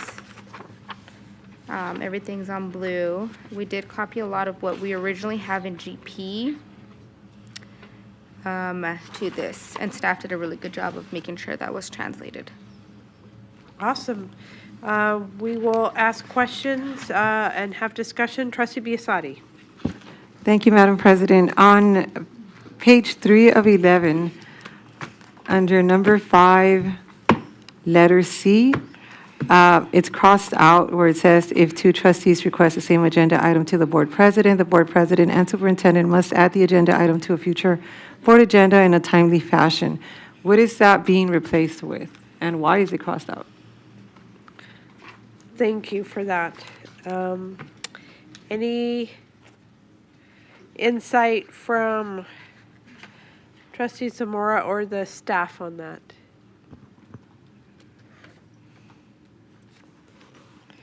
From my understanding, and I'm looking at board liaison, is we currently, no. Do we have this in GP? I can't remember. If two trustees request the same agenda item to the board president and the superintendent must add the agenda item to a future board agenda in a timely fashion.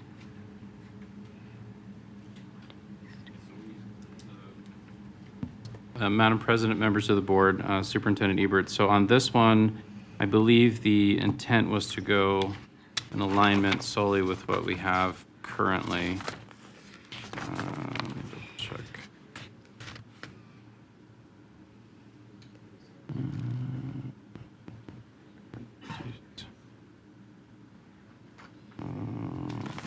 Pull up the current.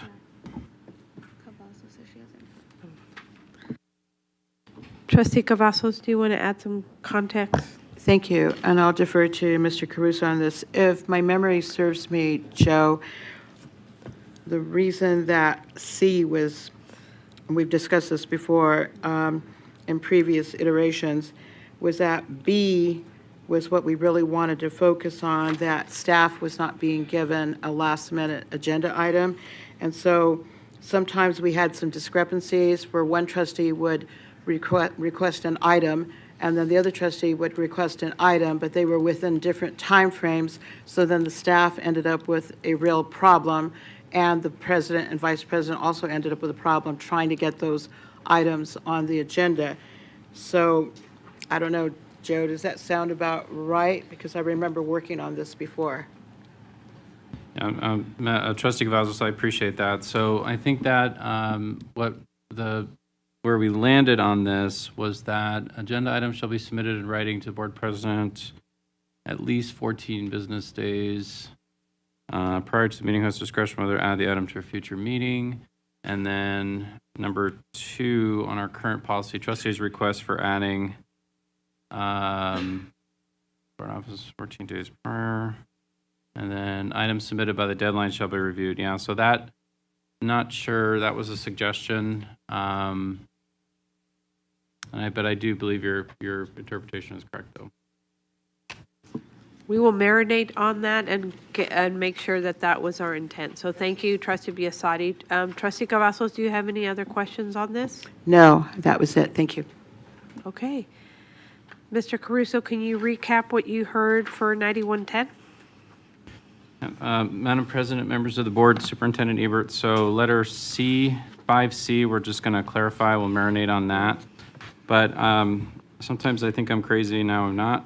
So if you flip over to page 5 at the bottom, letter E, this is the paragraph, and I think after reading these for so long, you see them in different spots. I think this is the paragraph, Trustee Henry, you were talking about. Meetings shall be managed by the board president, including time and place of the meeting. In the physical absence of the president, the vice president shall manage the meeting. If both the president and vice president are absent, the clerk shall manage the meeting. So we just need to put that same language in the other policies so it's consistent. Thank you. Yes. I appreciate that. Trustee It's like Dominguez. playing Jenga. Thank you. I was just, I'm a little stuck on, well, maybe not stuck, but maybe just need clarity. Page 1 for the supplemental information. I know I had previously mentioned other meetings about consent agenda items and discussion for items that are pre-approved in our meetings, our briefings, sorry. So I'm trying to make sure that we're not cutting things out. So I was looking at CA, but I'm not sure if that's the right item, line item, to essentially, if there's a consent agenda item and there's a pre-approval list from, for our briefing, we have been limited to only the items that are listed on that briefing to be asking questions on. So I wanted to make sure that we're not even limited even more. I think I hear you. I'm going to put that as a marinade. What I heard is if there is a consent agenda item, making sure that we're just not limited to the consent agenda item list to be able to ask questions. During the briefing. During the briefing. Yes. Okay. I don't want to extend our regular meetings. No. Thank you. I will. Yeah. Trustee Stevens. So I have a lot of notes for different policies, and I'm trying to find what I was talking about in my own notes. It's on page 2, and I put on here section A, but I think it's, oh yeah, I see what I did. It's actually section C, sorry. So it's consent agenda, section C. It talks about if you want to pull something from consent, here's the process, 24 hours notice, I totally get it. I think that this is a great process, because I've had to pull stuff before, and I know it can be very, it can be a lot of work on the superintendent and her staff trying to get the right information together. The only thing that I would maybe want to add here, just for clarification, is that there are times where reference material is added to consent or to any other agenda item, and it's added last minute. So I do think there needs to be some, exception to this rule where we say, unless reference material was added sometime within that 24-hour period, then we can't be expected to follow this specific policy. Is that fair? I hear what you're saying, and we will take it back to the wood shop. Thank you. Okay. So, marinated, yes. Marinating it in the wood shop to figure out. So, Trustee Zamora. The only thing I want to add to that, what Trustee Stevens is mentioning, is that sometimes we don't have control. It's not our staff, right? So like even today's presentation was given to us, I'm assuming today, so we can't have full control of that. But I hear what you're saying about the wording, just considering and keeping in mind it's sometimes outside entities that we're waiting on. Okay, thank you. Mr. Caruso, what did you hear? And then we're going to take all the audit policies, and we'll talk about them in a minute. Mr. Caruso. Madam President, members of the board, Superintendent Ebert, Joe Caruso for the record. So I have consent agenda number 3, letter A, question on additional items being briefed that are not on the briefing list. And then I have for letter C, something to the effect, unless reference material not provided in advance. Right. To marinate or take to the wood shop, I think is what you said. Yep.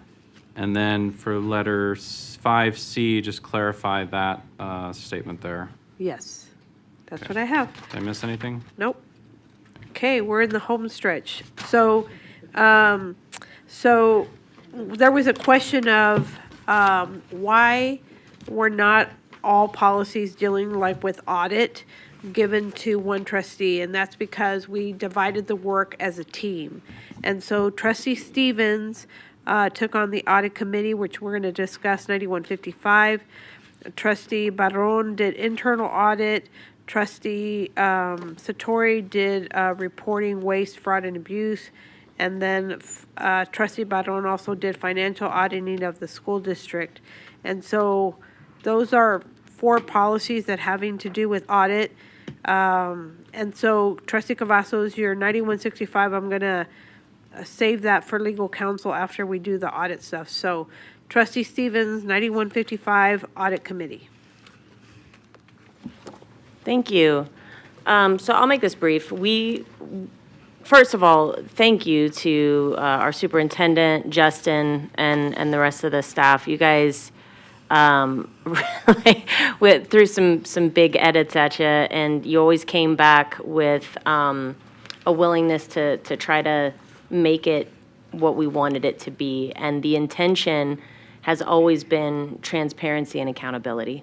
And they did a really great job with that. So to President Bustamante Adams, to her words, building on that, she mentioned all these different policies. 9155, we didn't make a ton of changes, but what we found in that policy then directly affected 9300, 9170, and and 9170. And so I can speak to a couple of those things when we get there, but I would like to say that I just am very proud of the work that we did on these, because there's a lot more safeguards in place so that maybe some of the things that we saw in the past should not be able to occur now with these policies. Awesome, thank you. And I know that last year together as a team, we took on the monitoring compliance officer and the 20-something changes that we made to oversee our finances. And so I am excited about this portion of the work because this complements the process of completing that list, and so I'm excited about that. I'm going to go ahead and put a pin on that. We're going to go to Trustee Barron, 9170, because I want to take these as a group. So 9170, that has to do with the internal audit department. Trustee Barron, yeah, we're going to, the Thank you. 9165 legal counsel, we're going to hold that. We're going to do all like audit stuff together. Okay, So, go ahead. thank you very much, Madam President. Just for you to know, I read it and made sense to me, but I went ahead and I double-checked with some award-winning financial team, financial team that included, of course, our Assistant City Manager, Mr. William Hardy at the City of North Las Vegas. And I read it and he agreed. We kind of came to an agreement with all respect. And, you know, we already have CCSD Regulation 3420. And so the whole thing got, basically the entire thing is getting struck because, you know, we already have a functioning internal audit team with these associated regulations. Staff doesn't want or need any overlapping governance. I was impressed that Mr. Hardy went ahead and did some research, and he points out that CCSD has 11 employees, a director and 10 auditors, plus 2 intern positions dedicated to internal audit. They present at least annually to the audit committee, so the structure and controls already look appropriate. And I wouldn't object to staff recommendations that the entire thing just gets struck because we would be replicating a service. Thank you so much. I appreciate that.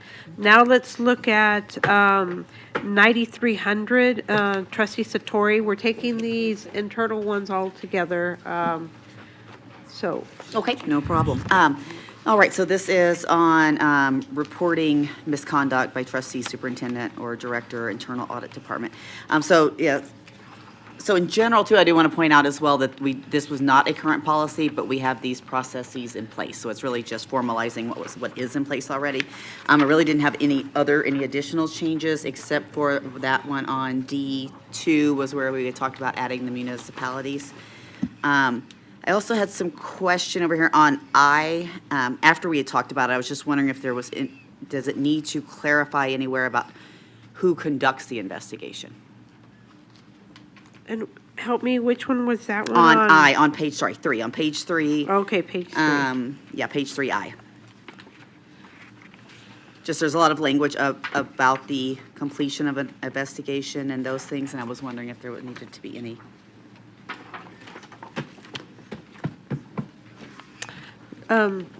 Mr. Parker, I don't know if you want to weigh in. So the question from Trustee Satori is if the investigation of a concern regarding a trustee, would the question, Trustee Satori, would be who would be conducting the investigation or who would, yeah. Mm-hmm, yeah, who would, or clarifying that we don't, vice versa, one of the two. It does say kind of vaguely on page 1 that the board directs the superintendent to implement and maintain a process. Well, that's more of the submission of concerns. And then it is more specific when it refers to like waste and fraud and those things when it's, financial related. But the other concerns, it's a little more kind of vague there, I guess. So we can we could marinate on that and work, Mr. Caruso with Mr. Parker to see who would be responsible for conducting the investigation if. It doesn't need to be in, it might not need to be in here, but I wasn't sure there. Oh, Mr. Parker, do you have the Yes, answer? President. I would have a question, if I could, to Dr. Alsbury. I'm assuming because this came from Washoe that perhaps some investigation may have taken place. Intuitively, I would think if they're reporting it to the president and then to board counsel, that we would start that process. But I'd like to see if Dr. Alsbury has any experience with an investigation being done in terms of misconduct of a trustee. Dr. Alsbury? Yeah, thank you. So it kind of goes back to the question that was asked previously about legal matters that are statutory in nature. Most complaints about a trustee, issues with a trustee would be handled by the board itself, by the board officers. They would address the issue and then they would refer it on to council, to their board council to address if they felt that there was a possibility that it infringed on any statutes. And generally they would just do that automatically anyway, just to be sure that there weren't any statutory issues that would come into play as well. So it's very similar to the previous conversation that we had before. So yes, to council, and then any other action that's not of a legal nature, but seems to be more of an ethical issue would be handled by the board itself, the board officers. Thank you for that clarity. And other than that, I didn't have any other notable changes. Thank you. I had a question. You said, was it on page 2 about adding the municipality? Is that where It was on page 2, I. Aye. Okay. Romanet 2. Remember 2. Got it. Yes, President, Mr. Parker. Again, Teddy Parker for the record. If you look to page 4 of 5, item D, it says audit matters referred to law enforcement or external regulators. You see that? Yes. So I think there may be, and this may be an indication that if something is beyond just an internal investigation that has to be escalated to outside authorities, then that certainly could happen. And then those authorities could do their own investigation. I mean, again, our enforcement arm is nil. So I think that's some indication that the investigation could go beyond certainly the president and council. Thank you so much. Trustee Esparza-Straffigan. I'm looking at page 2 of 5, Joe. It's double I. It is. Do you see that? Concerns? Yeah, concerns regarding misconduct by a trustee or the superintendent shall be referred to the board president and the board council. Dr. Osbury, I just know historically we had a former trustee that had some inappropriate conduct and the policy was created as a result. So I guess what I'm going to ask you is, can we delineate a line for just the trustee and just for the superintendent? To me, I feel that's convoluted when you add them together. Yeah, you certainly could do that. And then anything that's again an internal issue that just involves a trustee breaking their code of ethics or the procedures of the governing policies would be handled by the board itself, by the board officers through your responsive protocols. Like council has said, past censure, there's not a whole lot you can do for that reason. And then the delineation of whether it's something more than that would be the investigation would be handled through council or through some other law enforcement entity. It may be wise to separate those two so there isn't any confusion. Yes. Thank you. Thank you so much. Trustee Satori, did you still have another question? No, that kind of made me think of one other thing, though, when you're saying like who the concerns are going to, and this has happened in the past, but not currently, but if the complaint was on the board president, then who would that go to? The superintendent, then if the trustee had a complaint regarding the president? Thank you. That is a great question. There is in another section that, and Trustee Zamora, if you it felt like I had seen it somewhere, but I couldn't remember. Yeah. But if it's against the president, then in another policy, I don't remember off the top of my head, it would go to the vice president. Should that then, like Joe was saying, be cross-referenced here? Then maybe we should add that in here as well, so it's consistent. Thank you. So, Mr. Caruso, I don't know where you put that pin, but Just make a note. No, yes, Madam President, members of the board, Superintendent Ebert. So I am listening, but I'm flipping back and forth. So like number 2, page 2 of 5, subsection 2, under E, that's 9051 is the verbiage. So that's where I made that note to go back. So I'm trying to catch it as we're doing it. I heard the comment, I understand, and the request to separate out concerns misconduct by a trustee or the superintendent into 2 separate, just to delineate.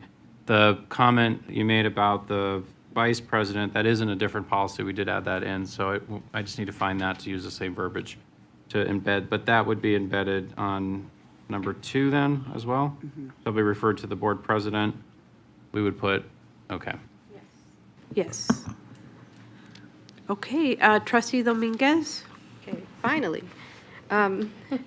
Okay, so my question was on, okay, it was on policy 9300, page 4, item I. I don't know. The letters are a little messed up, so hopefully you guys see that. But it was, I just was concerned because I know we've kind of combined some of the policies, and so just kind of this as a whole, I feel like I'm weary that we be missing something if we skip over back to policy 9170. Some of these line items, I'm worried that we might miss something as far as the process, even coming off of, I know we had a good year, but even coming off the year prior of having, being in a really bad space within our audit process. And so I want to make sure that we're not missing some type of oversight or process that maybe seems like it's not necessary, but there needs to be something in place, and I think it's not strong enough just from what I see here. From the letters are all messed up, so it goes kind of I, and then it's like B, C, D, E. So if that whole section, I'm weary that it's not expanded enough. So I'll leave it at that for brevity. Okay, and I'm going to make that note because our CFO is in the audience, and so I know that Trustee Stevens and the other individuals working on these internal audit policies, that we did separate them, and so making sure that we go back to Mr. Dayhoff and make sure that we didn't eliminate something that we shouldn't have eliminated, and it's stronger than what we had before. So just make a note of that. Trustee Stevens. Okay, one of the things that I wanted to add to the marinating bucket is for 9170, I believe, was the one that I was looking at, but because when we redline everything and we just get rid of everything, I get it, like we're going to be reviewing bylaws again of our committees, and this is one of them. And I know that's something that that's supposed to be coming up. But as we do that, one of the things that I would like to just put out there for my fellow trustees to consider is that this is a board committee, yet we do not have a board liaison for the audit committee. I had asked previously, I got an answer back from Joe that just said, at one point we did. He wasn't sure why or when exactly we stopped having one. I don't know if Dr. Alsbury has any feedback on this, but I will say one of the things that I know for a fact happened before we were all here together serving, there was some leadership here where the audit committee would ask for certain reports and they would not get them, or they would not get them in a timely manner. Now, if you look at 9300, it was added in there that they have, the staff has, I think it's 10 days to respond to the audit committee's request, which is great to have that in there. But at the same time, there's a part of me that feels like the audit committee should have some level of representation so that when they're asking these questions or when they're getting certain reports, that can be communicated more effectively back to the board through our work sessions when we do our liaison reports. So just wondering if that's something that maybe we want to add back in, and I'll just leave it at that. Thank you so much. Duly noted. We would figure out where we would place that. So I hear what you're saying. All right, Mr. Caruso, can you recap? And then we're going to take the last, the 9,400, the last one on financial auditing from Trustee Barron before we move on. So, oh, well, you know what? We're going to do it all holistically. So hold on. So now we're going to move to 9,400. Trustee Barron, this is financial auditing of the school district. Yeah, I think kind of like, as we mentioned with the previous one, this policy, and I really have to, of course, commend our financial team. They did a fantastic job on this one.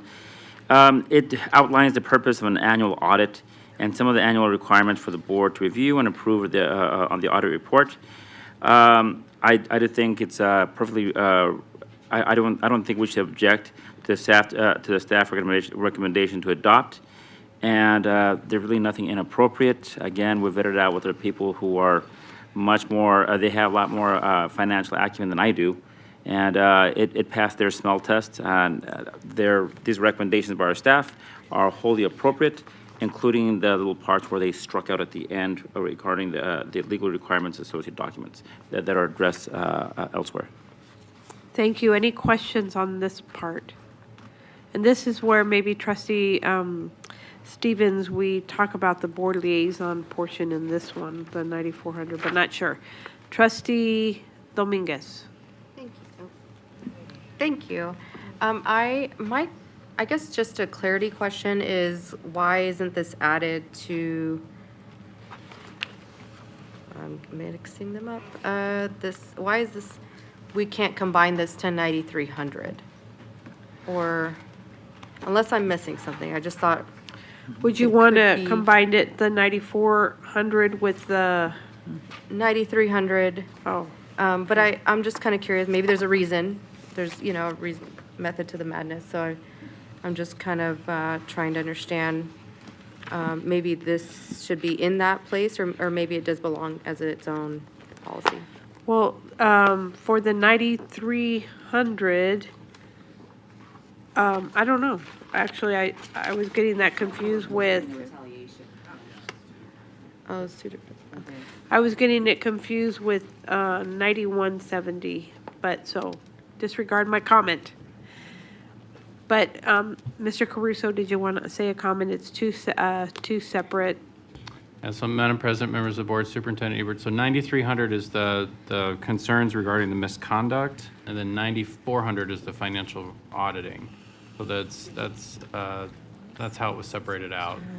So they address two different areas, and that's where the 9,300 goes into the reporting, just like we were talking about with the board president, et cetera, et cetera. So I think their intent was to have it as two separate things, so. I see, and thank you for that clarity, because I think I'm starting to conflate audit into everything. But I think what I meant was the 9170 should have been combined with 9,400. And hopefully I know you struck it out. So I'm just trying to understand if maybe that's a better place for some of the line items that were taken out here to be placed into 9,400 instead of 9,300. So help me out, correct me if I'm wrong, and Mr. Dayhoff, you might want to come up, but from what I understood from Trustee Barron is that because we already have an internal audit team, the 11 employees, the director, plus the internal audit is why we, recommendation was to remove that so that we're not duplicating, but it's 8 o'clock and past my bedtime, so help me out. Oh.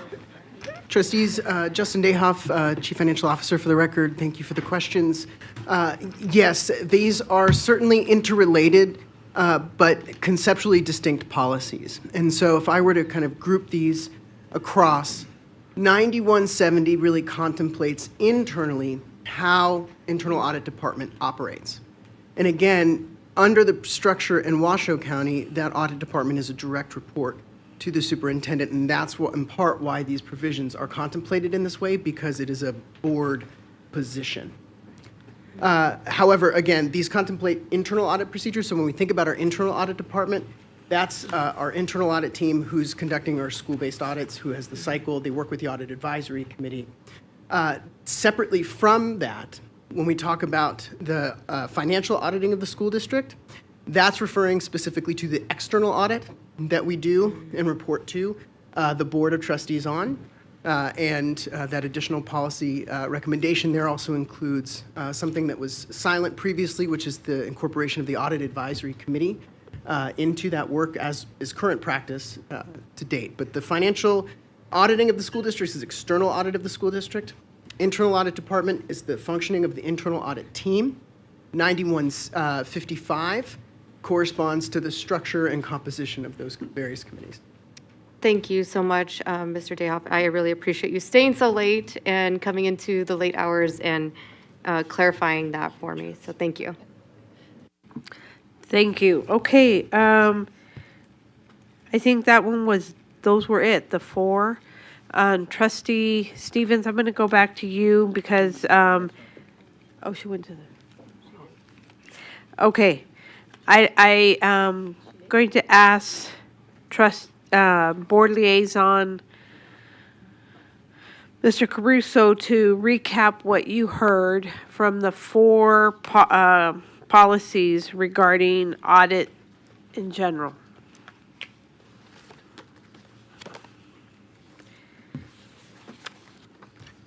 Trustee, if I may, to start the response to your question, in part of that recap, we just want to highlight as well the question about branching the notification to the board president, board vice president. You earlier asked about where that was. So that is in that 9300 policy.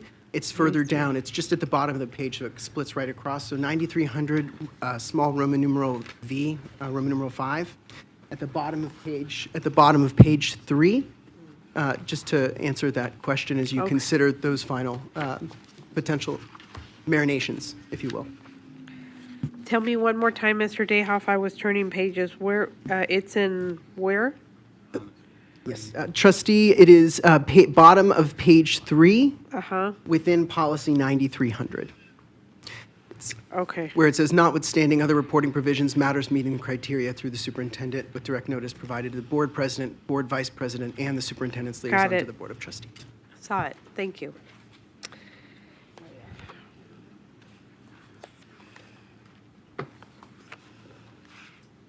Hey, Madam President, members of the board, Superintendent Ebert. So starting with 9155, my suggestion would be if the ask is to bring back a board member liaison, I think that probably would best be listed there because that's the overall of the committee with the membership. So is that fair to say that as a note? Okay.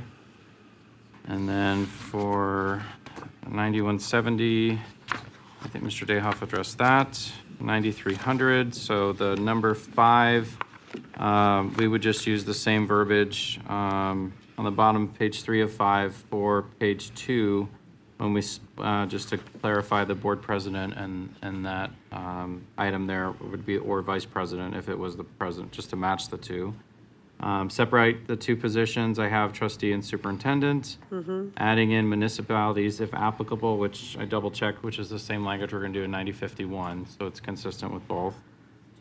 And then 9400, I didn't have anything unless I missed something. I think we were going to add the position, but I think it's more aligned if we're okay with that, putting in the other one. Okay. Thank you. Okay, team, we have two more, and we'll call it a night. And Trustee Cavazos, if you could go over 9165 legal counsel, and then we'll end with Trustee Stevens on the capital funding bond oversight. Thank you, Madam President. And which speed record would you like me to break here? Anyone? Okay, so this one is the board legal counsel. We did not have a policy here. So Mr. Caruso and I had a fine time figuring this out. He was a great help. And Dr. Osbury did not put anything in red here. I'm thrilled. What we did here is we basically looked at Washoe having general counsel as their counsel, and then they use outside counsel as needed, private counsel, independent counsel. So first we started with basically cleaning up the language on the duties of the Office of the General Counsel and the Board Counsel and making that clear. And after that, it was basically a matter of looking at what's in practice right now, that we have a board counsel that is under contract, his firm, and aligning that as much as possible with the things that were in common with Washoe, and then going from there. So through this entire thing, I just kept the faces of Mr. Parker and Mr. Okazaki in front of my face as we did these, so that they would not come and completely redo this. But it was actually fairly straightforward, because the duties of the general counsel in Clark County and the duties of board counsel are fairly well, stated, thanks to both of these gentlemen here. So, ready to take questions, and Mr. Caruso was a great help, and also Dr. Welsh. So I thank them both. Thank you so much. Any questions from the trustees? Any discussion? I know there was a small mention, and this is minor, Mr. Caruso, on page 1, item 2, down at the bottom, requested by the superintendent or members. It's in purple, but so the purple meant blue, right? Members, right? Madam President, members of the board, Superintendent Ebert, yes, good catch. That should have been transferred over to blue, so we will fix that. It wasn't me, but so somebody's eyes are still working. So, Trustee Barron. I'm having trouble with these colors here. The only thing, when I scanned it, I don't recall seeing anything where we do an evaluation of our board council. Normally, we have evaluations for everyone, but I didn't see anything where we're do like an annual evaluation, whether it's a colloquial one or something a little bit more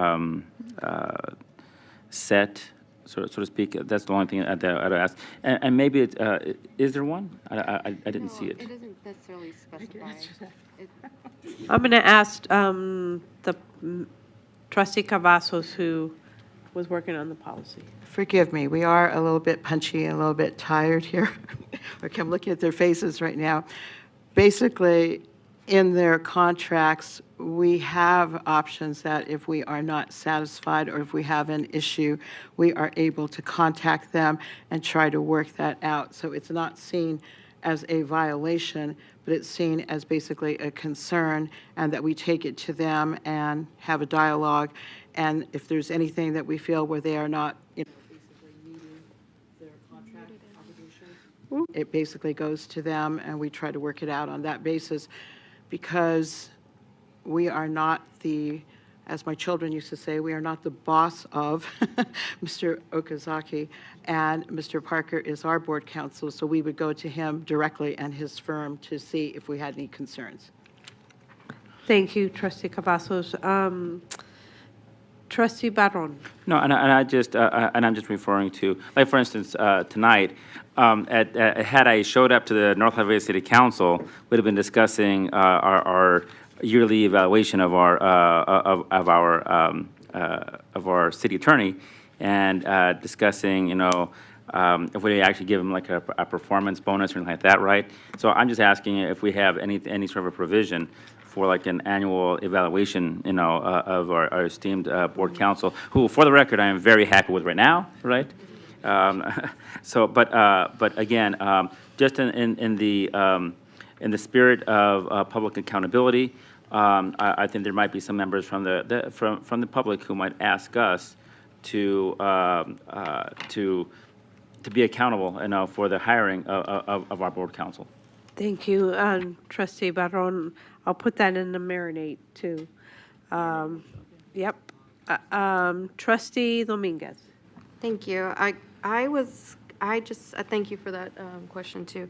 I wanted to clarify kind of just as a board to seek that, to fulfill that role, because I know that role was vacant for a long time. And so I didn't see any provision in that to say, to seek to make sure that we fulfill that role within within a month, within however long, whatever number, if there should be a number.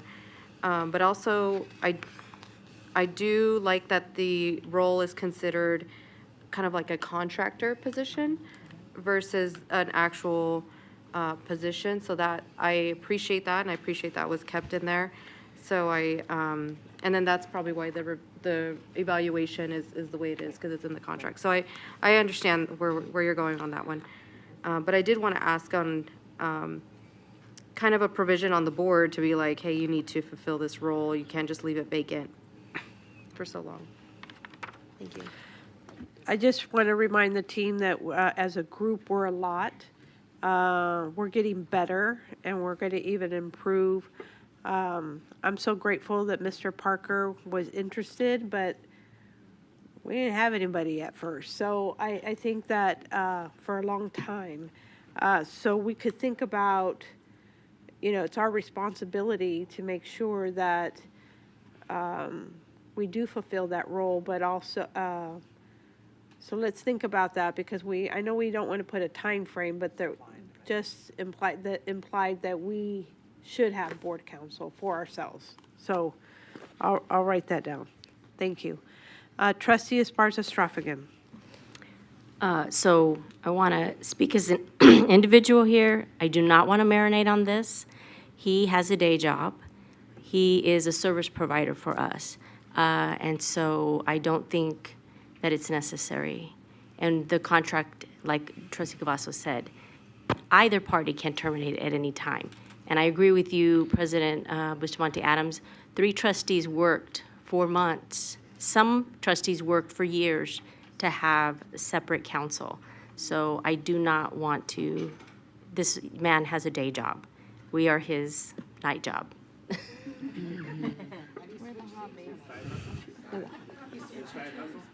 Thank you. All right, for that, I don't see any other questions. Mr. Caruso, can you please recap? Sure, Madam President, members of the board, Superintendent Ebert, Joe Caruso for the record. So I had a note, evaluation of board counsel, but I think that answered itself, right? I think so we're good, so I don't need to follow up on that. And then should have board counsel, I think, so you're just asking just to add a sentence on that number 2A. I mean, it does say that the board by a majority vote may hire or replace on retainer board counsel as the board deems appropriate or necessary, but you're thinking add another sentence? The board. Right. Okay. Okay, then Trustee Stevens, bring us home with 9405. All right. Okay, so this one, we're leaving as is for now. It could still change. We're still working on it because we are, like I said earlier, still looking at bylaws and changing things with some of our committees and trying to make them more consistent. There's a couple things that we found in this particular policy in regards to differences from Washoe and us. One is that they are actually required to have a CFPC committee. We are not. And so that's heavily in here. OPSF is definitely something that we have. I believe Trustee Esparza-Straffigan sits on that. But they've only been meeting once or twice a year, I think, as of right now. So we're looking at some of these things and what we might want to change. But the other thing that's really big on here that we have to talk through and work through is the Bond Oversight Committee. One of the things that I have learned being the liaison there, and I'm so grateful that you guys gave me the opportunity to sit on that committee, is that a lot of the policies that we have in place, including the bylaws, were set there so long ago that the intent of what the bond oversight was needed for then has kind of fulfilled its job. And I'm not saying we need to get rid of it, but what I am saying is that we really need to look at this and say, how do we get the most out of this committee today?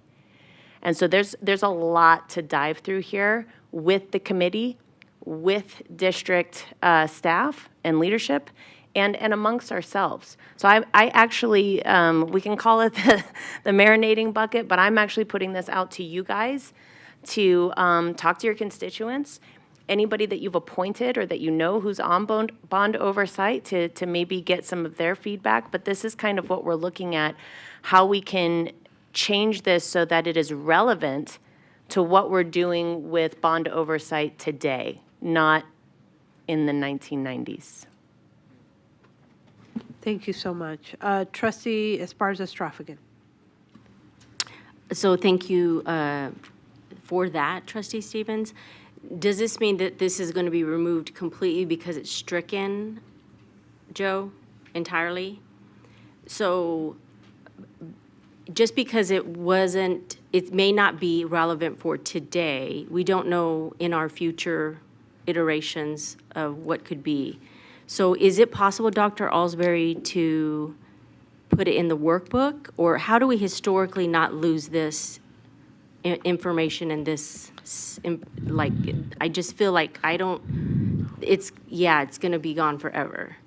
And I'm going to ask Superintendent Ebert to chime in because I hear, right, that we need to evolve, but we don't want to, it's not like it needs to go away, but the functions might be different now. So Superintendent Ebert, do you have any comments?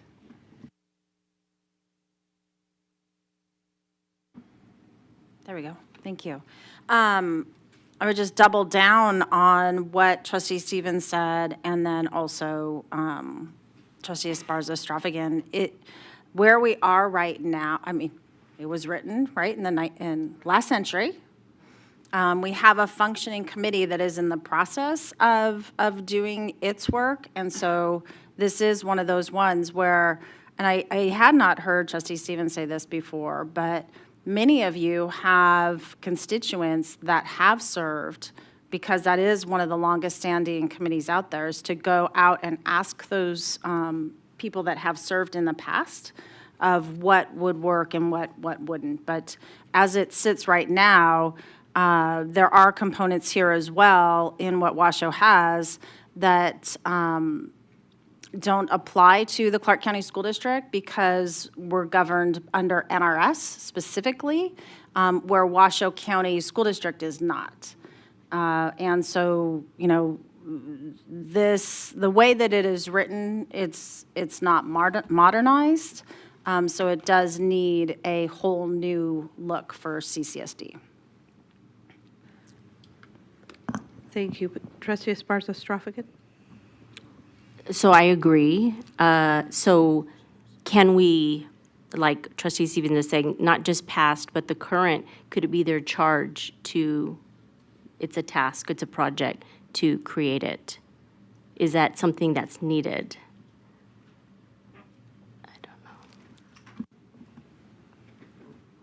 So I don't want to misspeak for and as she's looking at me, and I want to make sure that at this late hour, I am not translating her brain incorrectly. So Deputy Gonzalez, will you please come to the table?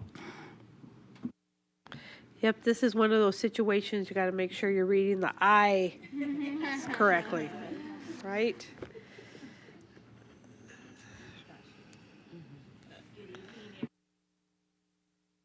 Good evening, everybody. So just like Superintendent Ebert shared, this board policy was written by Washoe because they are not required to do any of these things under NRS, and we are required to do this, and that is one of the reasons why the Bond Oversight Committee was created. But I agree with Trustee Stevens in that it's important to take a look at what they're doing, because the Bond Oversight Committee is very anxious to update their bylaws. So that's not necessary, or it's not, in my opinion, it is not necessary for you to have this board policy because it's not required under NRS. You are already required under NRS to have a Bond Oversight Committee, of which you do have. But there may be elements from here where some of your constituents who serve on the Bond Oversight Committee can take a look at what is in here and see if they wanted to pull anything out of there to update their bylaws. But as far as having a board policy, it's not needed because you are already required by NRS to have a Bond Oversight Committee. I hope that addresses your questions. That was extremely helpful. Thank you so much. Now I know what that eye movement meant. So thank you. Trustee Dominguez. Thank you for that clarity. I'm curious if we have another location where we can add something if we're missing anything in as far as for trustee committees or under a different section that we can add. Maybe line items like Trustee Ramones Barca Straffigan had mentioned. Sorry, I get so lost in your name. But I think that it would be, we would be at a loss if we missed something that we didn't include. And so I think we should have something there that maybe there might be a section somewhere that we can add it in. I'm not sure we've looked at it yet, so thank you. Yeah, Mr. Caruso, so when, in our committees that we cleaned up last year, we made some progress. That's probably where we could not have a policy because we're under NRS requirements, but put it in there, right? Shake your head and tell me, use your words. Tell me. Madam President, members of the board, Superintendent Ebert, so as Deputy Superintendent Gonzalez said, I think because we have a structure in place, I think that committee listing would be in the handbook. I think that's where all this could house, because then as things change, we're not bringing the policy back every single time if, committees evolve, et cetera. Thank you for putting that on the record. Any other questions? Superintendent Ebert. Thank you. Just to expand on Mr. Caruso's response, as we were going through all of these, and I had conversations with some of the trustees, in the handbook, having the committees, all of their operational procedures are the same across all of the committees. And so grouping those, having them, and so our staff, our lovely ladies here this evening who staff all those various committees, right? They're all operating under the same set of rules. And so that's something we did talk about adding as well. Ooh, that's evolution. That's exciting. Mr. Caruso, if you could recap. So Madam President, members of the board, Superintendent Ebert, so 9405, the only recommendation I have would be to when we get to the place of a handbook, ensure that we bring our current, as we're working to revise and update, but that would not house in a policy, but house in the handbook itself. Thank you. All right, Dr. Alsbury, thank you for sticking in there with us. We completed our first 12, and so I'm grateful.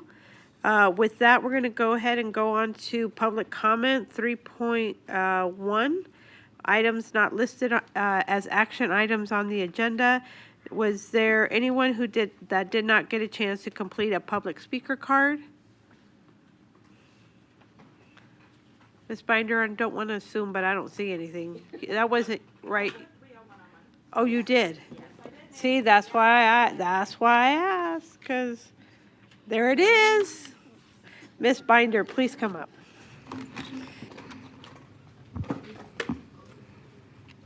Thank you, Madam President, members of the board, Superintendent Ebert. So this is now like 9 hours that I've sat to listen to you guys talk about policies, and have only had the opportunity, member, at the last one we did, after 6 hours of conversation, had 3 minutes to talk about everything you guys talked about in 6 hours. And now tonight, over 3 hours, and I have 3 minutes to recap any of my thoughts on a 3-hour conversation. I would greatly appreciate it when you bring these forward again, that they are actually laid out as their own separate agenda items with appropriate public comment before you make a vote to pass anything. because otherwise I have to start sending emails and contacting every single trustee separately to share those thoughts. And I shouldn't have to do that, and I shouldn't be limited to 3 minutes, especially when I'm the only member of the freaking public that has been following any of this really and shows up to participate. And there was really crucial conversations that you guys had tonight. Thank you, Trustee Ramona, not gonna try your last name right now, because she did say some stuff out loud. You guys have each kind of alluded to some things, but more things do need to be said out loud, because what got us here today deserves to still be talked about. Just because we're moving forward does not mean that we don't need, I'm not saying to like beat it like a dead horse, but we have to completely remember the perspective of what has brought us to all of these revisions and changes. And I also, I'm going to go back and listen to it, but I heard something that I really didn't like earlier, just like in December that I didn't like.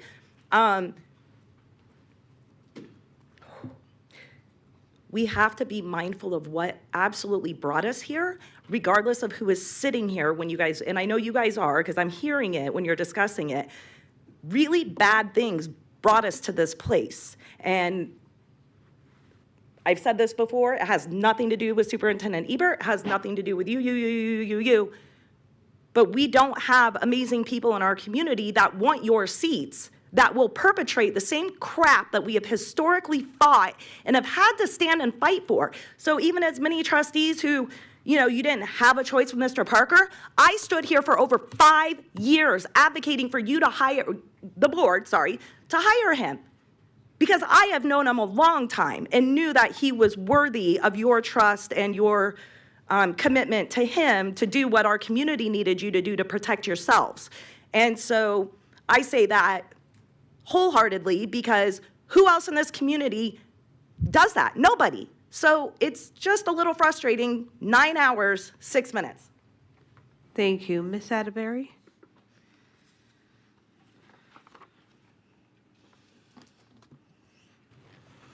Am I good? All right, Tanya Atterbury for the record. I'm going to end on a high note. Happy New Year. Congrats to all of you and all of the hard work. I'm looking forward to a productive year.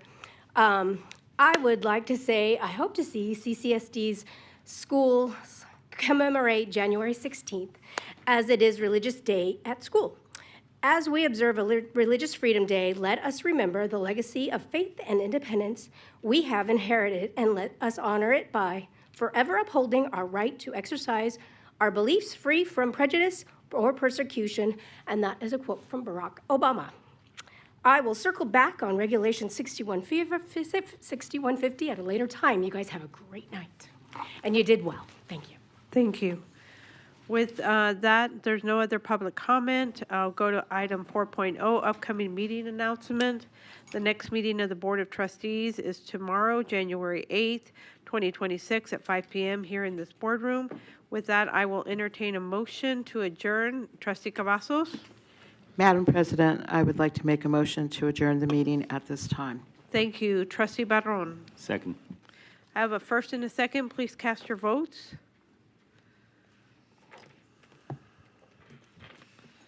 Thank you. That motion passes 7-0. The time is 9:04.